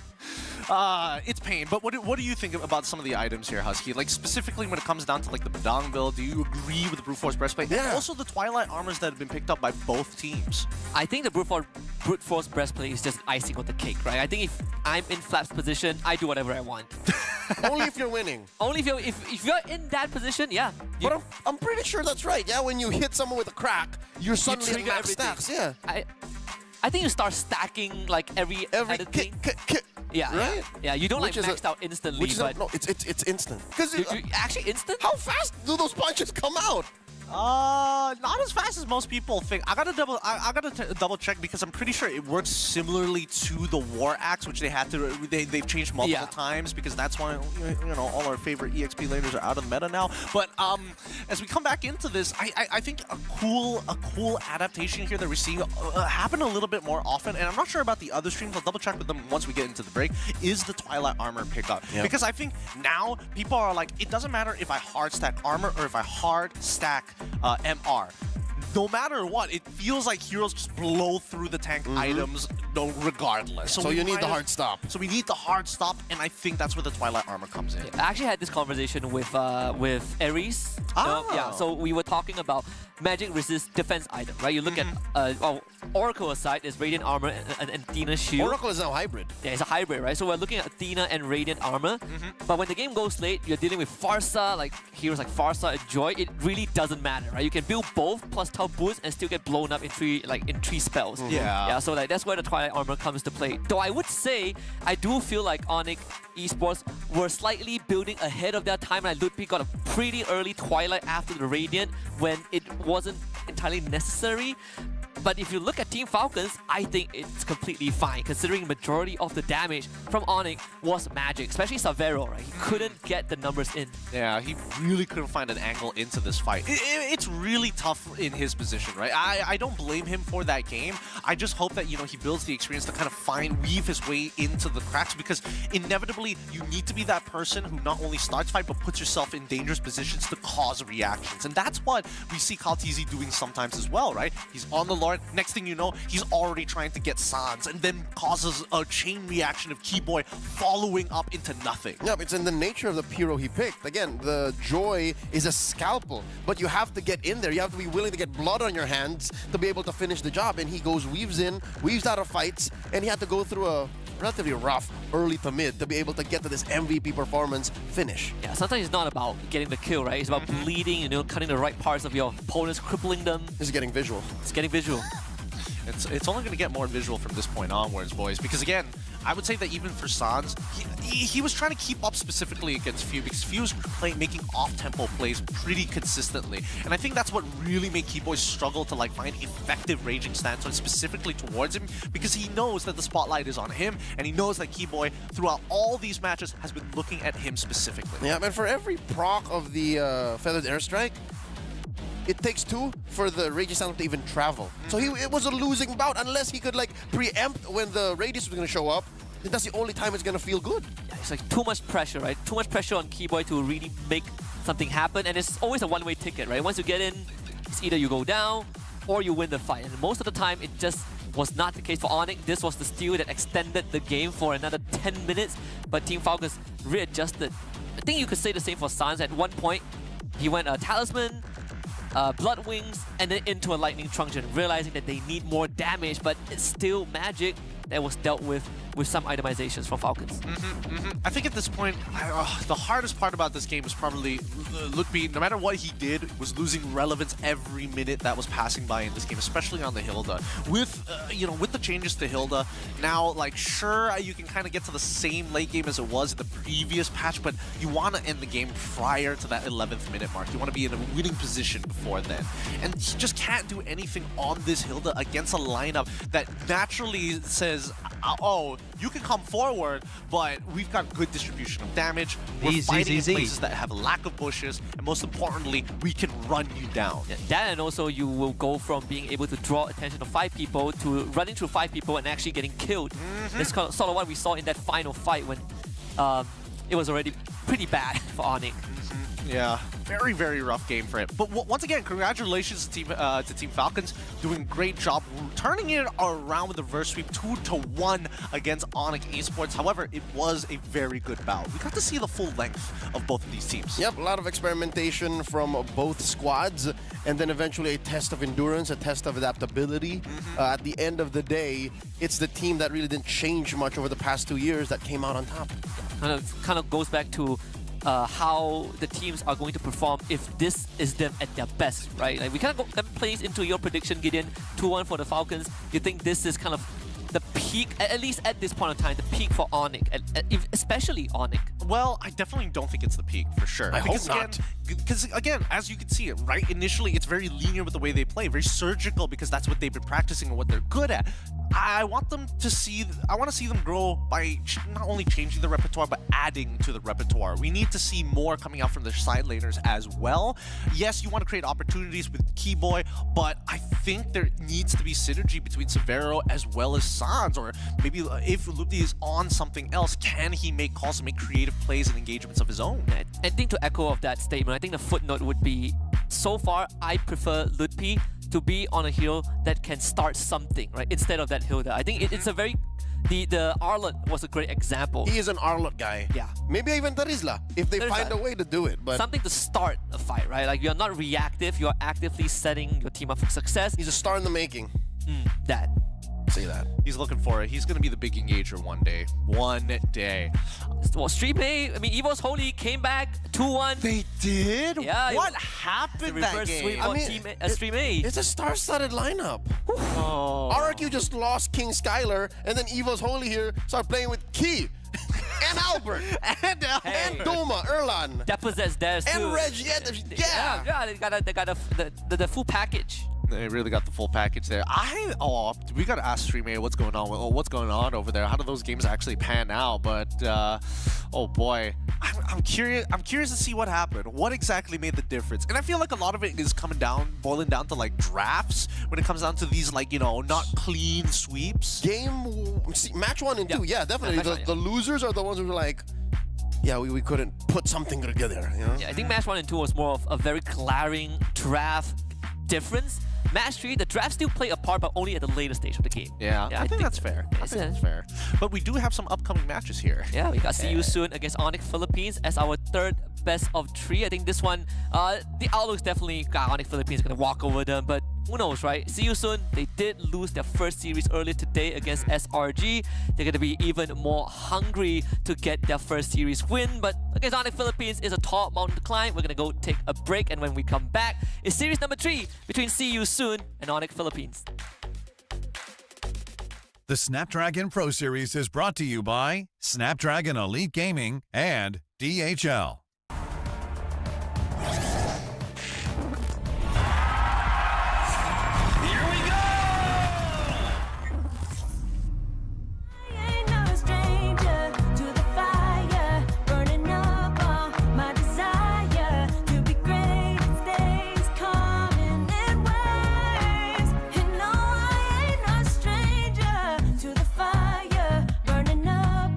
My desire to be great again.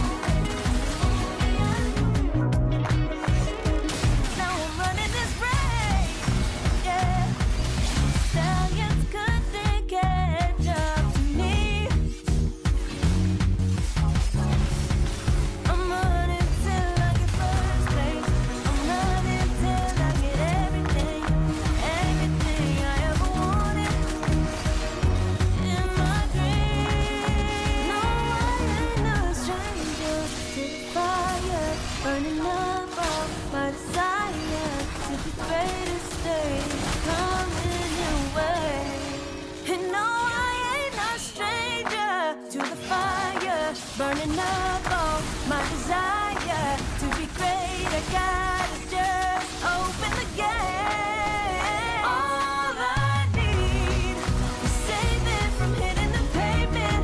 Understand it when I'm impatient. That only I give to me.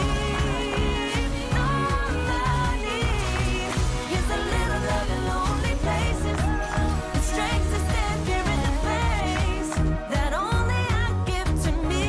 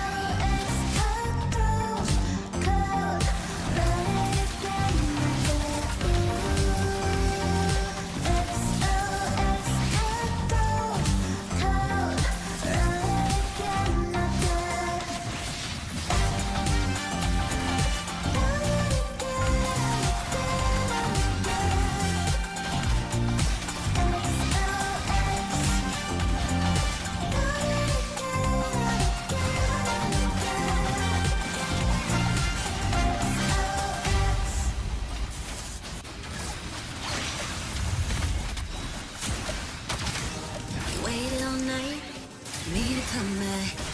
Why'd you think that it's not alright?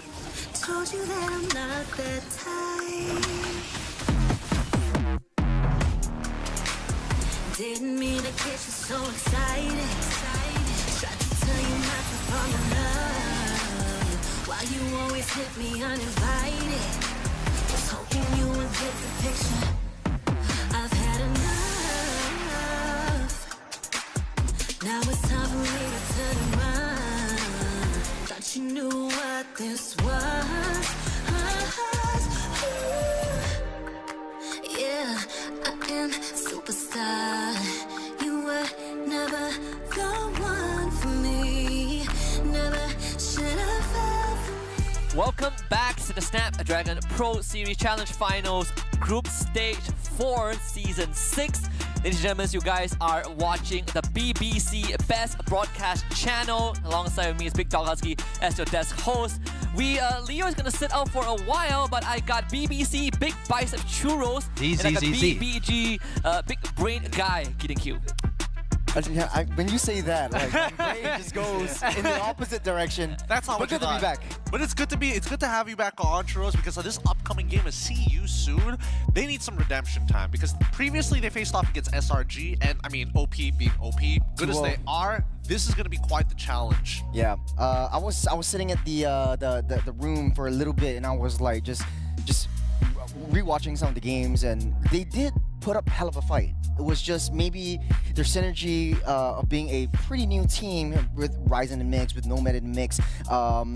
They really need some time to, get that ramp up. And I think this is a true test to the prowess of what their team is. I know we sort of like had a kind of a small 1-2 back and forth regarding See You Soon. Brantizi in that roam role, right? Who had to face up against Jooms. Felt like he was really uncomfortable, but right now, stakes have been amped up, right? It's even tougher. It's up against Brusco, current world champion in that roam. But they need to put out their best cards because you don't really want to end your first day 0-2 in the group stage. It kind of leaves you with 3 more best of 3s. But we'll see you soon. It's a tall mountain to climb, but we gotta face it. Yeah, it's going to be a very difficult mountain as well. But I am curious to see whether or not, like, if the dynamic of the draft is going to change, right? Especially for OP, if they want to kind of like push what the draft is demanding out of us at this point of time in the meta, or whether See You Soon is going to get a little creative with it. Yeah, I think especially when the bar was set pretty high after MSC 2024, right? When MP the King was kind of the face of See You Soon, they had this deep run in MSC, and then afterwards the M Series was a sort of a no-show. They didn't even make it there. And now a full rebrand, and starting off the year, I think this is a very good place for them to get comfortable with this roster, regardless of the results. Yeah, no, I agree as well. Especially since this is the SBS, is one of the third-party tournaments that are happening outside of the the MPL circuits, the M Series circuits as well.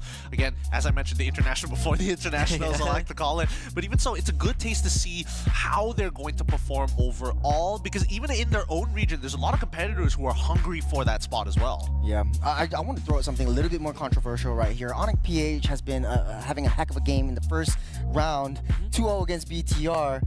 If they're sitting on their high horse, they want to get a little bit more experimental, a little bit more, tasteful in their drafting. Do you think that might be sort of one of their downfalls in this game? Funnily enough, we actually talked about this, I think with Leo. Because honestly, they can go a little bit more experimental. It's more like will they, right? Like if we're talking about TLID, 100%. Oh yeah. Yep. But on the Philippines, we haven't really seen much of that playful side. Like even then, it's not reflected in the draft in a way where it is too outrageous. I think that's the best way to put it. Well, I mean, the last time they had fun was probably when they're in their show match in China, where they got to play with all the tools, Yeah. I was watching like clips of that, and I was like, hey, if this happens in SBS, it's gonna be a heck of a show. But like, this is actually what I'm looking out for, because I know that this team has the potential to do that. We've seen Hilda's being thrown in the mix across all games, but I think it was Kirk who actually played it the best out of today's matches. But I know it's a little bit too soon to say, but a lot of teams are bringing out the Badangs, they're bringing out the Hildas, but they can't play it to the level that Kirk can. And from the side of like Onyx PH, this is the power of their mastery of all of the heroes, all of their rotational gameplays and their synergies. Well, I think, the team, especially when we're talking about OP, is that they're a very all-rounded team. When it comes to combining, advantages being created into the draft and brought into the game, they know how to, like, really mix it all in. Yes, sir. But against a team like See You Soon, I wonder if we're going to see something new. And I feel like the one thing that hasn't been touched so far in the EXP lane has been Sun.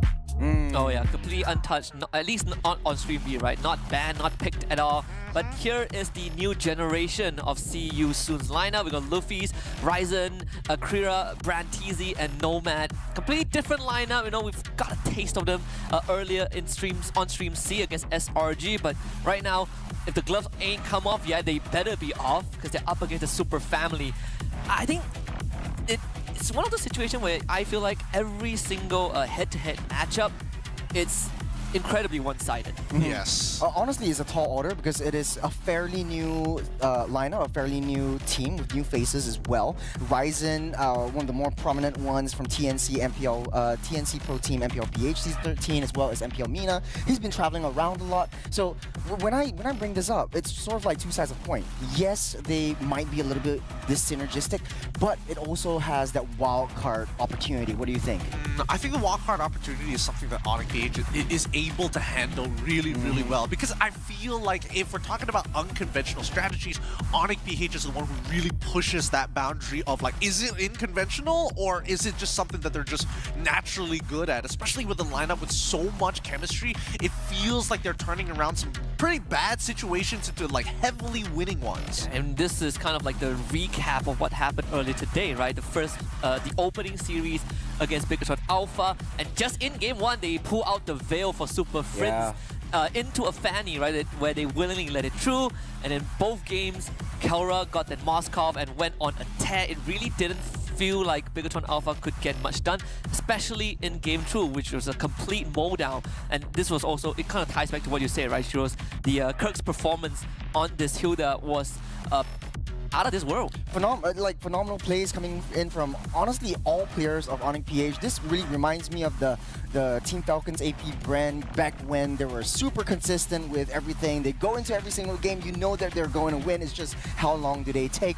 But Onyx PH is really coming to show that they're just they're hunkering down as a family. The super family that they have in Onyx alone is just what makes this team really beautiful to watch. All right, calm down, Don. All right, we get back into your muscle cars here, because I feel like what really sets them apart is the fact that they can turn any situation into a winning one, which is pretty crazy to see. Because sometimes there are some scenarios where it's clearly bad, but for some reason they have a really good sense of where everybody is on that and how the relationships affect each other. And I think that's something that a majority of teams haven't really completely fully understood just yet, which is why I like Kirk as an EXP laner, because not only can he be like the game changer for you despite having minimal amount of resources, as the EXP lane is only given, but he's really consistent at holding his lane despite the odds being set against him. On a depot level, I think it was something that has been echoed during M6, especially M6, where Onyx Philippines is a team that operates in a way that their micro mechanics is so good, it translates into the macro decisions, right? Like you make the best out of the worst situation, and that's why every single one of the members, you look at the monikers that they have, it fits perfectly, right? Architect Kirk, Beast King Kong, and you know, the rest follows. Gold Standard, Bruiser, Super Monster Mage, even. Yeah, honestly though, when I was watching the first game against BTR, they're just moving around as a hive mind, sort of like if I go to the top side, Kirk immediately knows, okay, I gotta settle the long lane. And if like Kelra needs some help on the top side, or Kelra is pushing down the turret, the rest of the team kind of knows. We can sort of like feel their communication coming through in the stream itself. It's so sort of like very seamless in a way. A fun little exercise viewers can do if they want to really see how well their chemistry is. How often do you see a person walk up into the lane, turn back, walk back into the lane, turn back up, go back in towards the mid lane, like all within a span of 3 seconds, just wasting time trying to make a decision, because every single decision they make, it's snap efficiency. Oh, somebody's moving over to the mid, somebody's gonna have to cover the bot side. No wasted movements at all. No wasted movements, which is why the team is extremely dangerous and why some of our predictions are leaning heavily towards CU Husky. What's going on here? What? No, it's Onyx Philippines. Am I? I was pretty sure I went for Onyx Philippines. I wouldn't dare go. But hey, you know, just for the record, in Stream B, me and Gideon, 100% prediction rate so far. So far, so if we disregard the points, I'm 100%. Are we looking at aggregate points? And that's what I want to know. Tell it to the teams, man. Only the top 3 teams based on points actually make it through to the playoffs. Facts, brother. Hey, it's all about the wins, dude. I take the W's as I see them. Oh, that's true. That's true. At the end of the day, it's not MMR. It's stars. It's stars. Exactly. At the end of the day, they don't show you MMR. How you MMR. win, as long as you win. They show you the stars, you know? They Exactly. do. It's like, it's no difference whether you win with with a Layla or a carry, right? You win. Yeah, exactly. It's just another start in the books. All right, coming into this, I do want to see how the draft is actually going to play out. Because again, I feel like in terms of the meta, have we truly seen like a big shakeup in the meta? Personally, not really. I feel like it's still within like relatively the same bubbles, and now I feel like it's easier to categorize what team compositions people want to play, whether it be early or late, or more importantly, the types of synergies they want to do to trap opponents. Yeah, I actually do want to have a counterpoint for that one. We see the Badang is coming in, the Hilda is getting the resurgence as well, the jaw hits are coming in. I don't see a lot of junglers actually wanting to go back to the alpha, and was so dominant in the group stages and even in M6, and it was sort of like a mainstay for one of the longest times just because of the true damage. You're dealing against so many new heroes that are resurging up, that are super tanky to break down. Why not pick up that alpha instead of like going with the Suyos, the mainstays like that, or even like forcing yourself to pick an assassin? Well, just wait for TLID to play. I'm pretty sure alpha's gonna come out at some point in time.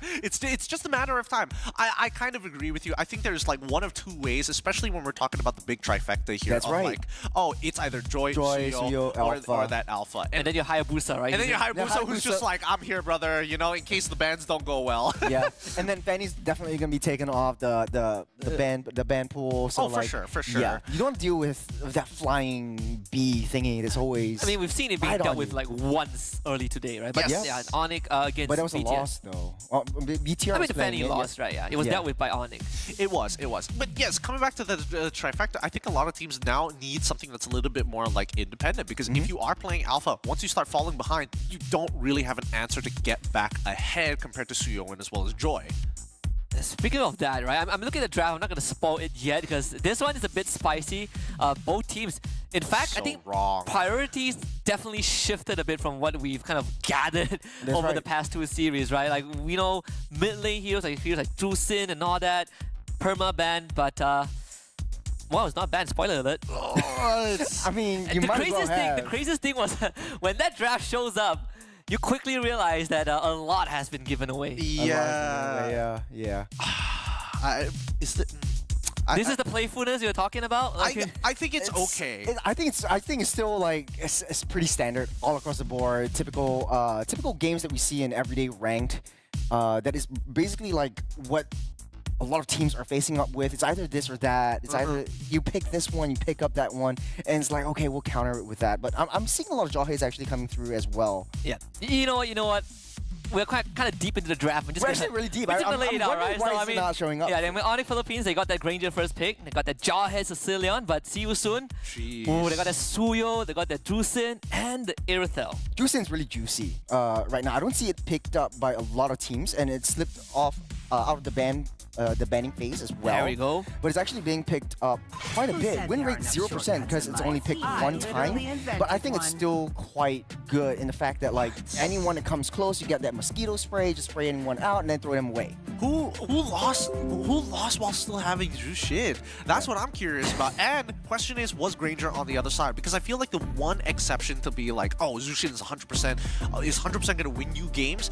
If Granger is on the opposing side, it's one of the few with another pick in mind. I know you're going to bring it up in just a bit. Granger completely outranges her, but so does the Xavier. And it's just one of the few heroes where if you can space really well against Jushin and you have a lot of heroes who are touch and go, you don't stick into the fight too long, then that's totally fine, because that's what I'm seeing coming in for See You Soon. You get rid of the Joy, you get rid of the Badang, things that are very touch and go. Justice in the world.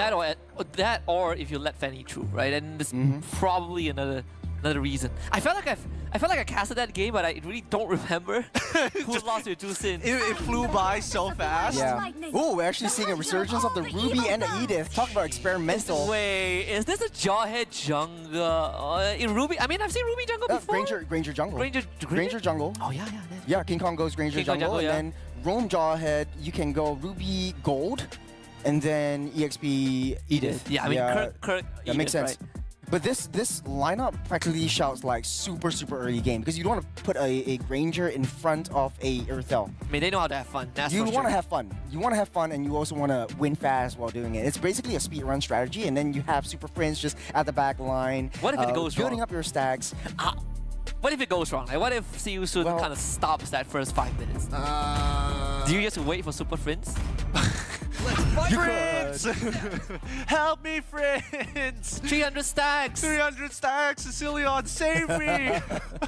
I don't know. This one's a little bizarre here. I think that Yusun has more like... okay, wait, hold on. Yeah, you're right. Caroline, Okay, so yeah. it's going to be double fighter side lane. Double fighter side lanes. But how do they deal with Jushin without Brusco? I don't think, unless... Just soak up that damage and pray that you can take a lot of hits. I think that's their MO. Super Friends and King Kong, right? Long range. Long They range. just shred them from long range. You kind of shave it bit by bit. Yeah, there's no mega dive. It's only that jaw hit that could really go into that back line, but then you throw it on back line. It's very, very high committal play if you want to do that. And I think Onyx PH might be able to go in aggressive in the jungle a little bit earlier, just because you have that Ranger high damage in early game coming in.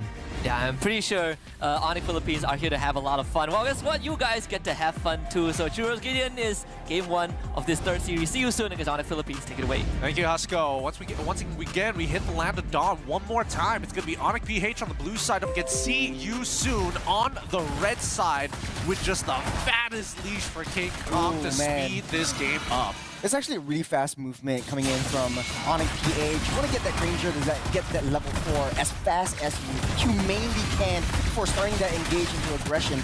We've seen how they play against BTR. It's always like Onyx PH, once they hit the 40 minutes mark, I'm going to be sitting in your jungle. I'm always going to be hunkering down and making you uncomfortable in your own home.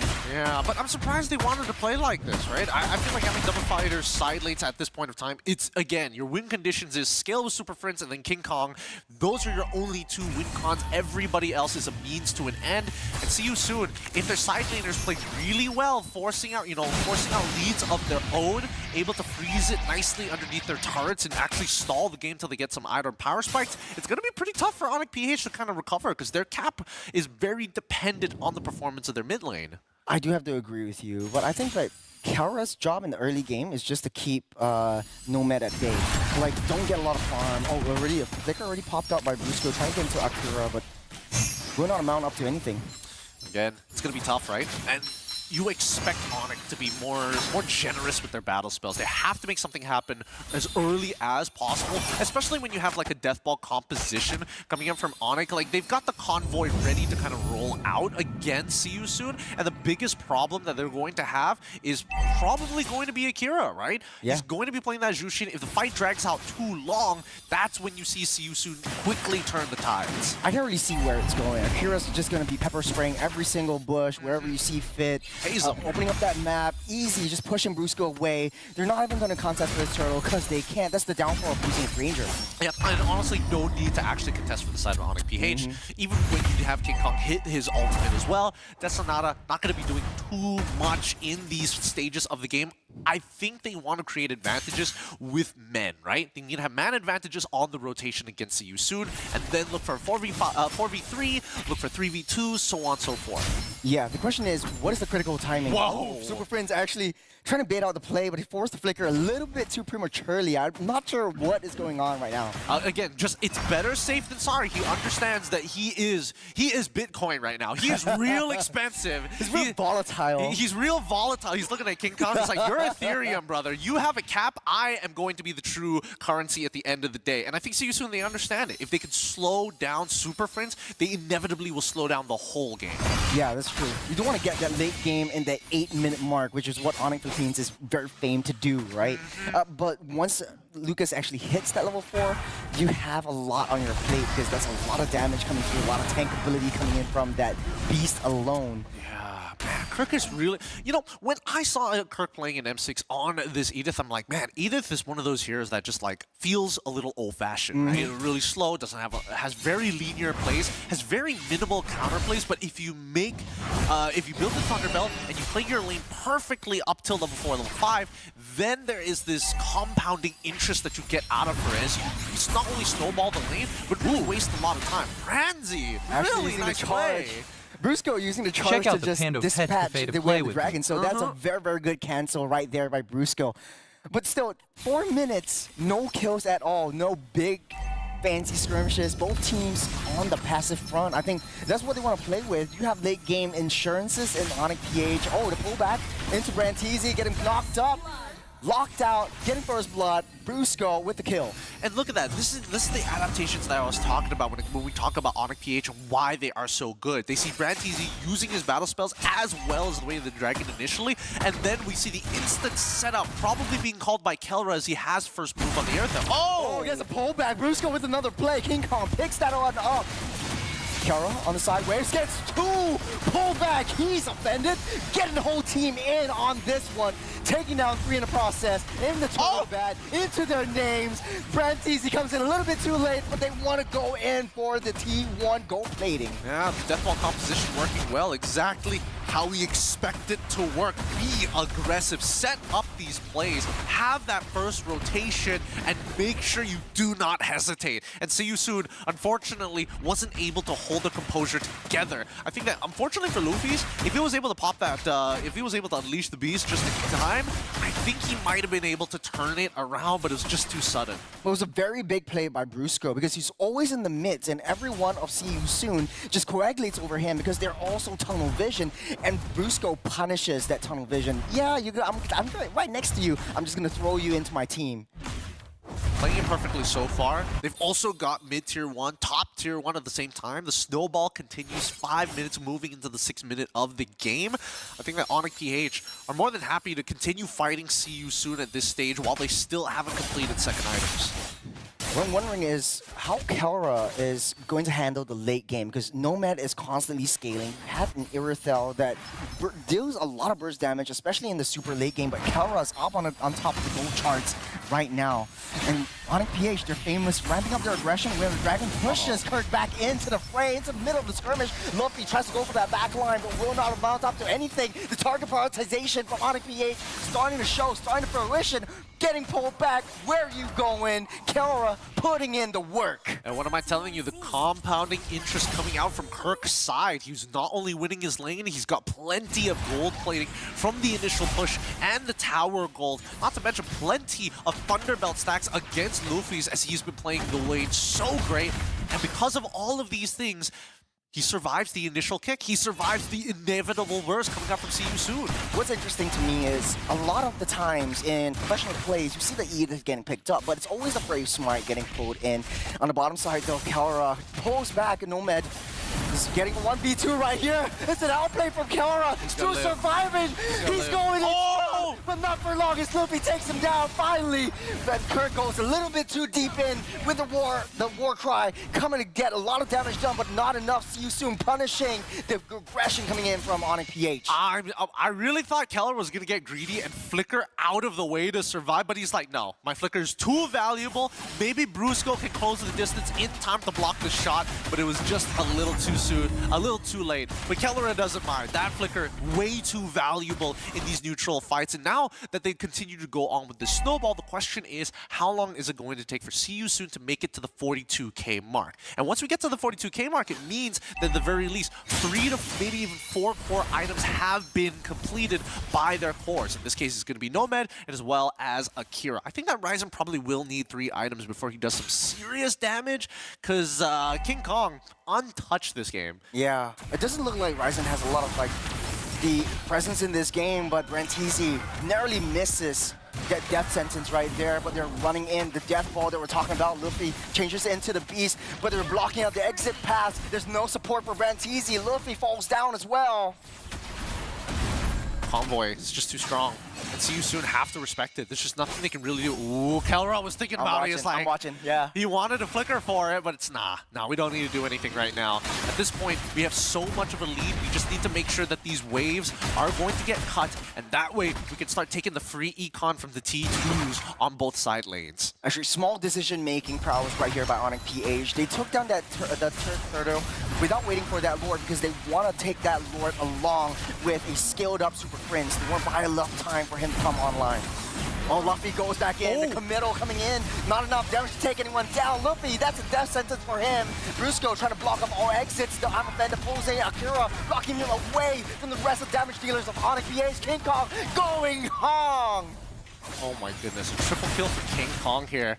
again, can't really, they lose an inhibitor prior to the Lord actually spawning into this game. See you soon. Making too many mistakes. They're having too much fun. Kirk nearly getting thrown But they want to end it right here, right now. It's 9-minute mark. Fastest game of today. Only in Stream B. Jeez. Louise. It is just, oh, that was a demolition. OP really making short work of See You Soon. I can't believe my eyes, man. Husky, did you see that? Yeah, I was watching it all the way. I was in a green room for a while to get a cup of water, but I saw everything unfold. Fastest game, not just on Stream B, but I think overall in the entire SPS Season 6. Of course, happening on the best stream. It's a complete disembowelment of See You Soon. It's crazy. I wasn't expecting this. Like, you walked out for like 1 minute, and then you're back in. Yeah, like the next minute. I was like, It's I have to crazy. come back, right? I blink and they took one inhib. I have to be back here. But yeah, even when Onyx Philippines were having fun, they were not messing around. Yeah. Right? They were having fun, but with the objective of still taking it seriously to a degree. They were playing a little cheeky. They were like, okay, Kirk, here you go. If anybody has to go and die for it, it's Kirk. you. It's Kirk. It's Kirk. He's got a war cry too, and I want to point that out because he is a damage Edith instead of like the, I'm going to soak up a lot of damage. I'm going to take a lot of damage. I'm going to throw that Primal Wrath and take you down with me. Yeah, I think it's understandable when you're building like a double fighter side link type composition, right? Let's look at the items and break it down here. Because again, when you look at Kirk, if he was going pure damage, at some point he was going to get the Starlium Scythe, right? Doesn't opt to go for that. He understands he needs to be real tanky first. Let's go with the traditionals, make sure we have that Thunder Belt, but also pairing it up with a very early Blade Mail here. Third armor. It's really difficult for Nomad to actually play the game because all of the engagements that they've had is very touch and go. And that's why Akira is really struggling to actually get the stacks effectively, because if he walks up too far, next thing you know, whether it be Kellera or Kirk are flickering on top of him as soon as they see him. Same goes for Brusco. Yeah, and I think Kara did a very good job. He knows his job in the early game. He knows how far Erythel can go in the early game. In the early game, Erythel doesn't have a lot of damage, especially not towards a fighter. So Kara is just taking all of that in, trying to push him away, trying to deny his farm, delay his farm, and what Kara does as a sort of like a fighter side lane is just to push everyone away from where the main brawl is happening, and King Kong can just sing his song. Yeah, as much as we say that this entire lineup, only Brusco can die, then when you look at it from a different dimension, they have so many ways to chip at the health bar of See You Soon that engaging becomes an afterthought, right? You can easily dive with Kara, Flicker, I'm offended. They can do whatever they want. Yeah, but See You Soon was playing very reactively. They're always seeing where OP is going, and then they react to that situation. The only 3 kills that they got was down the bottom side, where they got a little bit too close, they split up, they try to hunker down and take out Kara in the process. But Luffy, though, I want to talk a little bit about this Lucas, because once you use that Unleash the Beast, you're always in that back line, you're always alone, and OP recognizes this. You target prioritization away, ignore the front lines, go for that back line so the rest of the members can come in, charge in like a death ball. I mean, he had a couple of good runs. To be fair, one of his engages actually caught all 4 people, and then Kirk is like, you can't stop the animation of Earth Shatter. It's like, what are you supposed to do against that, right? Yeah. He's charging it mid-air, he gets pushed, knocks him up straight away, and then the follow-up CC is just unstoppable because you've already used your CC immune. So, there's some deep understanding coming in from Onyx PH, and I think that See You Soon, unfortunately, weren't able to distribute their resources more effectively across the map, right? Because as we see Onyx PH, as soon as they start moving around as the death ball of 4 or maybe even 5, See You Soon really start to crumble, especially with the composition's main initiation being a pickoff more than like a strong AoE. Yeah, a pickoff that easily gets stopped in its tracks thanks to what Onyx PH has. And that Ruby itself solved the problem, though we did see minor signs of life, at least in the XP department, just a bit of a dip in that 5th to 7th.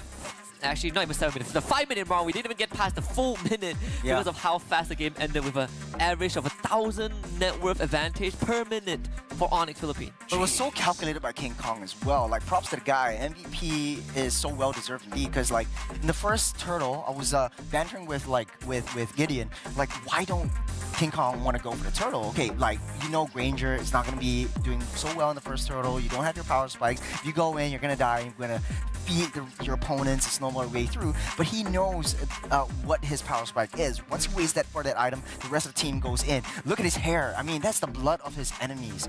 Everyone he's slain without deaths. That must be a free dye, dude. He just dips his hair and then it comes out just full on red. It's gonna take a while to get used to this new hair color, but hey, he's doing well, right? Yeah. He's gotten everything he wants. Yeah, he's a Sigma boy, man. He can do whatever the heck he wants.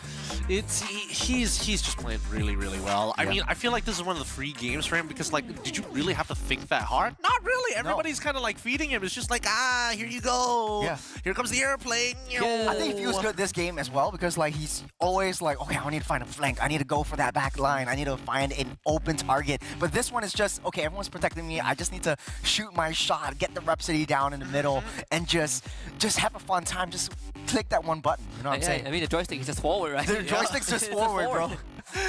He's having the time of his life, honestly. I mean, just look. This is probably the most Look at how one. they move away from that backside because they know they need to take down Luffy first, save King Kong, and then go back in together as 5.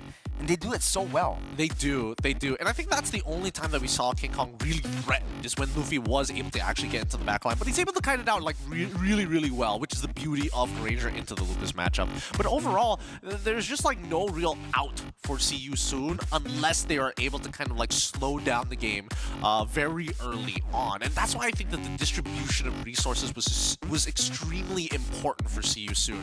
No matter if they figure out where the jungle pathing of King Kong is going to be, they need to play on the opposite side of the map because that's when you're expecting Brusco, who's great in the early game, to be followed up by one of the side laners, right? Once you figure out where King Kong is going, then you can be on the opposite side to maybe try and get some gold back. Yeah. Then also you see kind of the disconnect from CU soon, right? It feels like you, at one point, especially the moment you pointed out Churros, the 4-man engage by the Lucas, and as soon as that failed, it felt like they started trickling into the depths, right? So it's again the disconnect from CU soon is something that has been on the back of everyone's minds, considering it's a newer roster, but it's amplified when you're up against such an experienced team like on the Philippines. It just lay out bare in the open.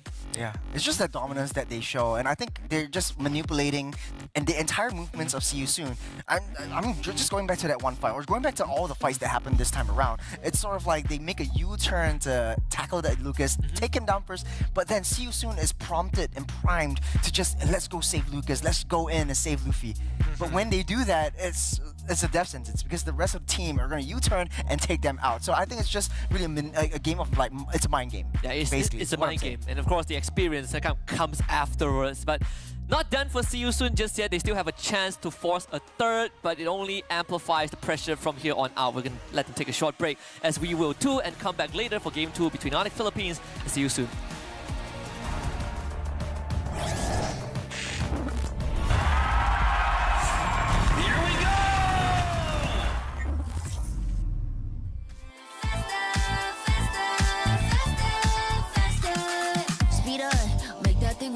Foot on the gas so you got nothing left. Let's drive to the top of the mountain and see the view. Let's vibe, looking back on the journey, just me and you. Ain't nobody wanna go slow. Yeah, I was chilling in the past, I was solo. Now that I got you in my life, I'm like, go, go. I be living for the thrill of it, whoa, whoa. I hear you like to gamble. Let's take the road, let's travel. No, I'm a lot to handle, but I wanna go fast with you. Think we can go the distance, although I know we're different. Together we both fit it, so I wanna go fast with you. Put it in motion, baby, we're going faster, faster, faster, faster. Seizing the moment, baby, keep going faster, faster, faster, faster. It's like they never even seen us, and nothing will ever get in between us. I'ma ride by your side every season, and if anyone try to stop us, we just speed up. Yeah, always keep it at 100. Top down, pretty face, so sun-kissed. Know it's scary, but I swear I really love this. Big shades on, summertime in London. I hear you like to gamble. Let's take the road, let's travel. No, I'm a lot to handle, but I wanna go fast with you. Think we can go the distance, although I know we're different. Together we both fit it, so I wanna go fast with you. Put it in motion, baby, we're going faster, faster, faster, faster. Seizing the moment, baby, keep going faster, faster, faster, faster.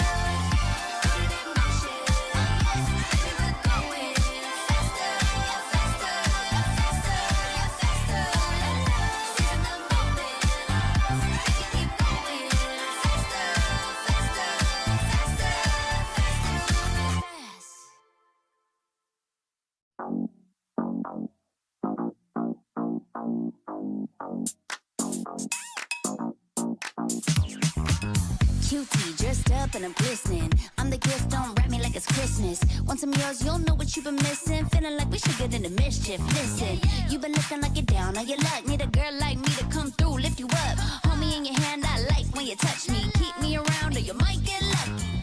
I'ma keep you with the good mood. Keep you up all night. Never, never around you. Baby, this is so vibe. Got me dancing like a soul train. Laughing the whole time. Got me singing in the shower. Baby, are you all mine?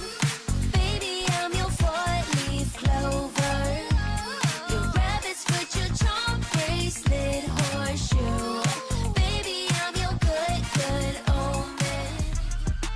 Sun Tzu once said that a joyride comes at the cost of other pedestrians, or maybe it's the police department, traffic department, I don't know. But we're back, the Snapdragon Pro Series Challenge Finals Group Stage for Season 6. This is Stream B, or as we call it, the BBC Best Broadcast Channel. You're here with me, Husky, alongside Gideon Q and Churros, as we get ready for Game 2 between Onyx Philippines, and see you soon after what is a obvious rundown in 4K in Game 1. Hopefully see you soon pull this back, right? If they're going to take a series from anybody, or at the very least take a game off of anybody, at least make it Onyx PH. It shows they are ready for their own individual region, but also they are eager to improve. And I think a lot of improvements when it comes down to chemistry is needed for See You Soon to actually stand toe-to-toe for Onyx PH, especially in the early game. Yeah. Look, the first thing that See You Soon needs to do is, yes, play passively, but not passively in the sense that you're intimidated by a big team like Onyx PH, but you respect them and you need to go in. What is it? That Stop it! Stop it! He's trying to use domain expansion. Stop it! Okay, that's what it is. I thought that looked familiar. Kiara stopped him once, but he kept on going. Nothing stops the Brusco from doing it. I agree with you, but it'll be interesting to see if See You Soon can be that passive aggressive. Just thinking. Yeah, I'm just thinking like, what? Are you looking at stoppers like heroes to stop? I don't think it's a hero problem, because honestly their draft was pretty good. It was pretty solid. Everyone knew how to play around it. But I think what threw them off was the wildcard Ruby pick, and then they had to do with the fighter side lane. They had to put in more resources to protect that Irithel, to protect Nomad from harm's way. But I think Onyx PH just identified like, okay, I don't really have to bother too much about Nomad. Let's just take over the jungles. Let's just manipulate them in our own way, how we want to play the game, because they've been always very, very aggressive. And out of all the teams that I've watched so far in SPS, this is the only team that after the 4-minute mark, you kind of get a sense of like, the opponent's jungle is theirs. You sort of like need lesser time to come online, right? It's like a throwback to the earlier days of ML, where when marksmen were in the jungle, they accelerate that item, and then we have side lane fighter side lanes that essentially can just go fast, earlier, right? With earlier timings. Yeah, the funneling strat, that was claw jungle, carry jungle. Get the first kill first, and then go for your jungle. I remember that strat. Yeah. You get first blood on that marksman jungle. The first 5 minutes, it's over. That's right. That's where the Natan jungle came in and passed as well. It was bad. It was bad. It was bad time to be alive. If we're talking about experimental, once again, I am like fixing to see King Kong pull out maybe a Eastern Shin. Jungle again. Yeah. I want to see a Hanzo. Or actually a Sun, just play it out, see how it works out. Yeah. XP would be It kind of depends. It kind of depends, because so far it feels like King Kong prefers like the early game style junglers, where it's like a lot of fights, make things kind of snowball out of control really, really fast. While like heroes like Yishin Shin as well, Sun are the kinds where it's like, I want to scale, but I want to like exponentially scale. Gusion. Gusion would be interesting. No, come on. What can he not play? He put out a Zilong in the China well, that's show because, match. That's because his ult has CC immunity in that. That's true. Look. Oh man, stop it. He beat Fabian with in the M6 mewing competition. He did. He was showing off his jawline. He's got a new hair. He's feeling good. You know the song Sigma Boy? That is his theme song. He's been getting Super Friends into bulking. He's like, really?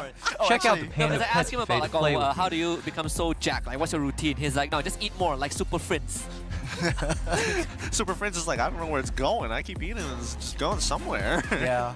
Yeah. They use a lot of brain power when you play in a competitive esports match. So I don't blame them. They're not like bulking up. But it is a big game.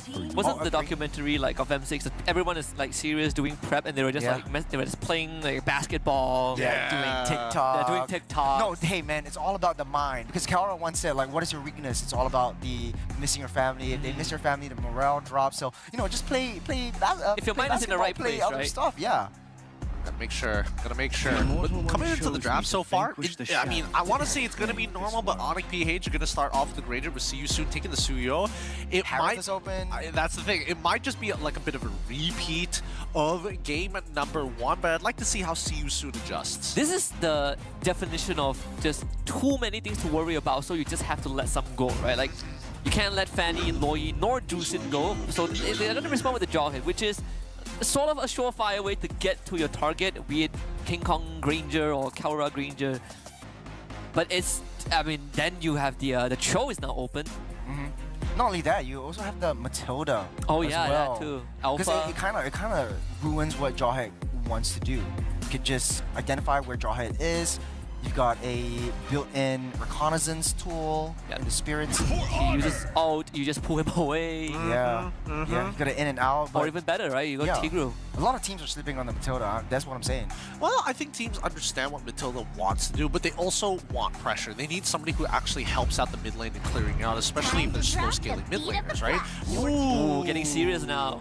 Yeah. That's a very, very smart move. Deny the Tigro pick to get that Joy and easy time in the jungle. And this is King Kong's Joy, the skin of Onyx Philippines. Yeah, That's what they chose, right? Exactly. And not many teams are willing to go Tigro first tree, right? Like it feels like it's a big risk. I mean, you're still looking at something like a Valentina, which used to be a classic response, but has fallen out of favor in recent times. But still, like a first tree Tigro, it really is a big investment. I mean, yes, it's a big investment, but keep in mind that See You Soon did go for the Jawhead, right? And I think that's like, if you expect Jawhead to go to the EXP, I mean, okay, sure, it could be a flex pick, but most likely it finds the most amount of impact when it's going into the roam. So locking in the Harith as expected before we get to that second phase so it doesn't get banned out. I think that Onyx PH right now have a really good 3 going for them. I think that See You Soon right now, it's the question is going to be how do we play around the mid lane and what mid lane can we force out of Onyx PH?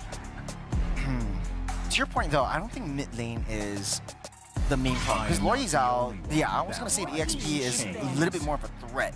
I agree. Because Kirk is always going to be coming in. You're not only playing a rotating 3, you're playing against a rotating 4. Because that's what Kirk is kind of doing with your entire synergy. Well, I mean, sure, but I think that the EXP at this point of time, like, even if you do focus really, really hard on a winning matchup, Kirk still will devolve back into playing Edith. And Edith doesn't have bad matchups. She's just kind of a sandbag to be a sandbag, right? That's right. So that's why it's simpler for See You Soon to play around the mid trio and then lean in towards that Harith, who already has a bit of a tough time against the Granger. What if See You Soon 4th picks that mid laner, and then it enables like a glue pick for Kirk? Enables a glue pick. Because right now there really isn't a way to do with the glue, right? I know it's this one's definitely a bit deeper than usual. We don't really reach that point, but it feels like a possibility for Onyx PH. Yeah. I mean, let's see it. Let's see it here. If Onyx PH decides to get rid of the Fire Mist, then maybe there's an opportunity. But I mean, they've already gotten rid of the Vixana as well. So let's see how this plays out, right? Because again, very heavy EXP, heavy on the EXP side. It feels like they want to get the Lucas down first and then let Onyx PH choose their mid lane. Yeah, this is what I'm feeling as well. Because you take out the Badang, you take out the Phobias, you take out basically all the counters for that Lucas. There's no way. There might be a Valentina coming in from Onyx PH if See You Soon picks up that Lucas, so it's a direct counter to that as well. The CC is still open, so Lucas is really a non-factor for Onyx PH. So See You Soon might be able to pick up a mid laner at this point. I think the best course of action is maybe a Marsa or Aurora. Yeah. To protect lives.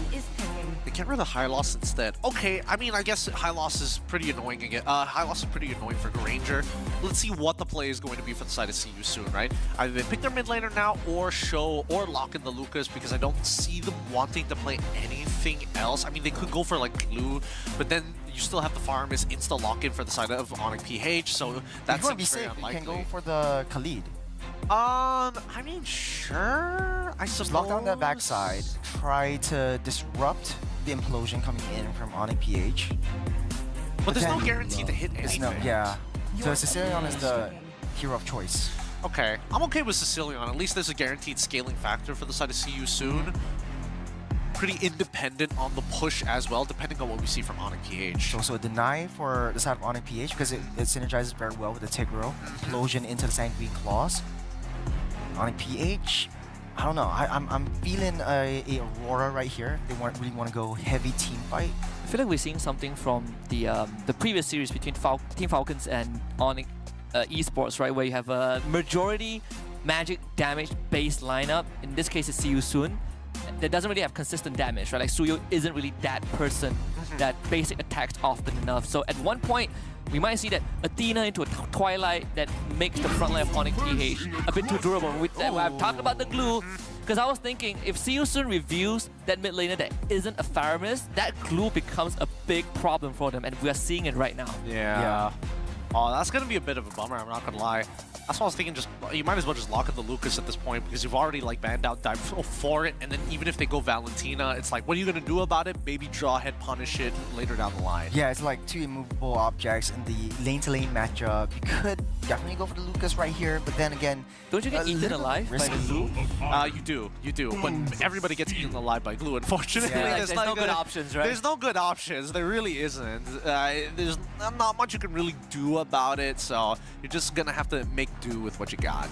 Well, Gata is kind of the safest option for See You Soon if you want to play in the late game, because then you got the Harith and the Sicilian, but then one Athena shield, See You Soon has to hit even harder to break any, to cause any dents into Onyx PH. Well, I think this one is okay, because now it's like, okay, glue is already pretty unplayable to play against, so it's just clear waves fast. If we see implosion, we're just going to ult on top of it. Well, Onyx Philippines have already set a record. Let's see if they can break it, or at least See You Soon can break that streak. It's game 2, baby. Let's go.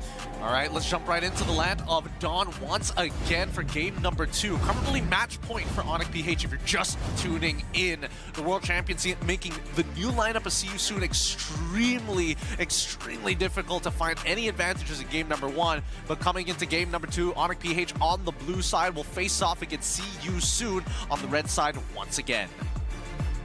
It's been a while since we saw the Novaria getting picked up the mid side. And I'm thinking, okay, Novaria and the Tigreal might be a very good option right here. Look at where Tigreal is, look at where Busco is, right at the offside of the map, just opening up, giving intelligence to the rest of the team, and giving a lot of pressure onto Ryzen. Also, there's going to be some natural synergies, right? Especially when you increase the size of the hitboxes. Ranger loves gonna hit that. you from far away. Whoa, Brusco! Oh, Brusco! Getting first blooded this early on. That's what you want to see coming in from See You Soon with the Jawhead. Went in a little bit too deep, but Kirk and the Spot and Bother are forced to use that flicker out of the way. Sanguine Claw straps it in. Brands will take down another one. That's 2-0 for See You Soon. This is a very good start for the team that every one of us saw down below us. Yep, See You Soon. Again, I think they're more comfortable with this. They're like, okay, fine, the heroes we've dealt with before, not a death ball strategy, and especially since they have access to that Jawhead, they can make these cheeky plays, especially seeping through the cracks. Ooh, King Kong actually read that throw. Rantizi was a little bit, a pixel away, a frame away from throwing her off, but in the middle of that game, Onyx PH already ramping up their aggression once more. It will not unfaze them. It's Brusco continuing to ramp up that pressure into the jungles of See You Soon. Yeah, they want to control this top side, right? They want to make sure that Harith is going to have a totally fine time. They know that Harith is going to take a little bit of harassment, but if he plays the lane well and keeps himself healthy, especially when neutral objectives spawn, then See You Soon can actively make plays across the rest of the map. This is what we're looking for, right? Brandeezy hovering around, wants to catch somebody off guard. Yeah, does look like See You Soon is slightly ahead of Onyx PH. This turtle, if Onyx PH wants to be able to contest with this one, will be a little bit tough. The throw back onto Brusco, tries to go into the split, try to get enough time for See You Soon, but the rhythm of Troy coming in from King Kong, playing his song, and taking everyone down with him. Luffy getting caught up by Brusco, by Kirk. Will not be able to take him down. There's not enough damage to take down this large animal. Yeah, there's nothing much he can do. It's just a matter of time. Luffy is just buying as much time as he possibly can. This King Kong will start on his way to to take down that turtle. An instant invade here coming in from Onyx side. The aggression coming in from Onyx, that is a very signature play from him. Brusco a little bit too deep underneath that turret. We'll take that L. But Onyx PH still up ahead in terms of that gold lead and that kill from that turtle dance. Well, as they continue to move forward here, so you assume they don't lose too much off of this, right? It's 3 minutes into the game. It's not that big of a deal. The only difference being that King Kong does have that level lead over Ryzen on the Suyo.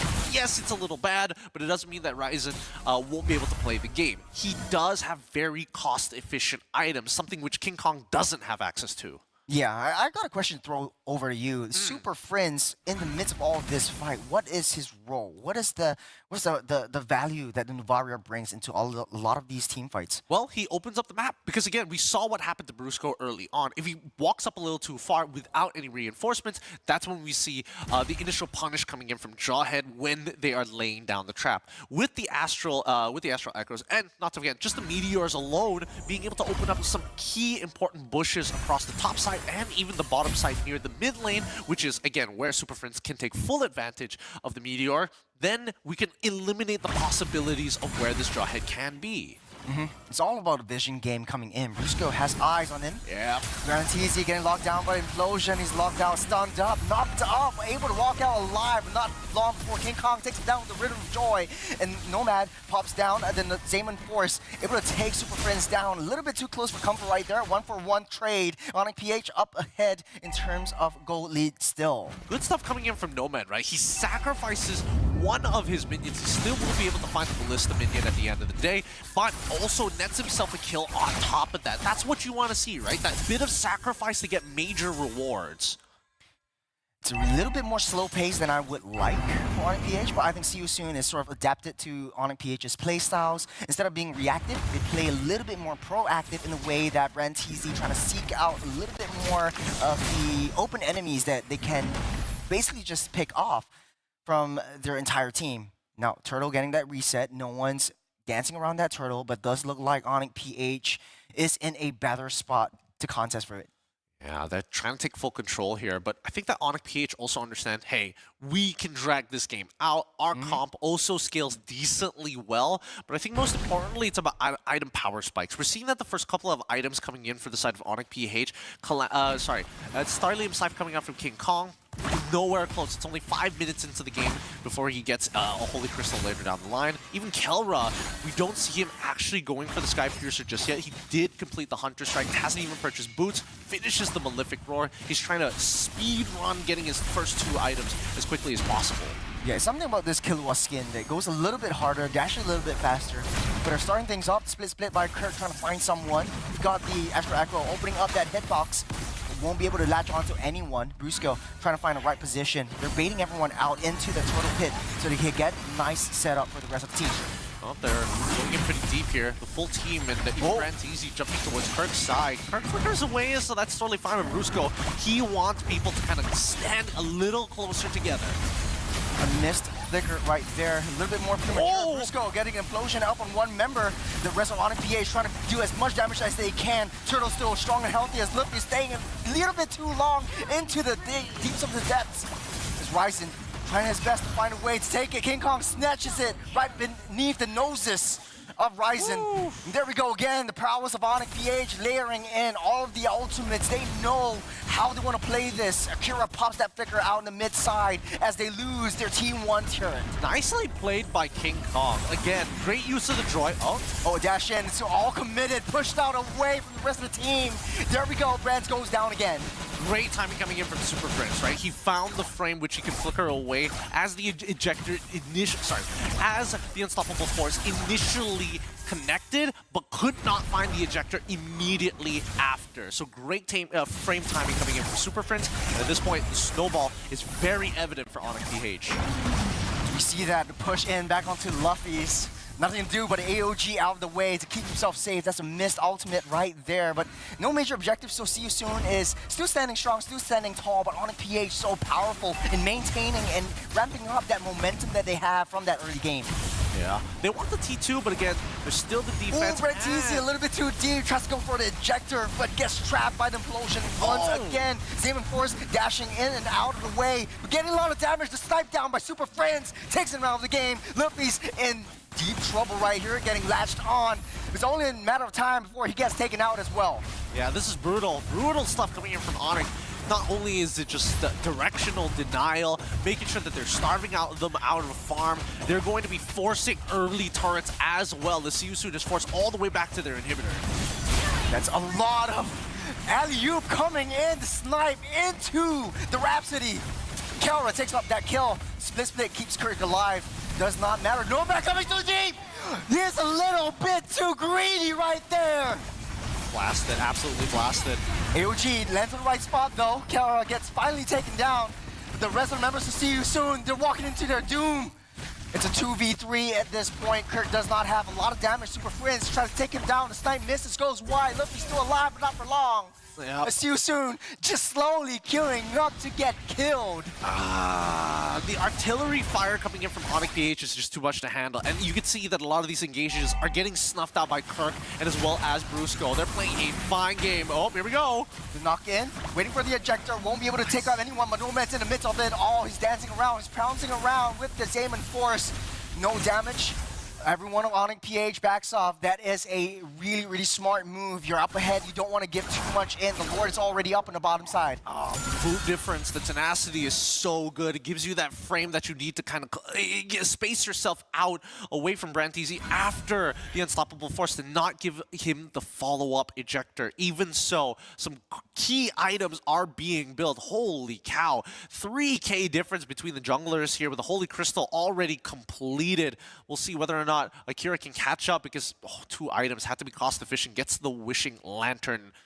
This is gonna be rough here. 8K gold lead, 9 minutes into the game. Top side King Kong 1v1 to Rise and takes him down the rhythm. Getting thrown back. Oh, he misses the iframes. The frame dash remove. Too good, too good. He's got the movement. He's got the movement. King of the jungle has not been able to land an effective ejector. Man, now with Ryzen gone, this looks like an easy lord for Onyx PH. See you soon. They're sitting ducks hungry now on their bases, but the rest of their turrets are getting destroyed, getting pillaged down. We'll see whether or not their high ground is going to be a little bit better here. They should be able to high ground, right? They've got the Sicilian. They've got the Harith. They've got the Harith too. They should be able to sit underneath their turrets. The only people they have to worry about are the skill shots coming out from Kelra's Death Sonata, or maybe, you know, the Meteor coming in from Super Friends. One or the other. But let me look at Super Friends' item. How far is he into this? He does have Blood Wings. That's about it. Oh! Thrown in, but a flicker into the explosion traps out 3, getting pushed back. It's havoc. It's travesty for See You Soon. They want to go home right now. They want to send See You Soon back into their hotel. They've had it with this game. They're blowing right through them, bulldozing through. 4 down, and now inhibitors will start collapsing to our low. Kirk at a half of it, 50% of his health. King Kong also at half, but this is going to be a clear sign of victory as they crack open the crystal for a clean 2-0. What a play. Kirk gets thrown in. Brusco waiting for the right time, the right frame where they were trying to go for that glue, but just gets trapped instead. They just got baited. Husky, did you see what happened?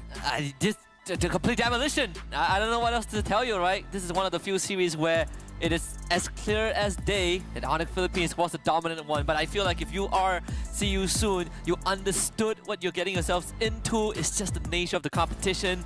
No hard feelings. Don't feel too beat up. You are just outclassed, but in a healthy manner by a team that literally just won the World Championship 2 months ago. Yeah, I think that See You Soon has got a couple of bad habits when they go onto autopilot. Yeah. Like bad target priority, they can't just keep you looking for these tanks, and I think if they do, they need to double check what the tank's items are supposed to be. Because they're like, okay, let's go for Brusco first, but then again, he might look for the counter engage. Okay, we'll throw Kirk then. Wait a minute, why he's got too many items, he's way too tanky, even our Sicilian can't cut through him with a Wishing Lantern. So, I definitely need to double check their item list every once in a while. Secondly, when they retreat retreat back, they clump up so That's right. much. You don't want to do that when you're facing up against a Tigro. And also, I want to add one more point. They have main character energy. So what I mean by that is whenever one member of the team dies, they just go in one by one. Yeah, they're just like, yeah, I can take you on. It's like, yep, man. I want to fight 10 men. Yeah, the craziest thing, the kind of concept. You know what I'm saying? Yeah, I mean the craziest thing was like the 7.5 minute sequence top side. They were 8,000 gold behind, and they think they can 1v5. I mean, you look at how low. Well, on a hindsight, right? Like everyone or most people from Onyx PH were less than 50% health. But they were playing at the 50, 20% health and they were winning. Yeah. The fight's gonna see you soon. They just kept going in. Like Brand TD probably died like 3 times in that sequence. He died, came back, did the same thing, died, came back, and did the same thing and died again. Yeah, I think that the only person who's allowed to have main character energy is probably Nomad. I think that he's definitely got the mechanics to do so. He's got that fast hands, right? But he needs that shield in front to block some of these skill shots. Because he is just dying to like splash damage. He is dying to just random death sonatas colliding against his teammates rather than just him. Even so, he obviously made a couple of mistakes. Like, you know, there were quite a bit of like, he just goes in without the rest of his team for a backup. Gets the Zima Force and he tries to dash around. It's not enough. It was a good attempt coming in for Seiyusu. They clearly have the mechanics, but there's a lot of habits that are not refined just yet. Yeah. I also do want to say that I was a little bit hesitant when the Novaria was picked up, but look at that. Super Friends MVP, 89% KP with 5 kills and always hitting that snipes. I remember that one astral shot into the Kara's Death Sonata. That was beautiful. Yes. It was an alley-oop if I've ever seen one. When Novaria was released, right? Like she's not just good for the intel gathering, but when you're sieging people from long range, Novaria is an absolute menace. It's so much fun, especially when you know your opponent doesn't have high ground. Like, okay, Akira's gonna be there, but who's gonna block the shots? Luffy, Ryzen, Nomad? Like, it's just free damage, right? You expect the Novaria to always just be on your tail. And once again, we look at the golden EXP graph, it's very evident. Once we get towards the 10-minute mark and things start getting crazy, you can see the exponential jump of golden EXP. Yeah. I mean, to Onyx's favor, they were very, very smart in how they played. They knew when to back off. They knew when to ride that momentum, keep it on that high. They knew when to move around that macro play. And See You Soon didn't know how to move around. They're sort of like 5 members playing a different game all at once. You kind of like have to know when to pump the brakes, right? Like just call it quits, cut your losses. You don't like... It's a tough call to make because you keep feeling like you could get something, you know, like the Onyx Philippines, the help us looking juicy, but sometimes you just gotta let it go. And unfortunately, they let go too late, so Onyx Philippines just cut the cord for them. MVP this game, Super Friends on that Novaria. We don't get to see this often, but it is a masterclass nonetheless. It really is. I think, you know, what's great about Onyx PH is how well-rounded this team is, right? We've seen many champions, many world champions before either have great mechanics, but then it's like even in losing situations, they turn it around, which is why that made them great. Other teams with decent chemistry, but they figured out something in the meta that nobody else has. I think that Onyx PH, as the current world champion, being a team that's so well-rounded where it translates from micro to macro, and even when it comes down to draft, bringing it into the game, there's just so much synergy between their composition. I think they're up in the running for being one of the best teams in the world so far, and they're very consistent in how they clear out battles. We kind of understand how they play the games with different heroes to that respect. But it's always so clean. It's always so dominant. There isn't a game that I remember seeing where Onyx PH was playing on the back foot. It wasn't a very, very close game. Sure, they had some early game mistakes that they made. Brusco went a little bit too deep. Kirk went in a little bit too deep. Nice to meet you. In the MPR won me. mid stage of the game, Onyx PH was just riding that high. Yeah, I mean, they always make you work for it, right? Even when you kind of call back to the games that they lost, whether it's the MPR PH finals or in M6, it wasn't easy wins for the teams. Like for teams like Falcons or Aurora, it was just straight up you have to work for it. Like, they make you bleed for that win. They really do. They have a certain understanding of the current metagame that I think most people don't have. They see how everything interconnects with each other. And I feel like a lot of teams right now don't have that level of foresight when they're in the game.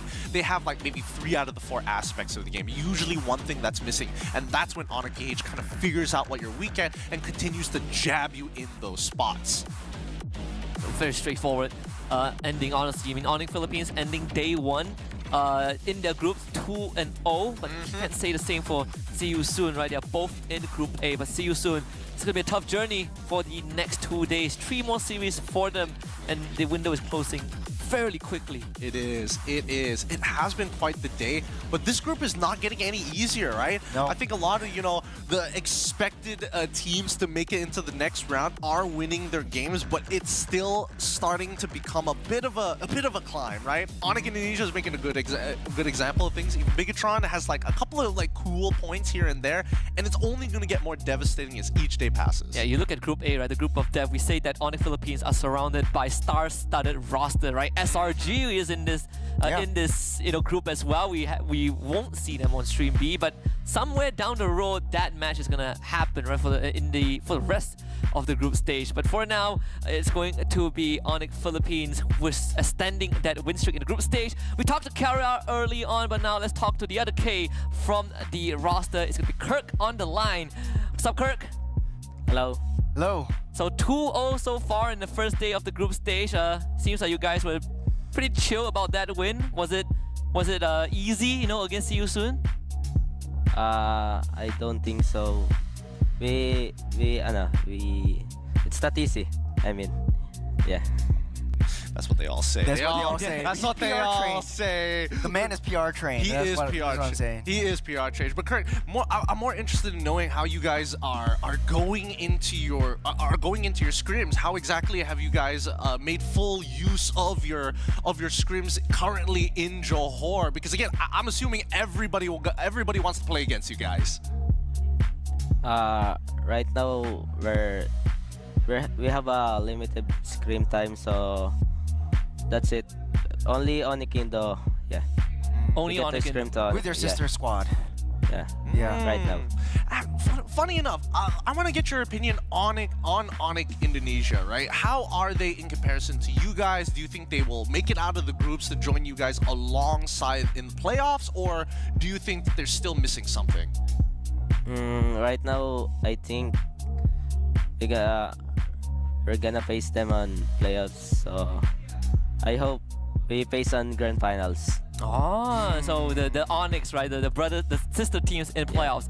Kirk, I want to kind of get your thought on this, right? Because so Churros did say that teams who have kind of won it all, won the biggest championship like you guys, the M Series. How do you keep on being hungry and wanting to keep on winning, right? How do you keep yourself motivated? Our coach always said that M6 is M6 and Snapdragon and is Snapdragon, like that. So M6 is already in the past. Yeah, but what do you think?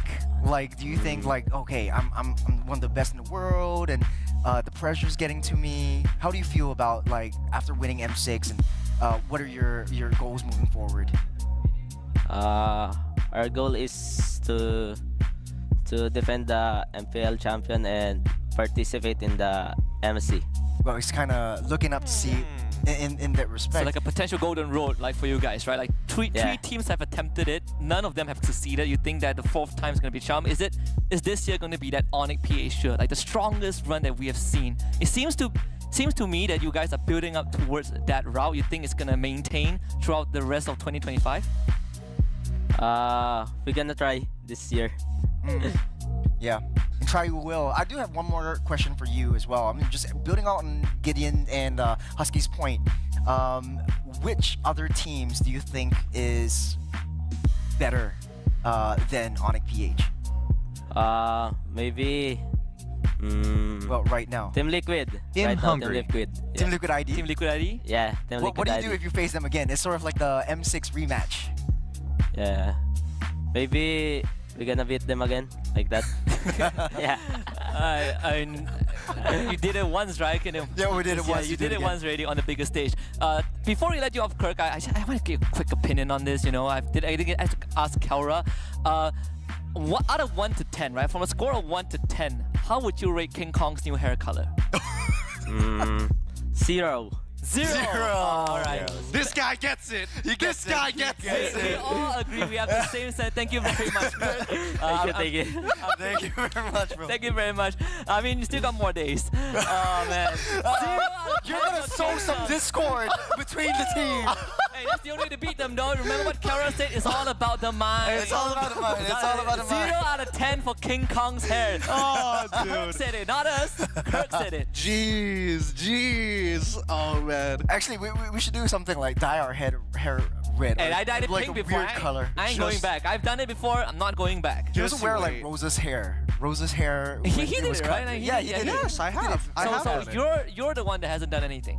Not yet. I don't know what our Not yet. bit is gonna be, but like. Hey, look, we're not making any bets. We're not making any bets just yet. You know, all bets are off the table until we see all of the teams perform. That's right. Yeah, you know how serious the Clippers take it, right? Like I make one rogue statement and my face ends up on YouTube the next day. I ain't taking that risk this time. You know? Yo, let's go. 2-0 SRG Team Flash. Hey, let's go SRG. Whoa. Malaysian at heart, brother. Wait, now you get to say it to his face directly. Oh yeah, get smashed. I think you got it wrong. This is Team Flash KH. Team Flash KH. It's not the Singapore. So they lost the NIP and the D. I heard someone said it. Don't make me pull a LaFell on you. Let me tell you. Yeah, just you wait. It's gonna bite us in the butt one of these days. Yeah. Great to see that SRG is doing well. I am curious about some of the other games. I'm not sure if they've already concluded or not, but if because of this interview, I hope that tomorrow, if King Kong comes back in with like a new stripe of hair, we know whose fault it is. Yeah, it's Kirk. But instead of training, he goes back and dyes his hair. Kirk again. made him bleach his hair. Who knows, right? He just bleaches like one side of it. He's just so now he's like Sans, but with full highlight on one side. yeah. But hey. All right. That point. So Stream A update. It was Team Liquid Indonesia against Bigatron Alpha. So they're still ongoing. That's why you stay at Stream B, right? We finished it quick and easy. 1-0 in favor of Team Liquid ID so far. So we gotta check back later on and see how that turns out. Mirko's sweating. And Mirko's losing his mind. He was live just now. He's like, what's going on? You know, Bigatron are losing. Yeah. So I made him choose. I was like, Mirko, if you have to choose between Bigatron winning and Liverpool winning, he instantly dropped Bigatron. He was like, Liverpool will win. Like, he sacrificed his team, alright? So I'm just putting it out there. Oh, he knows his allegiance. He knows. Yeah. He knows his allegiance. Hey, Both of it. Both of his blood runs red, clearly. But maybe not just for the aliens. We'll see, because I do think that the aliens have a very good opportunity. It's just whether or not the team kind of finds their mojo. Because again, as we see from what the meta is demanding for these players, it's more chemistry more than anything else. The aliens?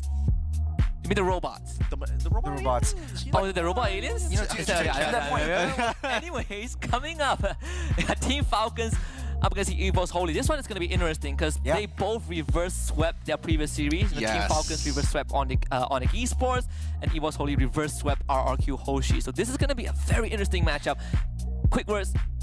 Expectations. I think it's gonna be spicy. I think that EVOS Holy is gonna show up this time around and really trying to bring a full 3 games against Falcons. Yeah, actually, first game was against EVOS Holy versus RRQ. That is their hometown sort of ID versus ID kind of thing. This is their true test up against a international team, PH team. So the audience likes it, we likes it. It's the age-old PH versus ID. Yeah, so far PH has been 2-0 on this streak. That's right. Onyx Philippines drawing one, Team Falcons drawing another. If there's any chance for Indonesia to reclaim some pride, it's going to be this one. And I agree, I think this is going to be quite close, seeing how EVOS Holy has really kind of gotten through the challenge stage, right? A lot of rising talents. Albert, I think that's one a lot of people are very interested in seeing. Of course, I mean, Albert's been out of play for like quite some time, and now he's like, I'm on the front lines once more. You know, I'm not in the back kind of giving suggestions. Now it's like, it's time for me to go to war. And he's back in his element. He's playing the jungle. He's feeling good. He's feeling strong. And I'm just excited to see how it goes to the Philippines games, the Falcons. I mean, so suspense is always a great thing, and thankfully we have plenty of time as we go into a slightly extended break. So, get your dinner, get cozy, get your popcorn, because when we come back, it's another PH versus ID. This time, EVOS Holy against Team Falcons. We see you in a bit.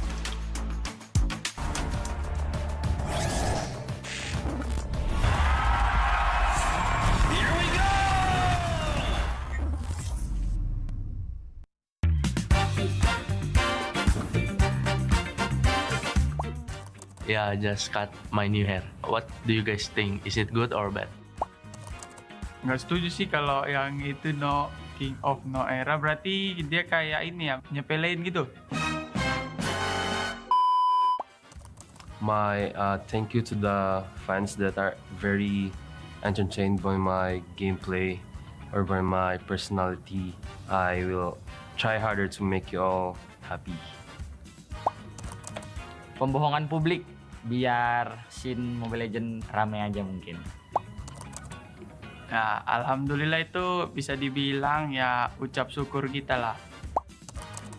Enggak dong, kan aku masih di BG masih main di turnamen SPS ini. Kita yakin kita bisa lolos playoff di season depan. Yeah, to King Kong, see you when we face against each other, and let's give our best. Ditunggu aja nanti siapa yang bakal main di turnamen ini dan di MPL. Thank you. I hope that's so. Ya, terima kasih. Semoga kita bisa memberikan yang terbaik di turnamen perdana kita di 2025 ini.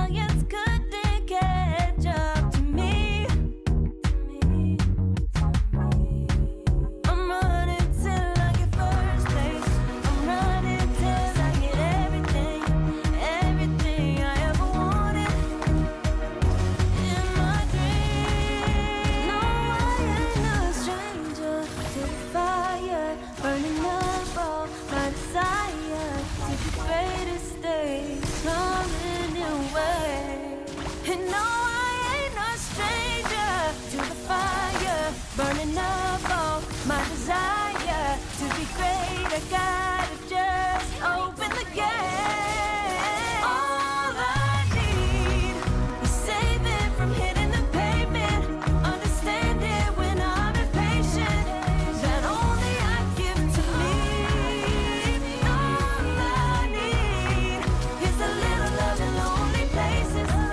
The strength to stand here in the place. That only I give to me.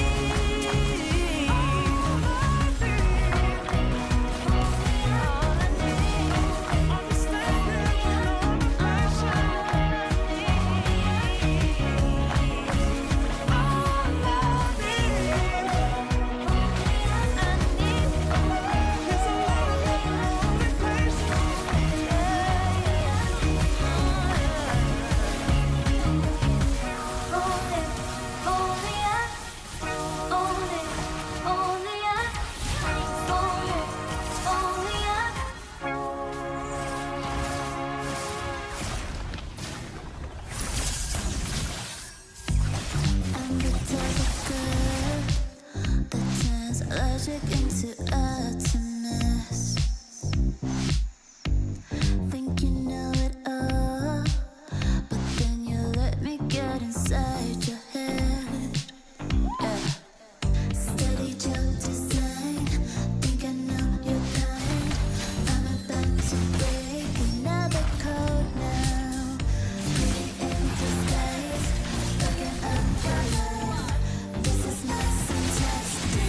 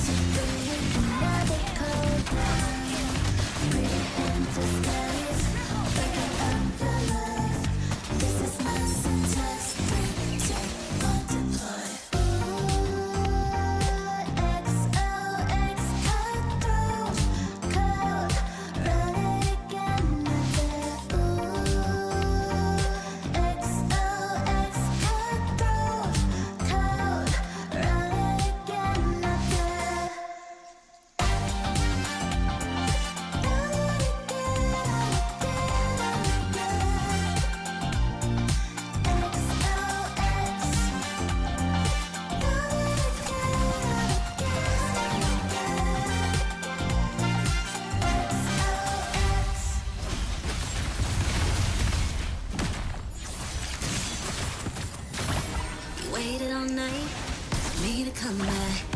Why'd you think that it's not alright? Told you that I'm not that type.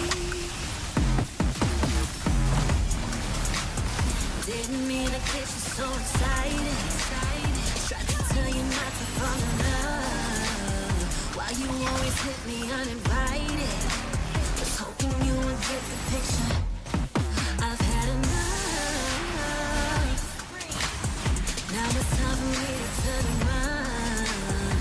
Thought you knew what this was. Yeah, I am superstar. You were never the one for me. Never should have fell for me. Take back your heart. Why don't you take it back? You never had a chance. I'm gonna take back your heart. Savage love, just when I had enough of us. I'm good, babe, I'm on my own. This ain't a phase, just let me go. Told you that I'm not that type. Don't bother wasting breath. Begging for one more chance. Yeah, know you got carried away. Ooh, you made me to say. Even mess with greatness, faces, stay in your face. I was looking to play, then you got in the way. All the love that we made got me stuck in the rain. Got no time to stay here and say goodbye. Yeah, I am superstar. You were never the one for me. Never should have felt for me. Take back your heart. Why don't you take it back? You never had a chance. I'm gonna take back your heart. Call it a savage love, just till I had enough of us.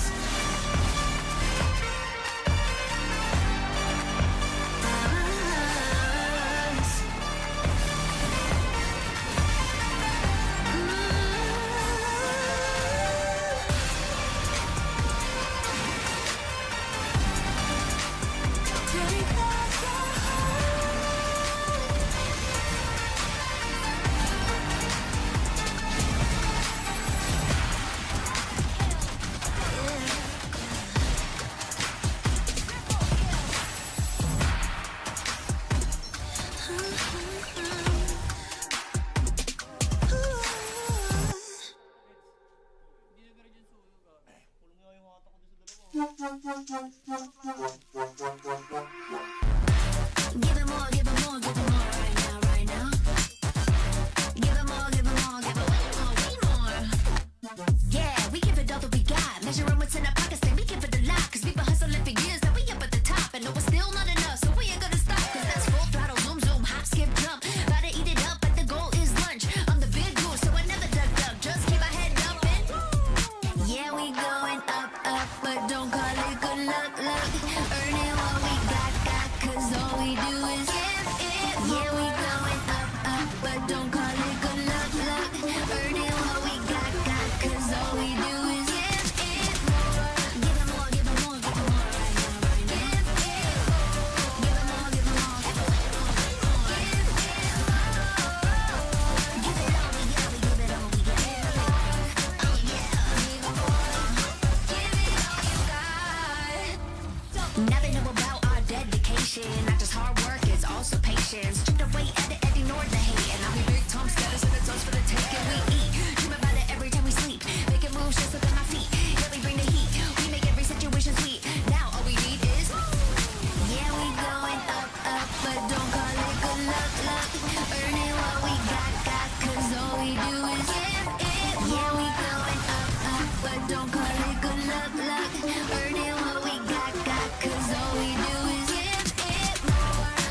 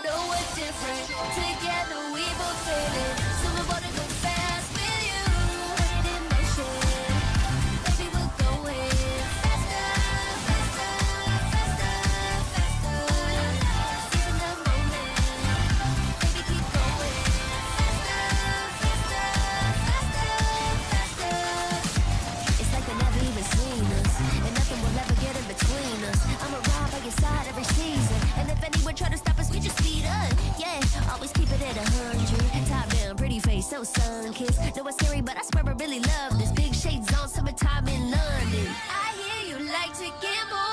Let's take the road, let's travel. No, I'm a lot to handle, but I wanna go fast with you.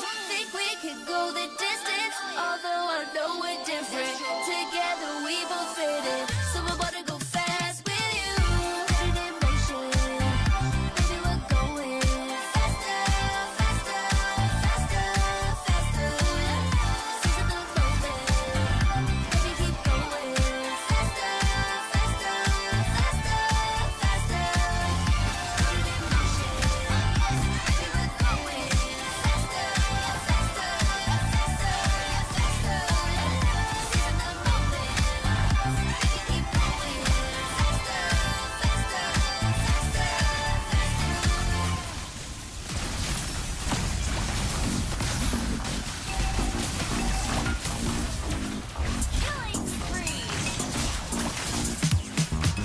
Cutie, dressed up and I'm glistening. I'm the gift, don't wrap me like it's Christmas. Once I'm yours, you'll know what you've been missing. Feeling like we should get into mischief. Listen, you've been looking like you're down on your luck. Need a girl like me to come through, lift you up. Hold me in your hand, I like when you touch me. Keep me around or you might get lucky. I'ma keep you with the good mood. Keep you up all night. Never around you. Baby, this is so vibe. Got me dancing like a soul train. Laughing the whole time. Got me singing in the shower. Baby, are you all mine? Baby, I'm your four-leaf clover. Your rabbit's foot, your charm bracelet, horseshoe. Baby, I'm your good, good omen. You wanna keep me with you. Keep me with you. Yeah, it's not hard to see. There's a pattern forming when you got me. 777 all wins, big money. The tramp over here never see me coming. I was in your back pocket the whole time. A quiet power, a silent gold mine, a big old confidence boost. You never the dude. Just know that you'll be winning cause I'm with you in the building. I'ma keep you with the good mood. Keep you up all night. Never around you. Baby, this is so vibe. Got me dancing like a soul train. Laughing the whole time. Got me singing in the shower. Baby, are you all mine? Baby, I'm your four-leaf clover. Your rabbit's foot, your charm bracelet, horseshoe. Baby, I'm your good,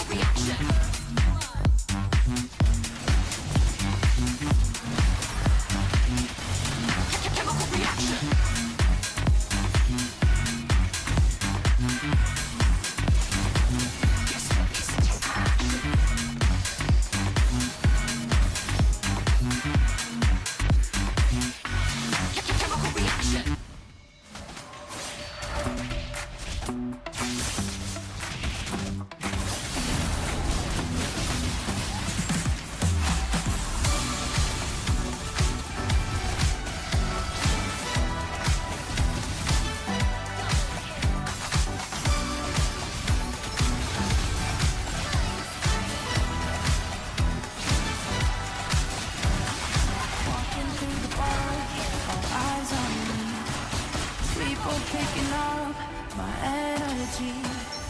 Music never stops. They play my song on repeat, on repeat. I'm flying till I hit the How are you sky. doing today? The melody is getting high. You know how to free my mind, my mind. When I'm with you, my world is golden, so golden. Baby, you make my heart shine golden, so golden. Feeling so alive, let's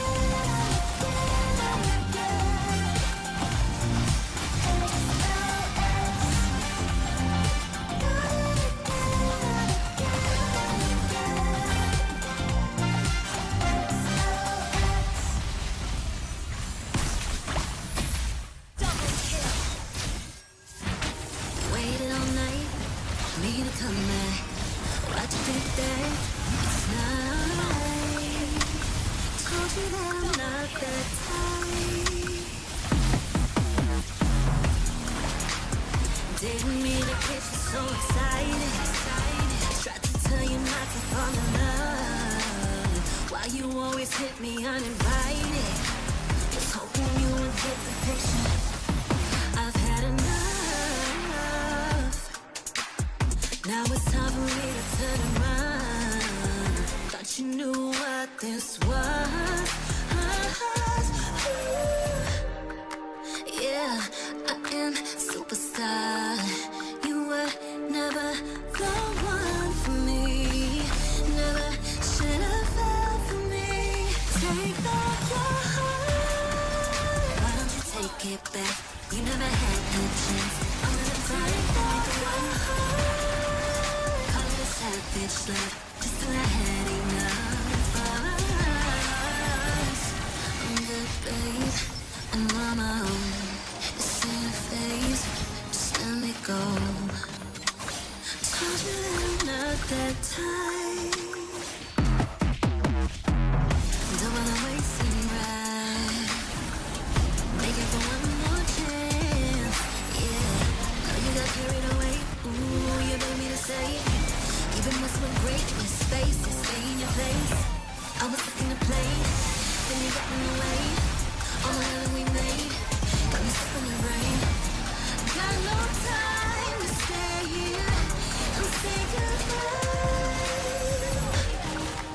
Yeah, I am superstar. You were never the one for me. Never should have fell for me. Take back your heart. Why don't you take it back? You never had a chance. I'm gonna take back the one heart. Call it a savage love, just till I had enough of us.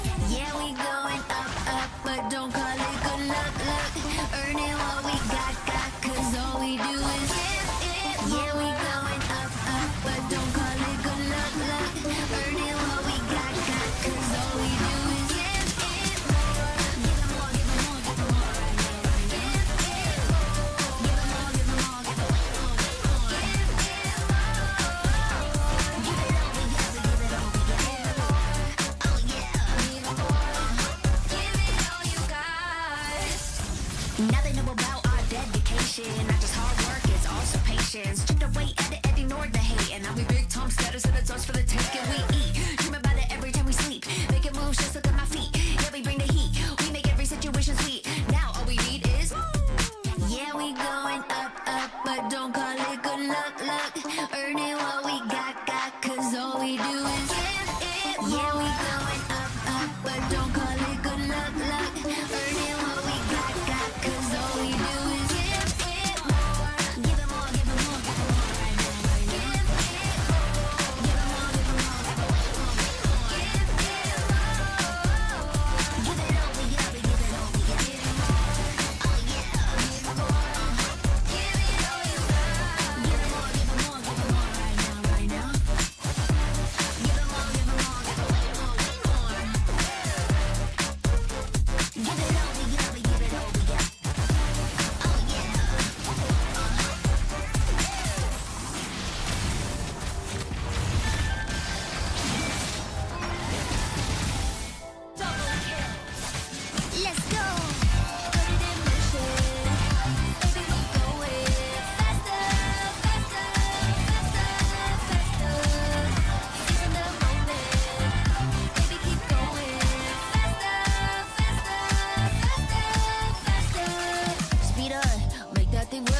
foot on the gas till you got nothing left. Let's drive to the top of the mountain and see the view. Let's vibe, looking back on the journey, just me and you. Ain't nobody wanna go slow. Yeah, I was chilling in the past, I was solo. Now that I got you in my life, I'm like, go, go. I be living for the thrill of it, whoa, whoa. I hear you like to gamble. Let's take the road, let's travel. No, I'm a lot to handle, but I wanna go fast with you. Think we can go the distance, although I know we're different. Together we both fit it, so I wanna go fast with you. Put it in motion, baby, we're going faster, faster, faster, faster. Seizing the moment, baby, keep going faster, faster, faster, faster. It's like they never even seen us, and nothing will ever get in between us. I'ma ride by your side every season, and if anyone try to stop us, we just speed up. Yeah, always keep it at 100. Top down, pretty face, so sun-kissed. Know it's scary, but I swear I really love this. Big shades on, summertime in London. I hear you like to gamble. Let's take the road, let's travel. No, I'm a lot to handle, but I wanna go fast with you. Think we can go the distance, although I know we're different. Together we both fit it, so I wanna go fast with you. Put it in motion, baby, we're going faster, faster, faster, faster. Seizing the moment, baby, keep going faster, faster, faster, faster. Put it in motion, baby, we're going faster, faster, faster, faster. Seizing the moment, baby, keep going faster, faster, faster,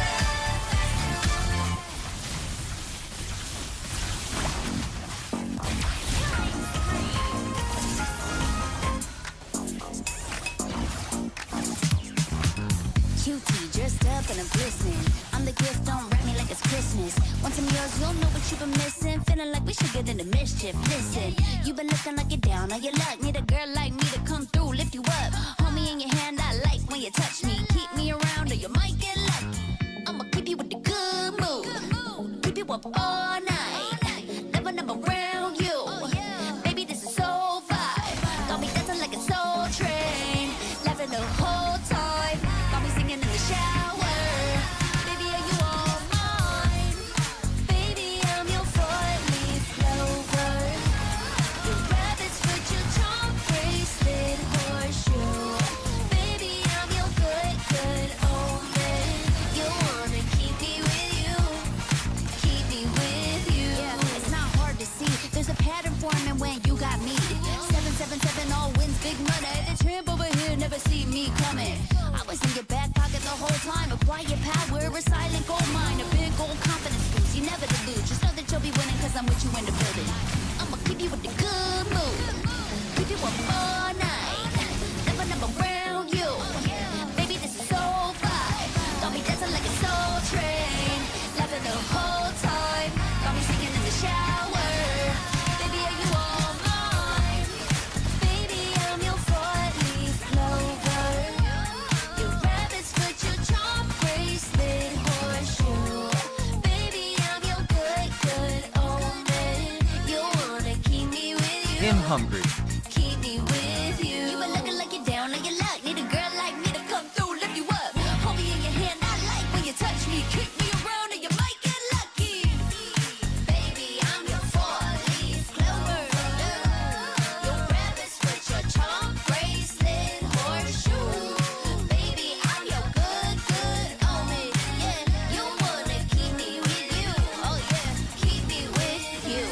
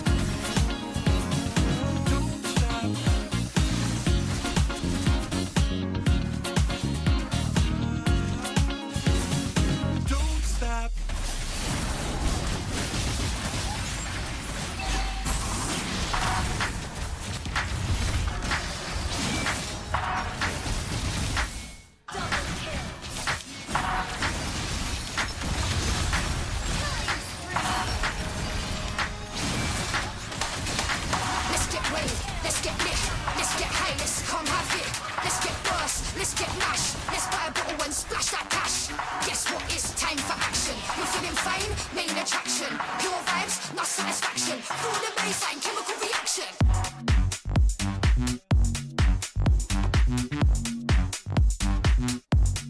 Chemical reaction.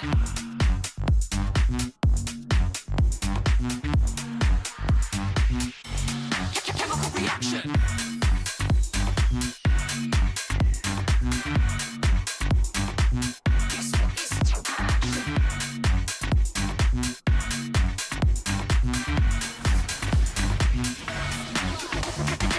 Come, let's have it. Bad boy rhythm. Come, let's have it. Bad girl style.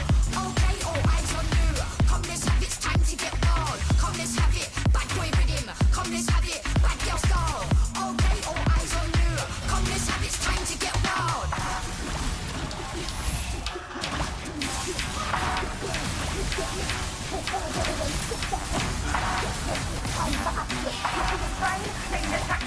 Your vibe, not satisfaction. Feel the bass, chemical reaction. You're feeling fine. Chemical reaction.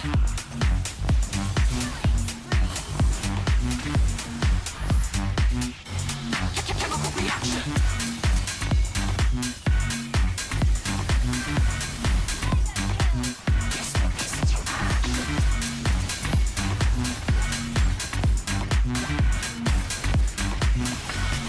Chemical reaction.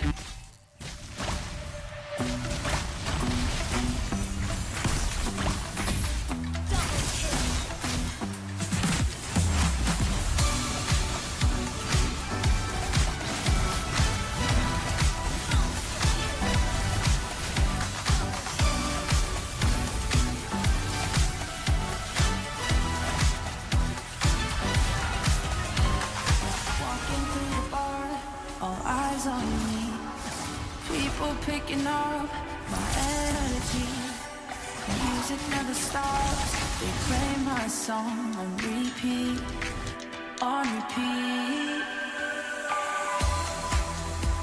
I'm flying till I hit the sky.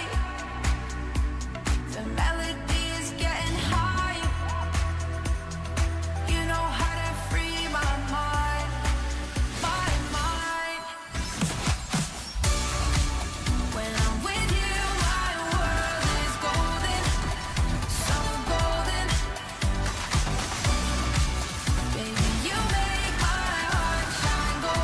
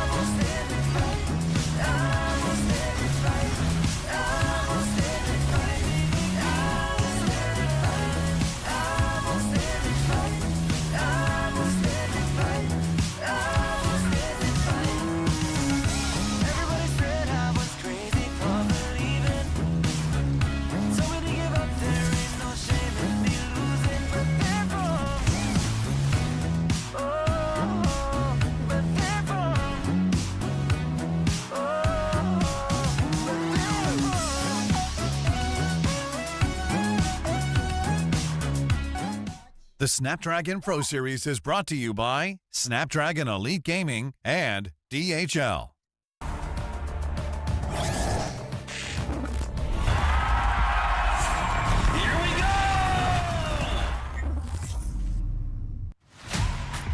Welcome back to the Snapdragon Pro Series Challenge Finals Group Stage Season 6 for Mobile Legends Bang Bang. We got one more best of 3 before we close out the night. It's me, Husky, as your desk host on this marvelous stream B, alongside with Churros and Leo back on the desk. And boy, we have another Indonesia versus Philippines rivalry to close things out. This time, EVOS Holy takes on Team Falcons to see if they can reclaim some pride for the Indo region. Because so far on Stream B, it has been Philippines all the way. It's the EVOS fam going up against the Nest. And interesting how these two teams' runs today have went. Both have won their own fair share of a reverse sweep. So should be quite the battle, especially they both went through their own kind of reformations, right? Falcons, new management, that's it. It's the same squad that has been kicking butt for the past 2 years. And then you have EVOS Holy that literally has like a majority of new players under their banner. Yeah, and both of these teams, like just to add on to your point, the previous games, Falcon PH against Onyx ID, it was a 2-1 reverse sweep. The first game a little bit shaky, but they got their stride back into it. They found the momentum, and they got that win. It was Holy on the other hand. It was against RRQ, their hometown heroes as well. 2-1 is the scoreline. But this time around, it's going to be the true test of strength and limits for EVOS Holy. Yep. And on top of that, I talked, like Mirko did say that even in the reverse sweep between EVOS Holy and RQ Hoshi, RQ actually had majority of the actually had the lead in those games, right? Yeah. So EVOS Holy being able to adapt, play from behind, and then take the W really speaks volumes of the stakes of this series itself. I think, you know, EVOS Holy, are there any expectations coming into this? Like, what's the general consensus? Are we leaning towards the Falcons, or are we leaning towards EVOS Holy? I personally, I'm for Falcons here. I dare even say this might end in a sweep. That's just me. Actually, I do agree with Leo on this point. Definitely a 2-0 based on just statistics alone. EVOS Holy, like I said again, this is their true test of limits. If they're able to hold themselves well and play from behind, or show us that they do have some fight in them, then they do have a shot in taking this into maybe a 2-1 series if EVOS Holy is really feeling it. I know that when we look back at the challenge stage, EVOS Holy, they did have quite a more straightforward run, but we'll talk about the opponents first. Team Falcons don't need more introductions, but you know, Flap TZ, Kao TZ, Few, Ogwen, and Super Marco, we saw them earlier today with their reverse sweep over Onyx esports, now trying to close out the day with a 2-0 record. Yep, I feel like if Team Falcons PH go deep into SBS, maybe even win it back-to-back, they are the defending champions, they might go for another world tour. It's possible. 2025 might be the year. Yeah. It's they were the reigning champions of SPS Season 5 last season. This time around, they had a very, very shaky start up against Onyx ID with a very, very brand new lineup. You have Savaro from Onyx ID. They suffered a little bit, but they found their stride. They got what they're looking for, and they played really, really well, especially from Flap TZ on just that game. We'll have to see the rest of the team members really pick it up into this one round. It was a draft, man. It was definitely a draft. Like, it was like we were all in agreement that that series kind of boiled down to the draft. First 2 games boiled down to the draft. Game 3, obviously, there was some disparity, but that only came into effect when we hit that mid to late game. But I would say Team Falcons, they have found some of that win con, at least in the hero pool, right? With Flap TZ, both games he won, he was on that Padang. We saw Ogwen kind of bust out the Kufra in Game 3. Some variations compared to maybe some of the earlier games that we have witnessed. I think Team Falcons a lot more daring to display different playstyles. Marco only plays Granger. And like, that's it. Granger. That's it. Just call him Super Granger. Yeah, I remember when Roger was one of the meta picks, he only always plays Roger. Yeah. It was him and Innocent, you know, like one of the few people that do it. Yeah, it's nasty stuff. But that's, I mean, Team Falcons, it's good to see that they sort of are coming back in form if they've ever kind of fallen off in recent times. I know, looking at last year, them and TLPH not making it onto that world stage was sort of a revelation for the Filipino scene. But again, this time, the team that faced off, that kind of had to face them off in the previous challenge finals isn't even here, right? So that kind of shows you the shift in the landscape. Because we have to take a look at Ogwin first today. These are the heroes that he has played: Tigro, Kufra, and Matilda. Obviously, Matilda, the only one with a loss. I just want to point out and interject, the Matilda lose rate was because I think Lucas Jungle just doesn't work in this meta. Hades picked it up in the Flash games. Kyle TZ actually picked Hope it everyone up enjoys in it the here. first game Please against follow Onyx the ID. I stream. think it just really didn't work out. It's not that Matilda is bad in this aspect. They had so many good plays around, situating around Ogwin, but Kyle TZ's Lucas pick, that was just really, really weird. I'm going to come to you in a little bit, Leo, because I want to talk about EVO's Holy, right? I'm sure you have some input. We got Reggie, Albert, Deposit, Key, and Erlan. And of course, Key, latest addition to the team when we saw the rest of them perform in the challenge stage where they were in Group C, had a more straightforward route. They 2-0 Homeboys and then they 2-1 TLID to get that first slot into the challenge finals. But how's the outlook going to be? I know you lean towards Team Falcons, but I want to hear your thoughts on Oh yeah, EVOS. no, if only it wasn't Falcons they were facing off of, I would say EVO's Holy is taking this, right? It's just that Falcons are my boys. So EVO's Holy, that bout against TLID went 3 games, 2-1, average of 15-30, right? Across the board. That is your M6 grand finalist, right? That is a very strong team on an international stage that they took to the limit and took down, forcing them to play through the LCQs. So I'm liking EVO's Holy. I'm a big fan of Reggie, aka Fluffy. I'm a big fan of Albert, Baby Alien. Albert. At this point, he's just an alien. I'm a big fan of Deposit, mid lane extraordinaire. I'm a big fan of Erlan, also known as Duma. And of course, Key, fresh off of his transfer. He's used to wearing red. Now he's blue. Even when back in BTR, Key was instrumental to kind of the wins that we have seen from that team. I do kind of like the new look. It's just in that role itself, right? Key against Ogwin is kind of a matchup that I think is worth looking forward to. Yeah, I think they're all in their comfort zone. I was watching the match against RRQ, and I think EVO's Holy, they really need to find each other's understanding of their roles and positionings within the game. Albert is really, really comfortable in the jungle role, but not only that, Erlan, Deposit, and Key, we talked about this a little bit more. They've been Albert's sort of like enablers. Enables him to make these crucial plays, and we see his win rates all across the board during the challenge qualifiers right now. Suyo 75%, Fredrin 50%, Hayabusa 100% win rate. Definitely looking out for his assassins. This is what he was known for all the way back from when I got to know him in N3. It's more than just the assassins. The fact that his top 3 is a full spread of the full gamut of what's possible in the jungle makes him out of this world. I get it. Why they call him the alien, man. Yeah, it's the full spectrum, right? Abduct me. He fills in the blanks, right? Whatever you need, he can fit that. Of course, we have to look at the head-to-head as well.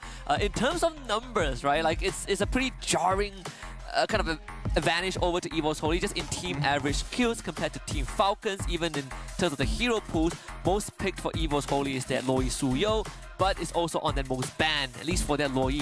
But when it comes to the most picked for Falcons, we've only really saw them play that one series today, game. So sample size is a bit small, but it's fair to say, you did point it out, Super Marco only played Granger. I think in this case, sample size is definitely a factor.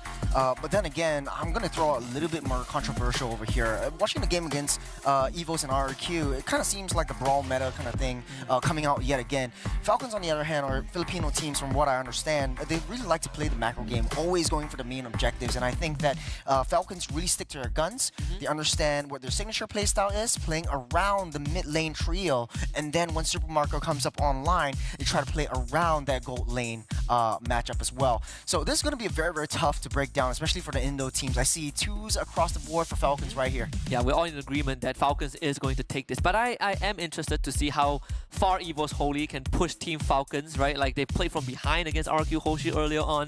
So there is that element that we've already seen from Team Falcons against Onyx. So now it's time to see if EVO's Holy can kind of match that, especially in the draft where Team Falcons have shown a lot of that diversity. Yeah, my only hope really is that neither team play around too much. And this is more of a jab at Falcons. Looking at the draft for EVO's Holy, I don't see anything too crazy. You know what I mean? Like, looking at their games 1, 2, and 3 against RRQ today, not much here is too out of the box. I still cannot get over the jungle Lucas. So yeah, hopefully we do see something a little more straightforward, something that allows for Falcons to scale the way that they need to scale, engage where they need to engage, and control the map.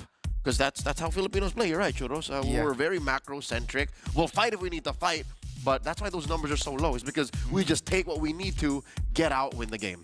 I think what's beautiful about like Filipino teams coming in is during the Turtle Lord dances, they really like to use these major objectives as bait. Yeah, they start things off, but when the opponents come in, it's sort of like, let's ditch that objective, let's go for the kills first, let's secure that major win around these objectives before we even take that off. Because what's the point of getting that Lord if all of our members are down? That's what you call the art of the turn.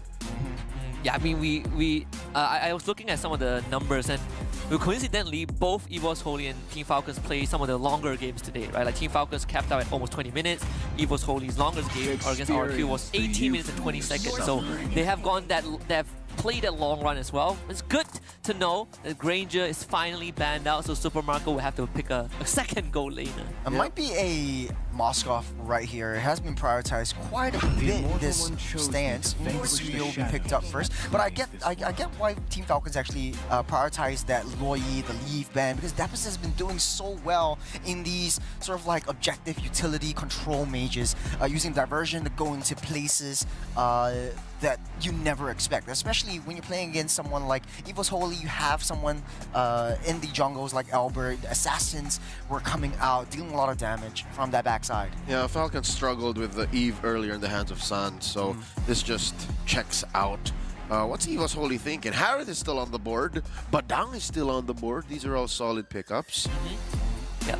It's crazy enough that EVOS Holy got to play Loyi in all 3 games against RQ Hoshi. Right? So the Badang comes through. We got the Harith as well. So you called it, Leo. Take it away from Flap, right? Team Falcons have shown that they can play that Badang, but now EVOS Holy takes it.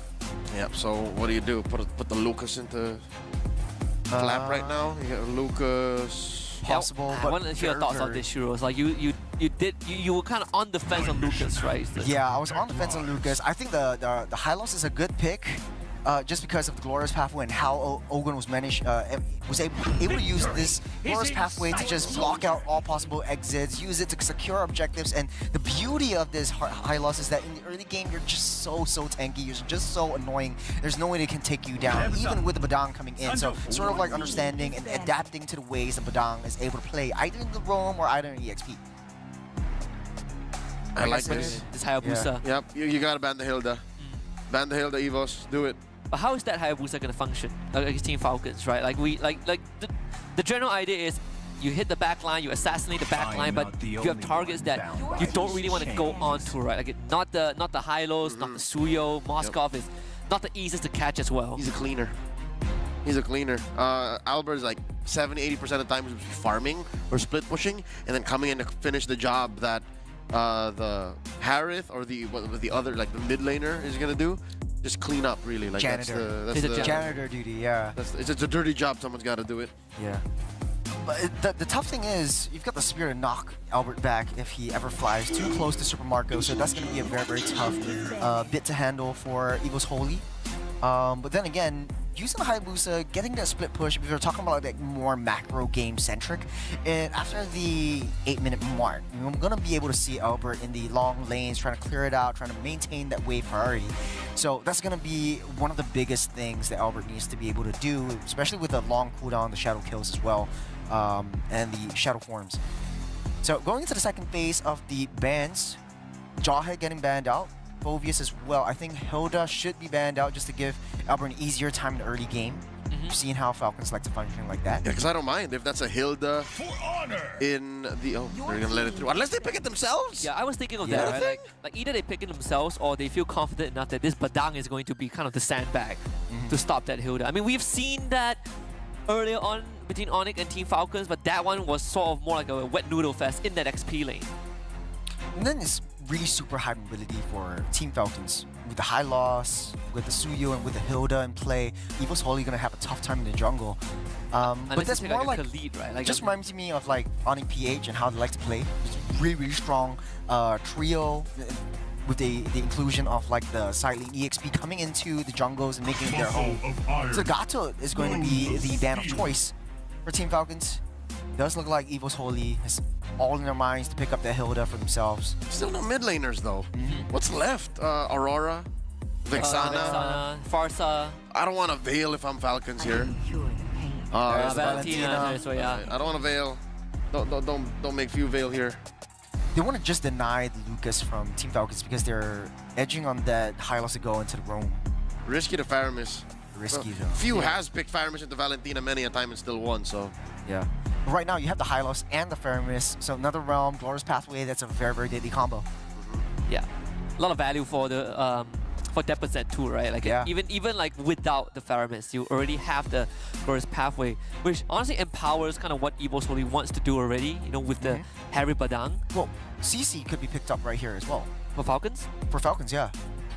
Get the CC, you lock Harith and Hayabusa down with your curtain call. You usually don't see the Hayabusa though first. Yeah. Yeah, like you only see one of them. Trap Harith in, throw down the Zane of course, but it will be the Kufra instead. So the Hylos going into the EXP and then the Vexana coming out as well. So yeah, I think Ogwen's still feeling himself from the previous series, right? Having a great Kufra performance.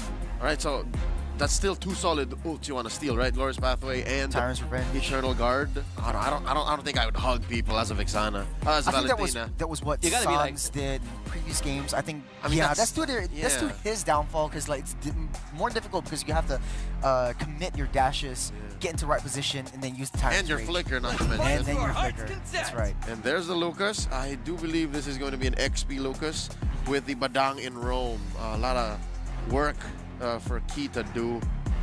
Yeah, I don't think that'll be easy. You're gonna have to dash through that Kufra, and then with the bouncing ball, you stop. Yeah, it seems like Evo's Holy's draft is designed to do like hit and runs, right? Like drive-bys. You're not looking to full commit into this solid brick wall of Falcons.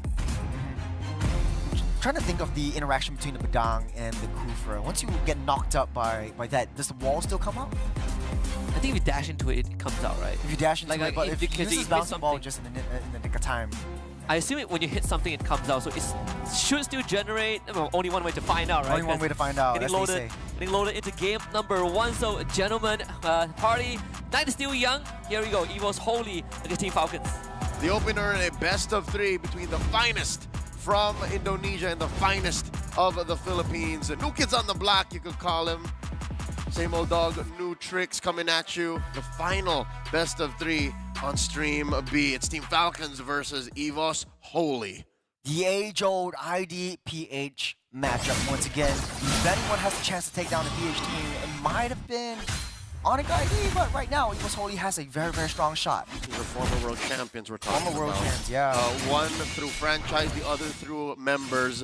One quick look at the emblems. This is a Warcry Hayabusa. Concussive Blast on the Lucas, just to clear lanes a little bit faster, get that early game rotations. Quantum Charge on the Badang here.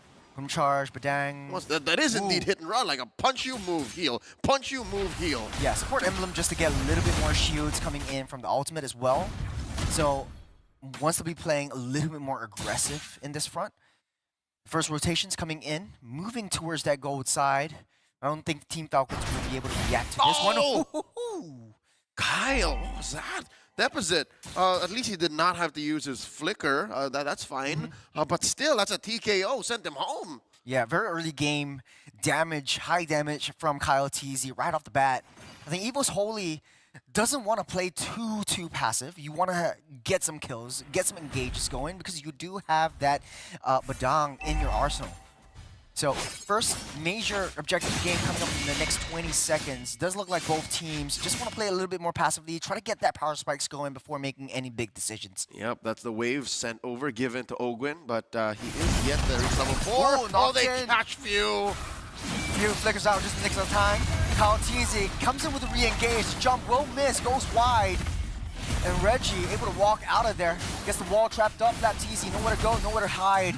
A lot of damage, but getting chipped down, tickled. The Revitalize keeps him up alive. Looks like a free turtle going in the hands of Kyle TZ. Oh wow, such a turn of events here. A stolen Glorious Pathway, continuing the fight. with the knockout, not yet level 3. So it's just getting trapped in between the walls. This Team Falcons managed to get 2 and the Lord in their name. F2F, fumble to fumble, as EVOS Holy not only lose 2 members, but as well the major objective, propelling Falcons up by 1,000 gold deficit. Though, where's he getting all this damage? I mean, yeah, he is choking. Oh, wait! Ogwin jumps on the 1. No one home. Let's go, Erlan. Yeah, you don't want to commit the Tyrant's Rage way underneath the turret. That's a very good call by Ogwin. Very good jump, though. Just to keep EVOS Holy at bay, you need to be able to manipulate their rotations up towards that gold lane, try to protect and babysit Erlan a little bit more before making any moves. Oh, look at this. The gold leaderboard fluctuating between the 3 here. Albert is caught up by Flap. And a spot of bother right there. Forced to use the OEG Shadow Kill. Able to dash out of there in the nick of time. No backup from Team Falcons, but they have their eyes set on Deficit. Goes down once again by Fat Teasy. Team Falcons right up on top of the board. Now Deficit knows how Sans feels like from that series earlier today. This is literally the same kind of jumps that Ogwin had Packin. And now you ask, now you wonder, what's EVOS Holy to do? I think just alone from Ogwin, it answers so much, it does so much. Ooh. Albert. Great instincts. Very, very close. Kill, I think just a couple more hits, but knocked down. The fist crack, tries to lock them in. Dashes out in the nick of time as Ogwin tries to use the bounce ball to get out of the way. Able to use the revitalize just to keep him up alive, but not for long. His 5 members come down to take down Ogwin right before the turtle spawns up. That's a little bit of that passive coming through. He threw that little mummy tape to heal up, and it kept him alive for maybe a second more, but a little too late, man. You dove into 3. Just believe you're gonna get punished. So on the board, finally, EVOS Holy are. Perfect timing for the turtle. Upper quarter to the map. Man advantage for EVOS Holy. Yep. As Team Falcons want to leverage his 1,500 gold lead. Reggie down to half health. Ooh, he doesn't have his rage meter all filled up. Reggie forced to dash out of the way. It does look like Ogwin's already in the fray. He's got the Glorious Pathway set up, trying to block everyone. Misses the jump. Turtle will go in the hands of Kyle Tease as everyone jumps in, tries to use all the ultimate Saber Force, trying to dash out, dealing enough damage to take down Fat Tease in the process. Reggie does have his rage meter, hasn't turns into beast form, tries to get enough damage to take down every single one of the members of Team Falcons. Team Falcons struggled to make the most of the resources. I mean, this is their characteristic. They are stretching out every single thing they can, pulling out ults at the very last moment, and I think the difference between a win and a loss in that turtle pit would have been an ult at the right time. The stolen Eternal Guard from Deficit knocked up and dealt too much damage to the rest of Falcons. They had no choice but to collapse backwards. Yeah. So this is EVOS Holy being more than just on the board. They are in contention rate for this final turtle. It's 3-3, barely any gold between them. Yeah, as you said it though, the economy has equalized just a little bit more. EVOS Holy looking to take down some more. As time goes by, Erlan gets a lot more stronger. Second on the gold leaderboard, Kyle TZ is right on top, but not far behind though. If Erlan gets a little bit more items, might be able to take down, cause a lot more skirmishes. Well, Kyle TZ is going to come in Grand Theft Purple. Did he get it? Oh no, he did. Albert secured. Albert secured it. Just for a while. Glorious Pathway, just to get everyone out safe. You want to stay into your homes a little bit longer. As EVOS Holy looking for more, looking to ramp up the aggression. All right. The Indonesian Shinobi keeping his buff, keeping himself at level, a gap away from Kyle TZ despite the difficulties of the first 5 minutes. The fact that Albert is holding on is big news. Oh, look at this! Concealed play, but Super Marco dashes right out in the nick of time. As Erlan pops that Xamen Force, trying to get as much as he can, but no minions. Won't be able to take down the T2 top side. Good chunk of resources sent to scare Marco out of his pants, but he kept it on. He's got a good pair of trousers there. 500 gold between them now. Last turtle spawning lower quarter. Yeah, Marco is he's in a happy position. He can just throw out an SOD and make it a 5v5. Ogwin with yet another jump. Tyrant's Rage already committed. Will be able to dish out a lot of the ultimate. Xamen Force already popped up as well. Ooh. Turtle pulled back, but it's a little bit too premature as both teams don't have their crucial ultimates for this fight. No Xamen Force, nothing to steal. I think EVOS Holy are just full-on committing to this turtle. We just need this, man. Let's take it. Lord's Pathway concealed play coming in. Super Marco takes down turret off on the top side, but it does not matter as Albert takes down that turtle. Reggie's way too deep in, but Albert's there for backup, blocking down that backside as Few gets taken out by Airline. All right, real time. I think the call for Falcons was Marco, just take the turret, man. This is a losing fight. We already lost Few and Flap. Just take the turret. And there's only so much Hey Moscow can do. He does click the SOD. SOD. Oh, that was too little too late, though. As Airline able to dash out in the nick of time. He's got that Purify, popped it just right. But I just realized this. Super Marco has the flicker instead of the Purify. What do you think of this one? Because it does seem like Kai's been doing the Lord's work, making those walls count. I think the Purify is good. Sorry. The Purify is good, but the flicker is better in the case of Super Marco right now. Question is, it's about 8 minutes in. Has he died?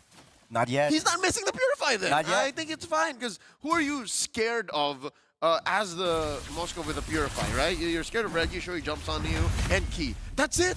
Yeah. That's all you're scared of. So if you can space yourself and kite, you're fine. The jump on Ogwin denied. He got jumped on. Yeah, he jumps over the wall. Lion jump over the moon or something like that. I think that's how the phrase goes. But then again, it's always like a constant push and pull for Evo's Holy. Team Falcons enter their home. Evo's Holy is like, nah, I'm coming into yours. And the whole time, Super Marco just slowly pushing down that top side, pushing up that long lane. Board spawning up in 30 seconds. What's the play for either teams? I think Evo's Holy feel it like this is their moment. The power spike! And Albert with a solo kill. Onto Ogwin, massive play coming from Albert. The baby alien, not so baby anymore. Super Marco trying to dash out the process. Didn't land the SOD to safety as Albert takes him out as well. Lord coming up in 5 seconds. Ogwin up in 5 as well, but Super Marco down. Evo's Holy, they might have a shot with this major objective. This is a non-starter, not without Ogwin, not without Marco. It's about, what, 15 seconds off from Marco making it here? He did use the SOD, and it's not looking good for Team Falcons. This is looking like an Evo's Holy Lord, if I've ever seen one. Reggie's taking a little bit too much damage, turns into beast form, tries to delay and buy enough time for Albert to take down that Lord in the process. Goes a little bit too deep in the back. Kyle takes that down. Albert secures that Lord. Meanwhile, though, everyone's trapped in between the walls. As Evo's Holy, they are taking it one at a time, 2 down for both sides. But the saving grace is that Evo's Holy has the Holy Lord. They do have the Lord marching down bottom, and Super Marco just made it in time, so the rest of the lanes don't get punished as hard. It went from worst to bad, and this is still very bad for Falcons. I don't know what their play was going into that Lord pit. I think they had a winning image. They had this idea of maybe we can trade up, you know, like 3 for 2, 3 for 1 if we're lucky, but it became a 2 for 2. So suddenly, Evo's Holy now just has priority all over again, not just in teamfights, but even on the map. So now, check this out. It would be lucky if Falcons even keep all of their tier 2s. Yeah, it's going to be a tall order. But on the top side, though, no one's pushing it down if you're a side of Evo's Holy. Team Falcons, they're scrambling, trying to take down that Lord. Reggie already turned to beast form, try to push everyone out the way, securing all these neutral objectives as well. Evo's Holy, they're on the aggression. This is where we want to see if you're an Indonesian fan. Yeah, they gotta respect Reggie's. Lucas is rocking the Thunderbelt, I reckon, 11 minutes. He's got maybe upwards of 20 stacks by now. He is rocking a Dominance Ice as well, so it's not so easy for the likes of Marco, even Kyle, to take him down. And Vengeance, I think that's a huge game changer. And now, Tyrant's Rage into the Glorious Pathway, trying to block out every possible asset for the same enforce. No one's targeting Laurent. He's just dancing around. But Team Falcons, they're changing everything. Albert with a shadow kill. That's 2 members down. SOD! Oh! Team Falcons are turning it around! 3 for 1, currently making a 4 for 1. We ain't done. Reggie running away. Falcons with a punish. He's out of there, just as his team all fall like flies. He barely survives, and now the map is gonna turn blue. Team Falcons never count him out. This is what they were looking for, Joros. This is what they were trying to do in that Lord pit, and they did it in their purple. I think it's a better spot to be in too for them. Yeah, the damage all came from Kyle Teasy. And then you have Super Marco on the backside just rapidly firing shots. SOD landed, that's where they sound the alarm. Yeah. Team Falcons just go ham. Yep, that was a kill shot right there. The SOD on Erlan. Everything else just followed. And yeah, I think a majority of that damage came from Kyle TZ. Hold sever on hold sever. It's disgusting what the Suyo can do. Hunter Strike, War Axe, and BOD. If I'm not mistaken, he had that BOD as that fight began. Yeah. I think he's going for the Malefic Roar just to get himself a little bit more penetration just because Reggie is tough to deal with. But then again, Lord spawning up. This is the 12-minute Lord that we're talking about.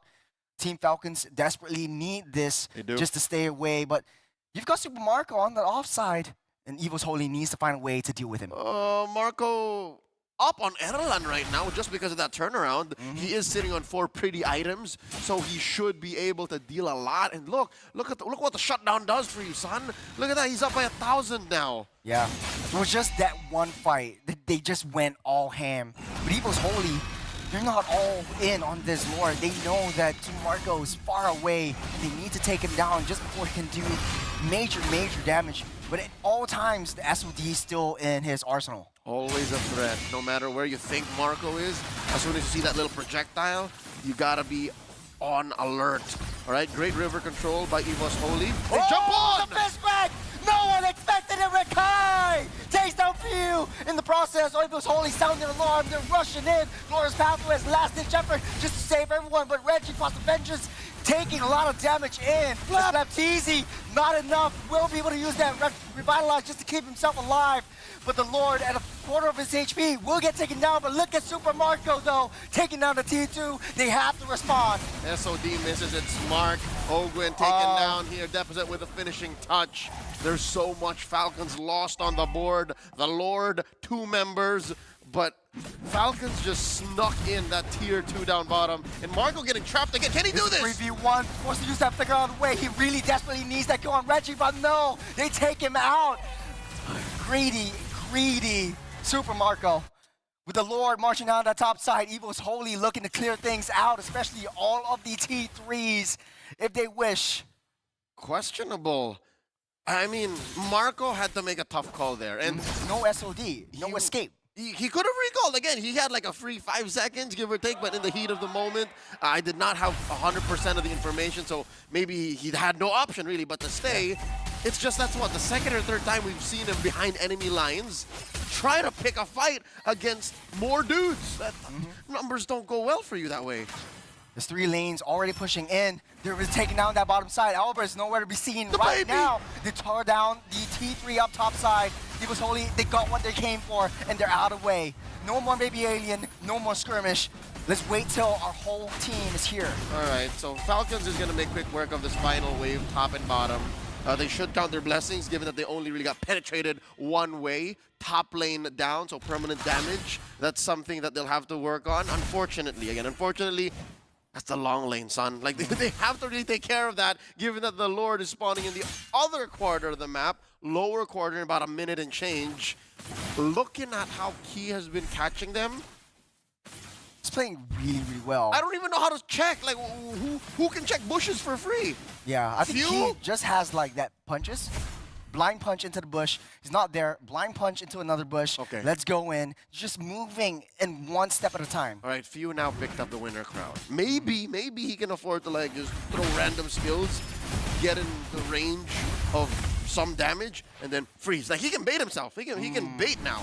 So that's something. But just as you have Team Falcons build up their reactive kit, so does Evos.